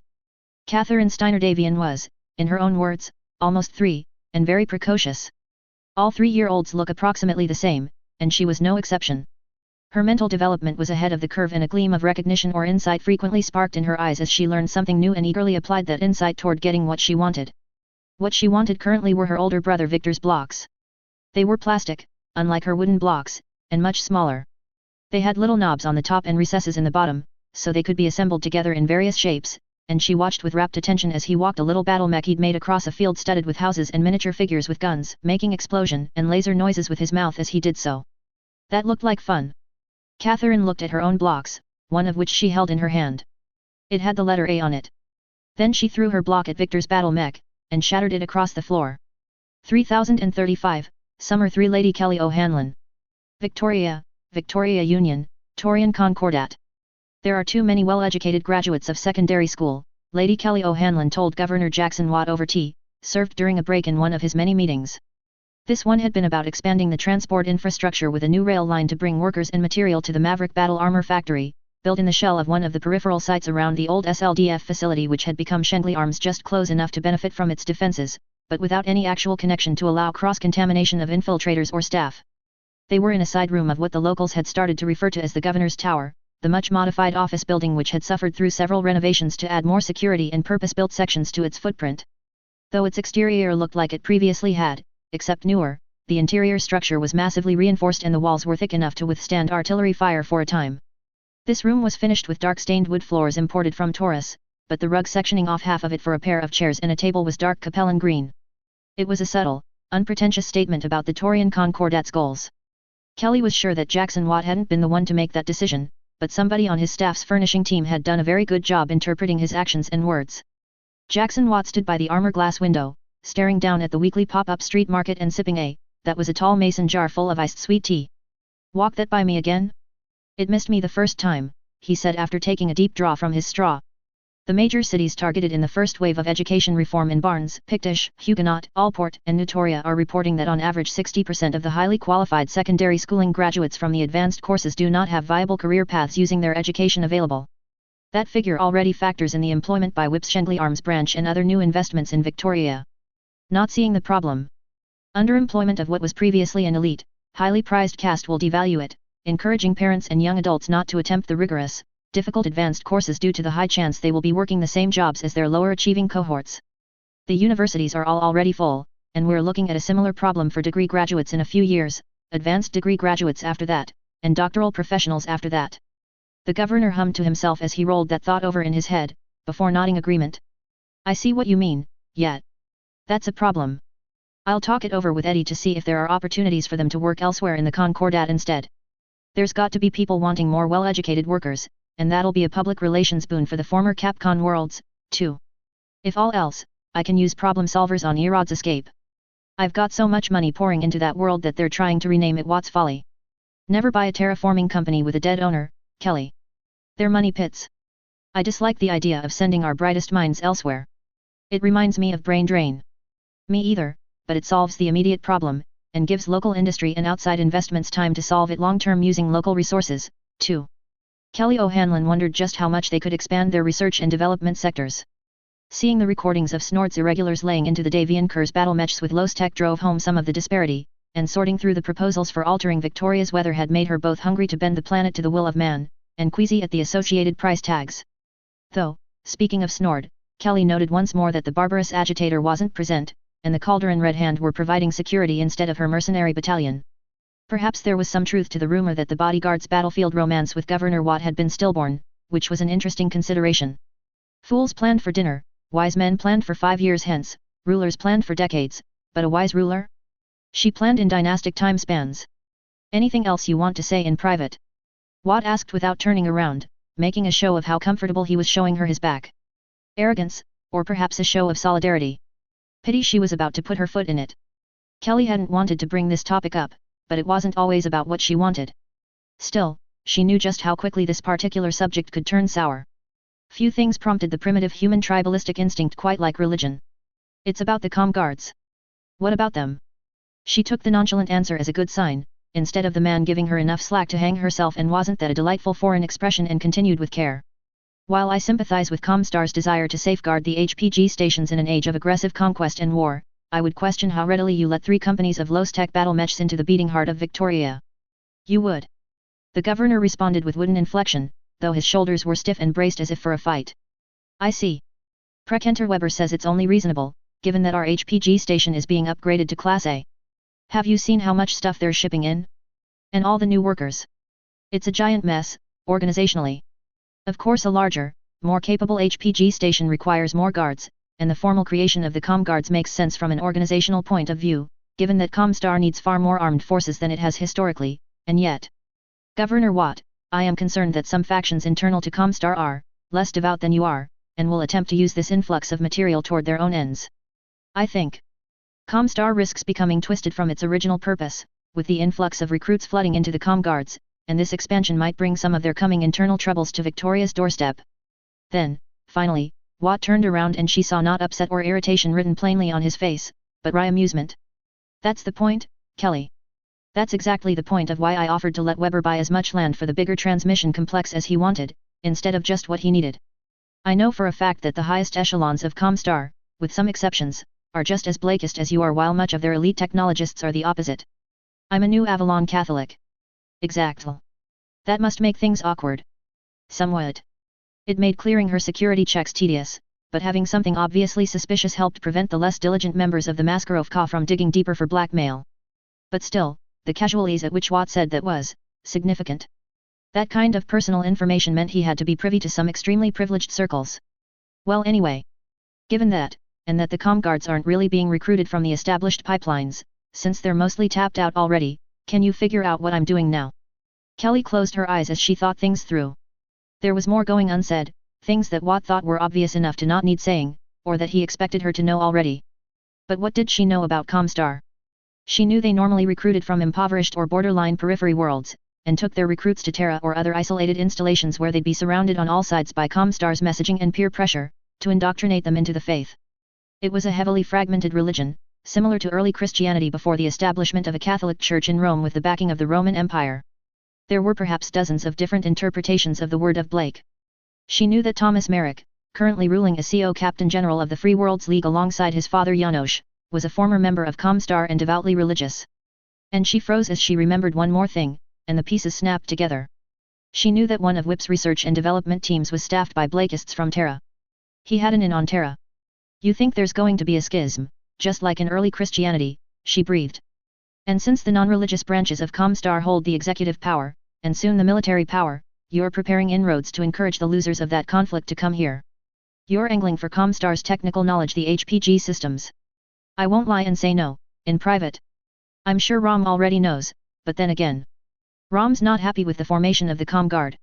It infringes on their traditional territory. The knowledge behind HGP transmissions was the motherlode of scientific understanding, and one that hadn't been in the Helm core data. Introducing a little extra risk was nothing compared to that potential payoff. How devious. I approve, of course. Who's being sneaky, here? Watt said as he spread his arms and smiled like a particularly squat angel descending from heaven on a plume of fusion flame with a list of discrepancies that had come up during your interview with St. Peter at the pearly gates. Everything I'm doing is completely above board. Kelly considered that, for a time. Then she said, I have a daughter about your age, you know. Watt blanched. 3035, Autumn 1. Victoria, Victoria Union, Taurian Concordat. It's never going to be anybody's favorite mech to pilot. I can tell you that much right now, Governor Watt. The controls aren't as crisp as a Griffin's, the big laser's not as good either, and the missiles feel like they come out in a trickle instead of in a big burst, which goes against every instinct ingrained in me, but it's fine. It works. There's nothing wrong with it, but the marketing is going to be an issue, the flamboyantly dressed man sitting on the other side of the limo said. He was, probably named Tim or Tommy or something. He wasn't in charge of the marketing campaign for the Timberwolf, development name, Quasit 2, though. He was just today's spokesperson. That's what the price point and maintenance requirements are for, Watt said. Rhonda was sitting right next to Turpin, and she was very emphatically not looking at him. That was fine. He wasn't looking at her either. Governor Watt. No. There is a romance to battle mechs, a myth, an air of nobility and power that requires their standout characteristics be emphasized to compete with the centuries of legacy held by the existing competition. What would you know about it? It's not like people make new battle mech designs often enough to study them. On the contrary, Mr. Watt, Teddy said as he flicked his hair aside. I have extensively studied the Merlin battle mech designed and produced by Mountain Wolf Battle Mechs in the Outworlds Alliance, in 3010. This is no strictly theoretical matter. We have recent data from the current millennium indicating the need to compete not just on the price point relative to performance, but in mystique. Watt was vaguely reminded that he'd had to give the Yellow Jacket a vaguely samurai-looking makeover before the DCMS had bought more than a handful, and even then they hadn't bought many. He still had a massive stockpile sitting in a warehouse on Terra, waiting on bulk purchase orders from the Drax that had never come. Had he put a time limit on his instruction to build up that reserve? Maybe he should send a message to check on that. Just in case. Fine. You've convinced me, he said, still dissatisfied but unable to argue the point. What's the plan, then? Tidward pulled out his noteputer and displayed a dizzying array of somethings that Watt couldn't make heads or tails of, chattering on about the merits of emphasizing reliability vs resiliency, and how apparently marketing something as easy to use could backfire and make it seem primitive. He didn't understand that either, but it was something to get lost in until the limousine rolled to a stop in front of the glittering building he was meeting Eddie in. And then he couldn't distract himself anymore. "Go on, you damned idiot," Jackson thought as Rhonda hopped out of the ground car with a flash of her tall boots. The trailing edges of her tiger-striped bandana flipped and hung lazily in the air behind her as she did her own habitual security sweep, on top of the one the duo of ex-Maskarovka agents serving as his close escort did. "Go on," he instructed his mouth. "Ask her. Ask her if she read your letter. Ask her if she read the letter you wrote explaining that you remember a future that can never happen because you've already fucked it all up." But he didn't, because as long as he didn't ask, she wouldn't answer. And all the giddy pre-battle quips in the galaxy couldn't patch the empty pit that gnawed at his guts when he looked at her. This wasn't the anxious urge to run his mouth. This was something uncomfortably warm and sick, like the rot in a corpse. If he didn't do anything then they'd never have a chance. If he did something then maybe if he asked then there wouldn't be a problem. Maybe she'd changed how she reacted to him that little bit because of something else, but the remnant of the old man in him didn't think so. And as long as neither of them said anything as the fragile rapport they'd built crumbled around them, then they just hadn't worked out, and nobody was at fault. There wouldn't be any drama to twist the knife. So he got out of the car and walked down the cleared corridor in the paparazzi with a smile and a wave, gesturing for Tyler to stick around outside and say something to drum up the hype for the first prototypes of the Timberwolf rolling out later this year. And Blake's beard, here was the perfect person to distract him, just inside the lobby. "Eddie!" he shouted as he pushed in the door but before it closed. "It's good to see you. How's the wife?" Edward Calderon, the Concordat's golden boy, gave him the hairy eyeball. "I've no idea what you're talking about."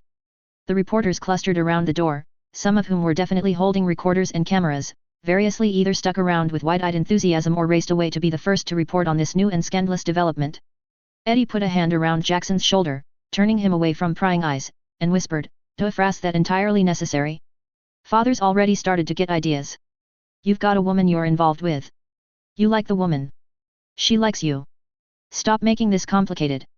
It's political." That deserved a pair of rolled eyes, and it got them too. "Stop being a baby. Being concerned about the different succession practices between the Concordat and magistracy isn't being a baby. When there are two thrones at stake, reasonable people do unreasonable things. Even the best family can be ruined by far more quibbling inheritance issues," the heir hissed. "And besides, what about your girl out there? Why haven't I gotten a wedding invitation, if it's just about manning up?" For a moment Jackson thought he might have pushed too hard. Then he thought about it again, swallowed his pride, and nodded. "Yeah. Sorry. Shouldn't have said that." "No, you shouldn't have. Let's get out of the public eye before the media becomes convinced that not only do I have a secret lover, but that I'm cheating on her with you." They left the glittering marble-floored lobby, went down a few hallways guarded by several excessively armed guards, and finally came to a conference room entirely too large for the two of them. Edward set about activating the various anti-spy measures sitting on a table, from a white noise projector to the control unit for a set of rumblers on the walls meant to disrupt laser eavesdropping. "Lots of security. Father insists." A look of exasperation passes over Eddie's normally boyish and indefatigable face. He's getting back into one of his moods, lately. He's worried about spies and false flag attacks meant to stir up public sentiment. The Maskarovka's efforts have died down, apparently, and he's having a hard time coping with the idea that maybe they just have more productive things to be doing. Romano can't keep throwing away agents forever. Jackson opened his mouth and Eddie held out a hand. "I know. I know she could according to the psych assessments. That's not what I wanted to talk to you about. You said you have a job offer," Jackson agreed, and accepted the diversion with good grace. "I'm getting a little twitchy without much to actually do but wait for project teams to finish their work, so I thought I'd hear you out." The other man pulled out a chair from the conference table and sat down at the head of it. He took a moment to collect himself, shifting his posture and expression until he seemed to assume command of the space around him. Suddenly, as if by some trick of magic, Eddie was gone. This was what he would be when he was Edward Calderon, protector of the realm. The difference was stark, though Watt still saw Eddie inside Edward. He was muted, wrapped in power and authority, but still there. Somehow, that reassured him. "The offer is dependent on how you answer a question." Jackson sat down opposite the other man, on the far head of the table, and folded his hands together. "Is this an opinion or interpretation thing, or is there a preset right answer you're looking for?" "The latter." "Then shoot. Do not think about specific models of battle mechs. Don't think about what kinds of weapons they should have. Don't think about how many new officers we can graduate every year or what the impact of calling up the top qualified percentage of young men and women for active duty via selective service would do to the economy. Don't even think about whether we should standardize on ferrofibrous armor or not. Those are all specific, detail-oriented things, Eddie said. This question is about a broad approach, a paradigm if you will. You're laying a lot of restrictions down. I have opinions about all those things, but fine, Jackson grumbled. What am I supposed to think about? Think about the militaries of our neighbors, who are by necessity our allies or rivals, and consider their strengths carefully. Consider how those strengths create operational methods which can be exploited to force weaknesses.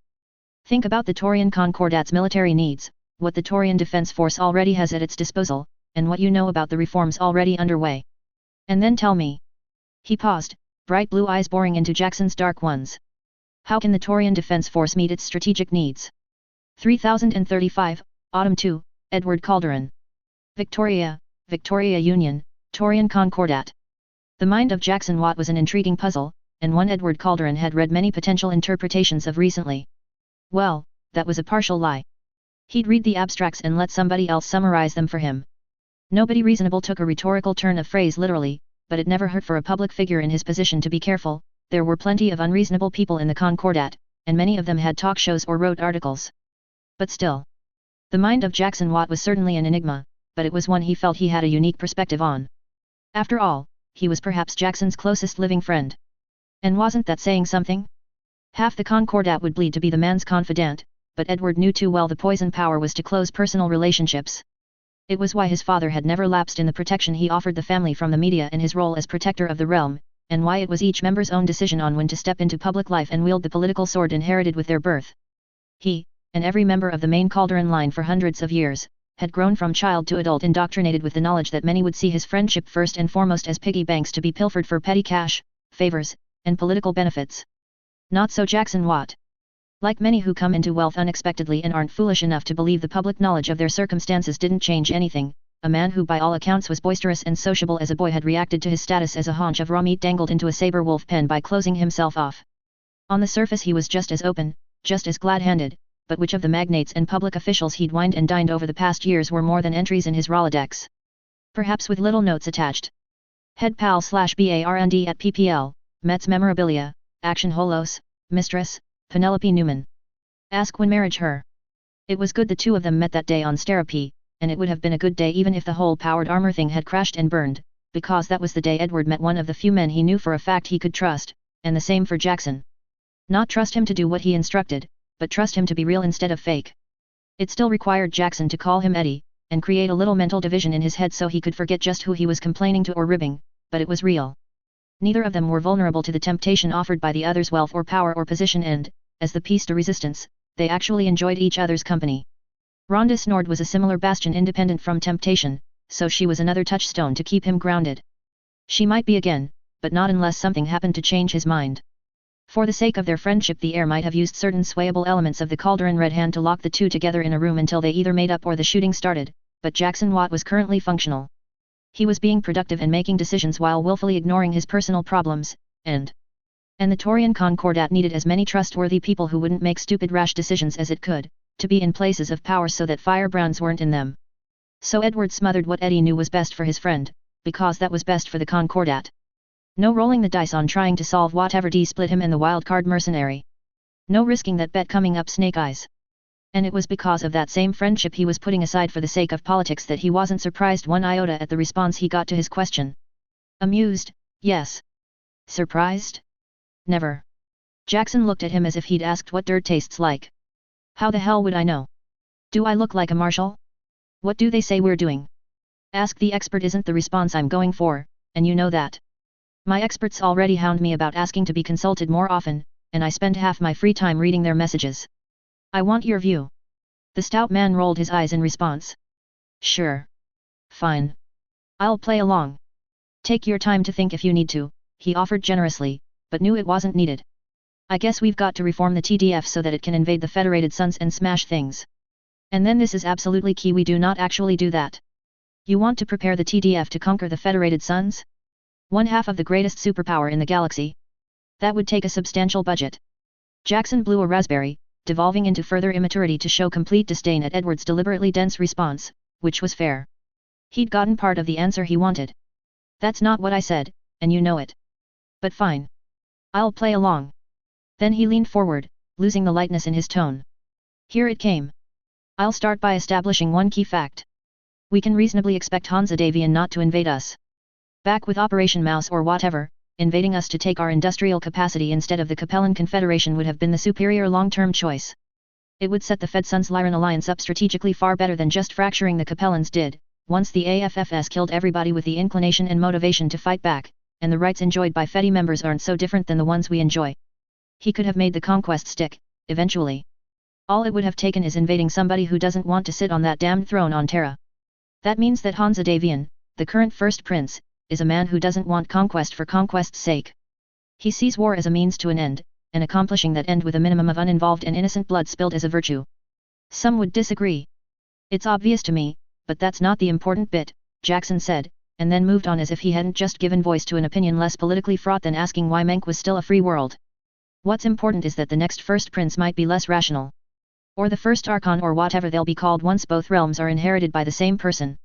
So we need to be able to argue the opposite point, if they ask why not, even if I'd rather otherwise. If I could interject with a religious question. Religion could be a touchy subject in the Concordat. Many felt that even asking about their religious leanings was an invasion of their privacy, or a sign that the asker wanted to nitpick something inherently indefensible with anything other than loud words.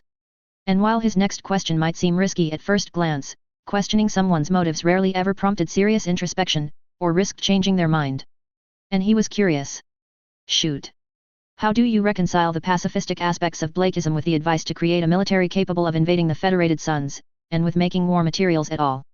Lawful, moral authority has to be armed, centralized, and able to act with force. Otherwise somebody else's immoral authority is going to do so for it. There's got to be 15 kinds of Blakeism, major kinds, not fringe groups, and only like 4 are strictly pacifists. Religion's not a suicide pact. I'm not disparaging real believers who'd rather die than raise a hand in violence, but that's not me. I'm not one of those loonies who wants to enforce pacifism with a laser rifle either, but... He shrugged, visibly uncomfortable with the topic, and lapsed from his firm words to a more contemplative tone. At least, I don't think that's the kind of man I am. I've never been in that position. Never had to shoot at a man and try to kill somebody else. I'd be happy if the Concordat sold fewer mechs to mercenaries, but I don't think my yellow jackets being scattered across the inner sphere changes much, morally.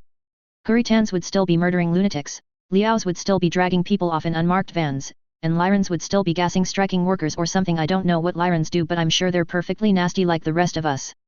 Does that make sense? That was interesting.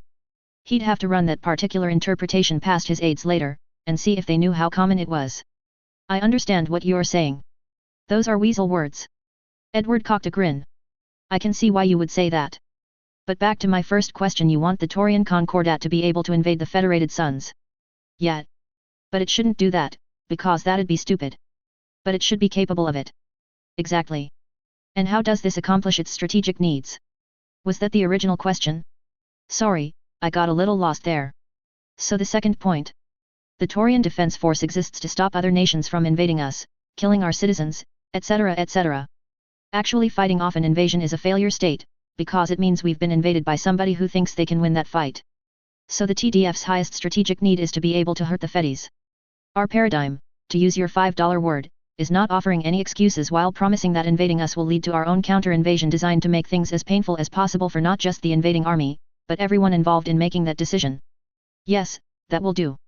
You pass, Edward said with satisfaction. Now if you'll excuse me, you should probably prepare your staff for your new duties. Watt narrowed his beady eyes. I just realized something. You didn't say exactly what mess I was getting into with this, did you? In response, Eddie flashed his most photogenic smile. It was a smile he knew the shorter man thought made him look unbearably smug. I know. Jackson rapidly reddened from ruddy to brick-like and all the way up to incandescent. This had better not be a big deal. Do you know how busy I am? Perhaps, he said deliberately, you should find someone local to take over your factory management duties locally, like you did with the ones on Stera-P. You'll find being a commissioner for the TDF Future Warfare program will take up quite a lot of time, though you won't have to leave your post as planetary governor. How big's the budget? The words came heavy with dread. Edward finally lost his composure, and clapped his dear friend on the back. What do you know about warships? Jackson Watt's response was not fit for print in any publication, and has therefore not been recorded word for word. The gist, however, could be summarized as "oh fuck." 3035, Autumn 3, Earl. Victoria, Victoria Union, Torian Concordat. The great and powerful genius Jackson Watt, for all his supposed visionary power, hadn't remembered Earl when he reported for his new job. That was okay. Not many people remembered Earl. He was a very forgettable person, and their interactions had been limited to participating in 2 of the Man's Action Committees in Shendley Arms, giving 4 one-on-one briefings about project progress on the LBX prototypes, and on occasion being trapped in a train car with him for 4 hours due to sabotage further up the line. There was a reason he was wearing a name tag. Earl just had that kind of face, he was used to it. But having a little extra trust built up would have been convenient, at the current time. So we're not trying to repair the TCS Vandenberg. Yes, Commissioner Watt, he said in the most inoffensive tone possible. It was a tone that he was exceptionally talented in the use of his verbal specialty, and it was dry like hard vacuum. Repairing it was deemed financially infeasible, when compared to the potential gains that could be made by dissecting it instead. The derelict suffered extensive damage from cosmic radiation. I've been told that there isn't a gram of plastic left intact, and given Vincent-class corvettes are 400 meters long and approximately 400 kilotons. You can reasonably estimate the difficulty of the wiring job that would have been required to fix it. Might have needed to hire all the electricians on Taurus to do it. Given its location in the Hyades cluster's envelope placed it outside the protection of a magnetosphere, I believe the preliminary estimates also raised the issue that the armor was ruined as well. The implication was that if that was structurally unsound, any part of the vessel not more resilient to energetic particles than armor composite would need a similar amount of man-hours to repair. Jackson Watt mushed his jaw from side to side and glared at the hollow display on the table, which held summaries of various reports, progress updates, and opinions from members and other commissioners of the Future Warfare Program. There were 5 commissioners total, and they ranged in occupation from marshals, to military historians, to industrial magnates, all united in trying to steer scientific and military development in the Torian Concordat. Their office held 2 primary levers. First, they could allocate funding to any team or project they judged held promise so long as none of them held any financial stake greater than 5%. Secondly, the protector of the realm himself, Thomas Calderon, read their advice and sometimes proposed considerations of his own for their perusal. And since things were going so well with Shendley Arms' LBX autocannon program, moving into limited prototyping, Earl's employee profile had been picked out of the hat to be the first line of defense between Jackson Watt and a veritable DDoS attack of information. It was his job to condense, translate, and remember relevant information for the man himself. The myth, the legend, the man who looked like he swallowed a lemon after chewing it thoroughly. I thought they'd be trying to resurrect that old ruin. Never mind that it's been left to rot for 2 centuries. I didn't expect competence? Good decision-making. I mean, yet. That's about right. The idea was considered seriously, but a cursory inspection discovered that the compact jump core could not be repaired on-site, and also the sublight drive needed complete replacement. The 100,000-ton sublight drive. The proposals in favor of repairing the Vandenberg did not include any practical means of transporting a component massing 28 times greater than a Union dropship to its location, so the proposal to dissect it on-site and jump each component to a more convenient location for study and further disassembly was selected instead. It makes sense, but I feel cheated. I wanted to be the one to sink that albatross. That would require you to know about the secret warship the TDF had hidden away in the far reaches of a glowing gas cloud where it could not be detected or discovered. Well, when you put it that way, it sounds unreasonable. I'd never say that, Commissioner. The 2 were meeting in the Governor's Tower, which had benefited from extensive renovations. On the outside it looked much the same as it always had, being one great central tower surrounded by 5 smaller, squat ones with roofs that sloped up to join the central spire, just as it had when Earl was a youth cadet performing meritorious public service to earn his citizenship. Everybody knew about the platoon of guards in brightly painted powered armor patrolling the ornamental gardens, and could guess that there were more on hand inside. They didn't know that most of the mirror glass windows covering 90% of the exterior surface now framed scenic executive offices filled with reinforced structural ferrocrete, armor composite, and gap ceiling damage control foam. Or that the sub-towers housed concealed turrets pointing down each of the roads leading away from the public square surrounding the governmental apparatus. Or that a rotating team of former Mascarovka agents carried out between 1 and 4 penetration tests a month, just to keep the security apparatus honest. That seemed a little excessive to him, but what did he know? He just summarized information and managed employees for a living. It really was too bad that Watt had been forced to hand over direct control of Shendley Arms to Lao Tzu. All he could do as a commissioner was move money around, but direct control of a battle armor and battle mech R&D company was real power. Shendley Arms was like a little private kingdom, defended by the raw scale of its usefulness. An advisory and budgetary committee was, well, maybe it was power in its own way, but it wasn't direct. His accomplishments there could be stolen, downplayed, or distributed among the rest of the group. Meanwhile Lao Tzu would get credit for every success Shengli arms accumulated, with each accomplishment adding to his social cachet. But that wasn't entirely unexpected. Nobody wanted their subordinates to be too successful. Better to spread things out and keep any one person from getting out of hand. At least Watt didn't seem to be upset by it. Or, well, at least he hadn't taken out any hidden ill temper on his subordinates. At least tell me there's some kind of pie in the sky super weapon project, Watt grumbled. That would be Project Swordbreaker, proposed. He checked the readout and sighed, certain death hyperspace vortex resonation device. It leverages theoretical properties of KF physics to weaponize FTL miss jumps from up to 30 light-years away. I'm going to assume that one doesn't make any more sense when you've got more than the 10-second summary. You would assume correctly, and most of the other commissioners agree with you. With your agreement, that proposal would have its grant request rejected with prejudice. After the expected nod, he continued, I believe you'll be more interested to find out about Project Lens, the jump ship development program. He was right. That did perk him right up. Now that gets funding. That gets all the funding I can funnel it. Hell, I'll fund it myself. There's no need for that. It was one of the first secret projects begun by the Protector of the Realm after the discovery of the Helm Core, with the goal of designing and creating a 50-kiloton jump ship with a single collar in order to turn academic knowledge extracted from the data proliferation into practical engineering knowledge. It receives a substantial portion of the black budget, and the location is redacted even in the reports you have access to. Supposedly, anyway. Earl doubted that Watt D really given him unrestricted access to his data pipe.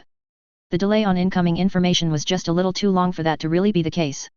That doesn't cover the militarized dropship program, which...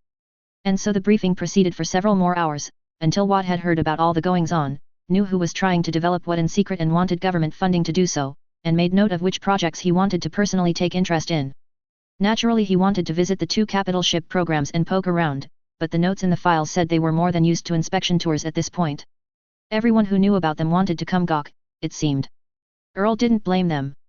Though, privately, he thought all the excitement was a little overdone. Being able to make jump ships was normal for a nation. Really, the Taurian Concordat was only catching up to where it should have been. But that wasn't any of his business either. Finally, at the end of an exceptionally long and fruitful day, Earl went home to rest. Lovely place you have here. The words came out of the dark, so buttery smooth that Earl nearly had a heart attack before his conscious mind even realized there was a reason to panic. He slapped the wall in search of the light switch, only to gasp and flinch away when his fingers found the stiff leather-clad hand of someone else holding it down. A thief. A murderer. But before he could gather his wits the switch clicked, the lights came on illuminating his apartment, and the day got even worse. Luigi Cadorna, agent of the Taurian Ministry of Intelligence, twirled his mustache and gestured for Earl to proceed further inside. Don't stand on occasion, Earl. Take your shoes off, pour a drink, you can even sit down. This won't take long. You, remember me? Oh yes. I was very keen to remember the man my former Mascarovka co-workers seemed to overlook. But that's not why I'm here today. That's about the friends you keep. The other friends, I should say. We're all very friendly here, after all, so you'll be free to go as long as you cooperate. Somehow that wasn't comforting. Free to go was a very flexible phrase in the Capellan lexicon. You see, I'd like to have a talk with you about how Miss Kelly O'Hanlon has come into certain pieces of information about your employer, and some of the goings-on she's not exactly supposed to be privy to. Oh. Oh fuck. Several hours later he was once again alone in his home, but the prior sense of security and warmth it brought him was long gone. And he had a new message to pass on the next time he did his civic duty. Just to keep things friendly. 3035, Winter 1, Kami Turgenev. SASF Black Site 14, High D's Cluster. It's not that we Taurians are any better than those poor bastards living in the successor states in any inherent way. We're better educated, certainly. The average high schooler on Pinard is better educated than a college graduate on half the worlds in the inner sphere. Richard Ritchie Smiles was born and raised on Pinard, and though he hadn't been allowed to go home in years, and likely wouldn't for years to come, he still clung to his home world pride like an 80-year-old devotee of their old college's sports teams. I'd almost call it a social advantage. Problem is, we've got Cappies under the umbrella with us now. I'm not too sure I'm okay with the implications. They're born under bad stars. Ritchie's workmate grunted from his position halfway up the aerospace fighter bay. Nobody was allowed to go anywhere unsupervised while crewing the prototype, officially to prevent sabotage. It also increased the odds that if anybody got killed when the finicky equipment filling the much-maligned old Union dropship Seal Reedus malfunctioned, somebody would be left to report exactly what went wrong. He took the grunt as agreement, and continued parroting the lines he'd heard last night on talk radio about how new Capellan citizens of the Concordat shouldn't have the same rights as the rest of them unless they passed citizenship tests, insisting that only the right sort should be accorded citizenship while insinuating that of course all proper Taurians would easily pass out of the other side of his mouth. His partner jabbed his diagnostic tool into the socket with unnecessary force, not that Richie noticed. Richie was bad at noticing that nobody liked him, or that everyone he worked with asked to be transferred to a different rota. His current partner, Kami Turgenev, was no exception. She'd asked for him to be dismissed 4 times over the past week, most recently on the grounds of political unreliability. Unfortunately they were all rejected. Richie's particular blend of xenophobia, mystic astrology, and racism wasn't deemed a disqualifier. So that was why Kami'd been stuck resisting the growing urge to manufacture an equipment malfunction. Her father had been a Capellan scientist who used his travel authorization papers to trick his way onto an outbound jump ship, and though he'd be the first to list the many atrocities of the Liao family, her dad had always made a point to emphasize that the common Capcom resident was just trying to live their life in peace. To Richie, the idea that the protector of the realm might create a legislature to which he could delegate some of his power, and to which the various planets in the Concordat could cede some authority over limited matters, was an abhorrent nightmare brought on by Capellan contamination. Kami thought it could be reasonable, and appreciated that the protector was willing to publicly float ideas to see how they fared in the court of public opinion. Not even the wellspring of energy filling Protector Calderon as he rose to meet the Concordat's surging size and economic boom could last forever, and maybe down the line a protector might not handle the burdens as well. It'd be good to have some way for the various member governments to handle things across the Concordat by mutual consent, officially. Yes, even if the current company left something to be desired, there were certainly worse military dictators to work for than Thomas Calderon. Anybody named Liao would do, and half of the people with Davian in their last name at least. She scrolled down the readout on her tester and grunted again. Fold out arm 4B reports a fault. Richie stopped his latest spiel to focus on work. At least he was good for that. 4B is one of the arms that was modified when the mech bays were converted for ASF. The ASF bays were supposed to be wider, so the innards were condensed.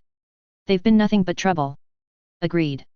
We're going to have to open it up and verify the cause anyway, though. Taking off the big wall panel was easier in microgravity than it would have been under thrust. First, attach the tethers to the panel on its 4 corner mounts to keep it from flying off. Second, attach a tether to the center mount to keep it from floating back into place. Third, loosen the 4 tethers and winch the single tether in steps, until you have enough space to work in.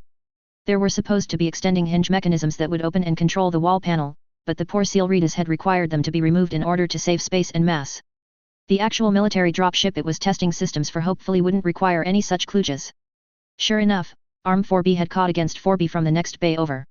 She logged the problem, hit 4B with her rubber mallet to jolt it back into alignment, and then fortunately her shift was over. As she left, she stared into the eyes of the poor soul who'd be working with Richie for the next 4 hours, wished him luck, and hurried on her way.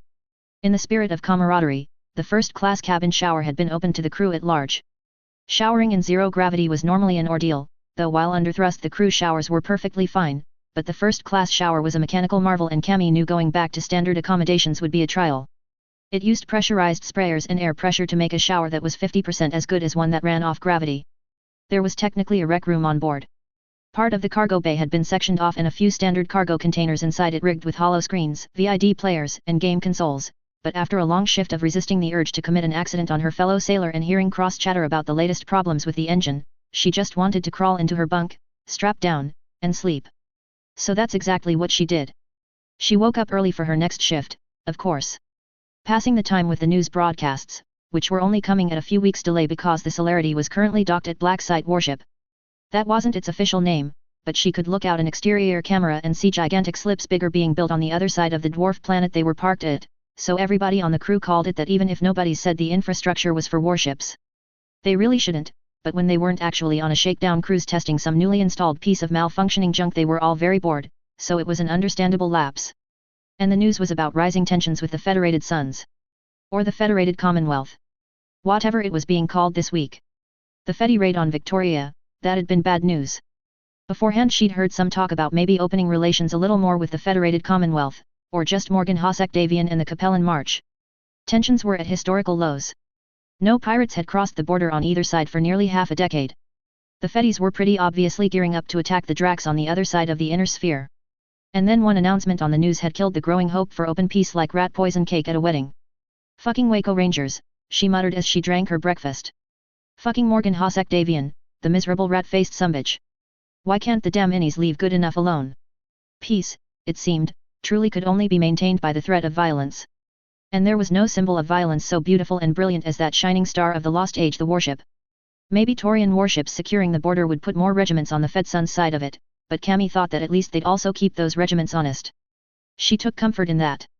At least, for all the trouble, her current posting was meaningful and she could really feel like she was making a difference. Even if that difference was just figuring out all the billion ways things didn't work on a space vessel. And then Captain Butcher loomed over her, seemingly out of nowhere, shocking her out of her introspection. Butcher had the tall, willowy grace of a lifelong spacer. A former jump ship officer, she'd been assigned command of the Celerity for her spotless record, lack of any living relatives to notice her reassignment, and fanatical devotion to the service. Rumor had it she'd stopped an attempted jump ship hijacking by shooting the pirate in question, straight through the crewman who they'd been holding as a human shield.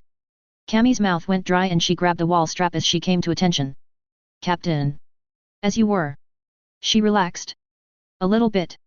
We will be having VIPs on today's shakedown cruise.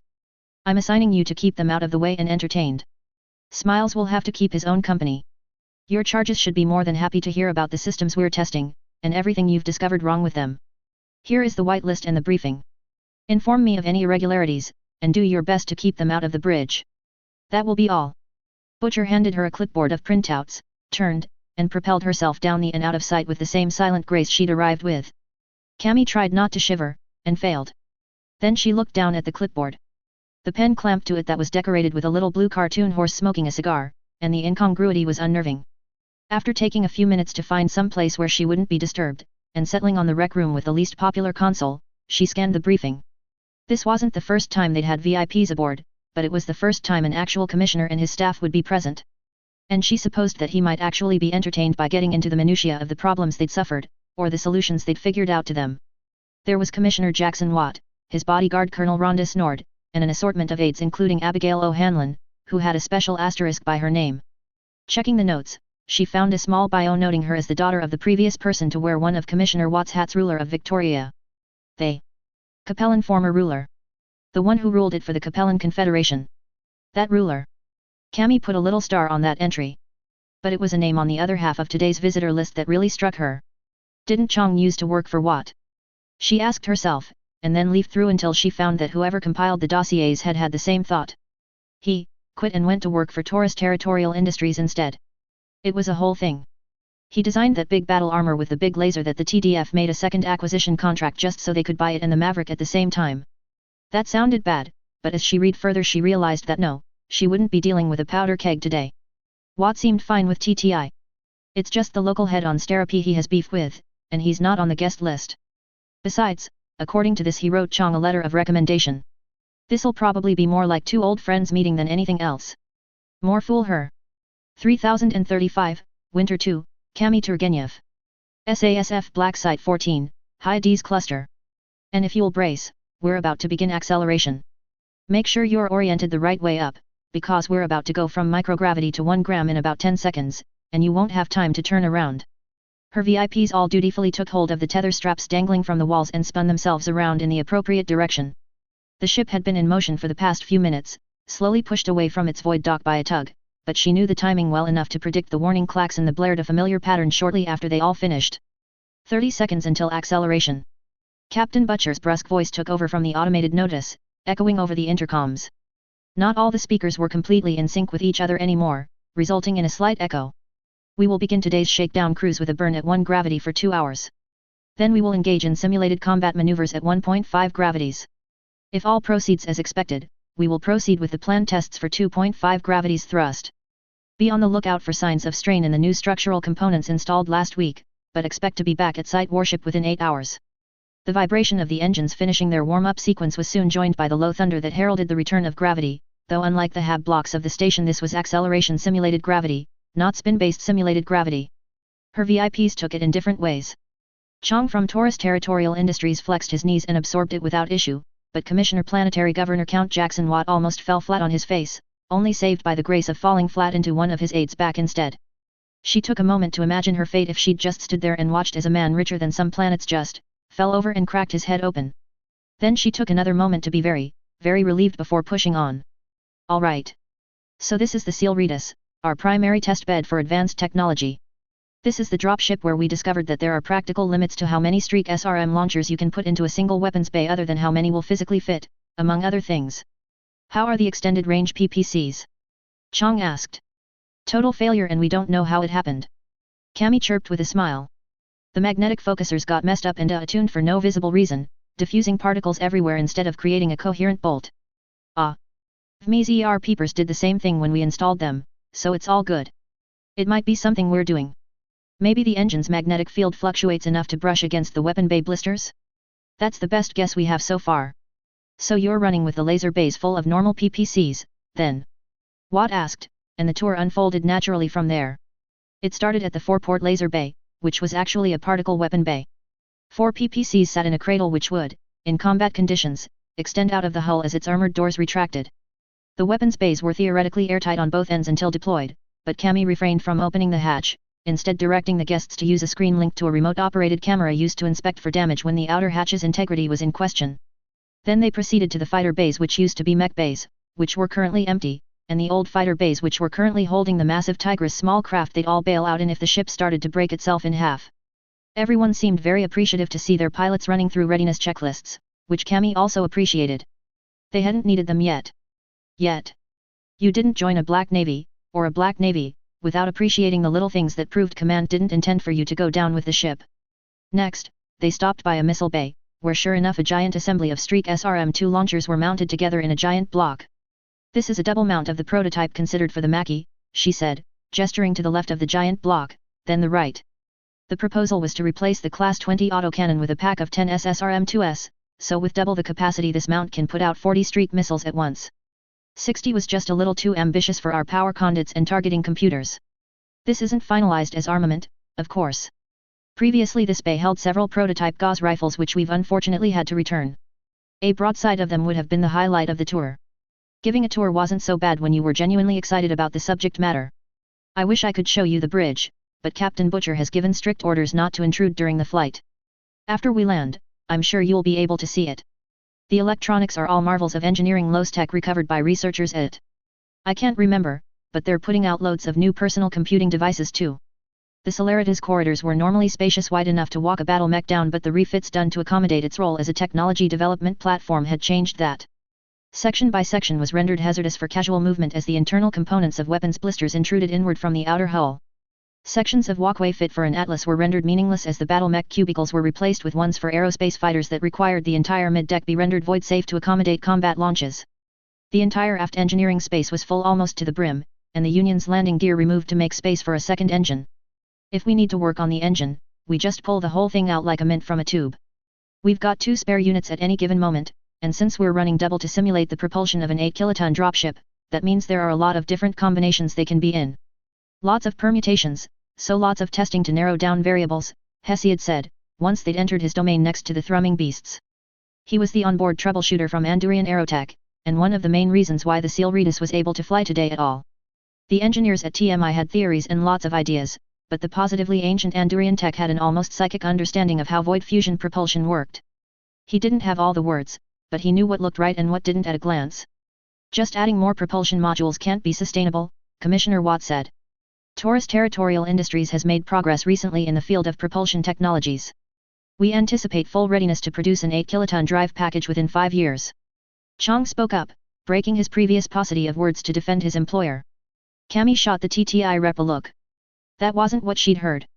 The reports said they'd be ready in 3 years, Chang. Watt said flatly. I personally believe those forecasts might be optimistic. 3038 is the target date, but we'll have it for sure by 3040. The cluster engine is a stopgap, in any case. The maintenance needs are unsustainable in a fleet large enough to meet the Commission's requirements, but they're acceptable for an initial fleet.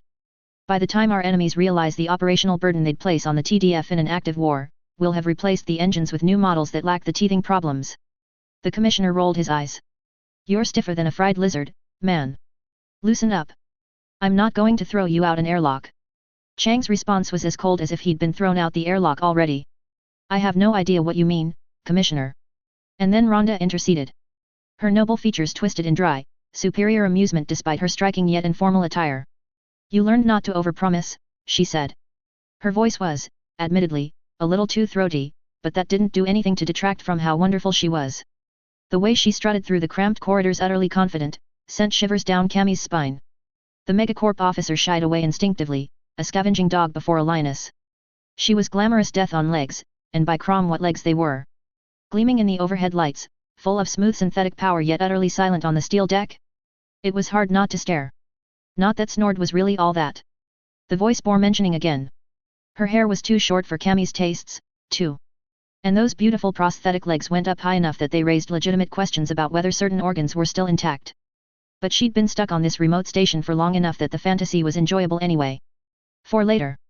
Not while escorting the six she wrestled her mind back on track only to realize that although she'd definitely been listening, the last few turns of the conversation weren't anywhere in her memory. Shit. Maybe nobody said anything important. And then the engine went thunk.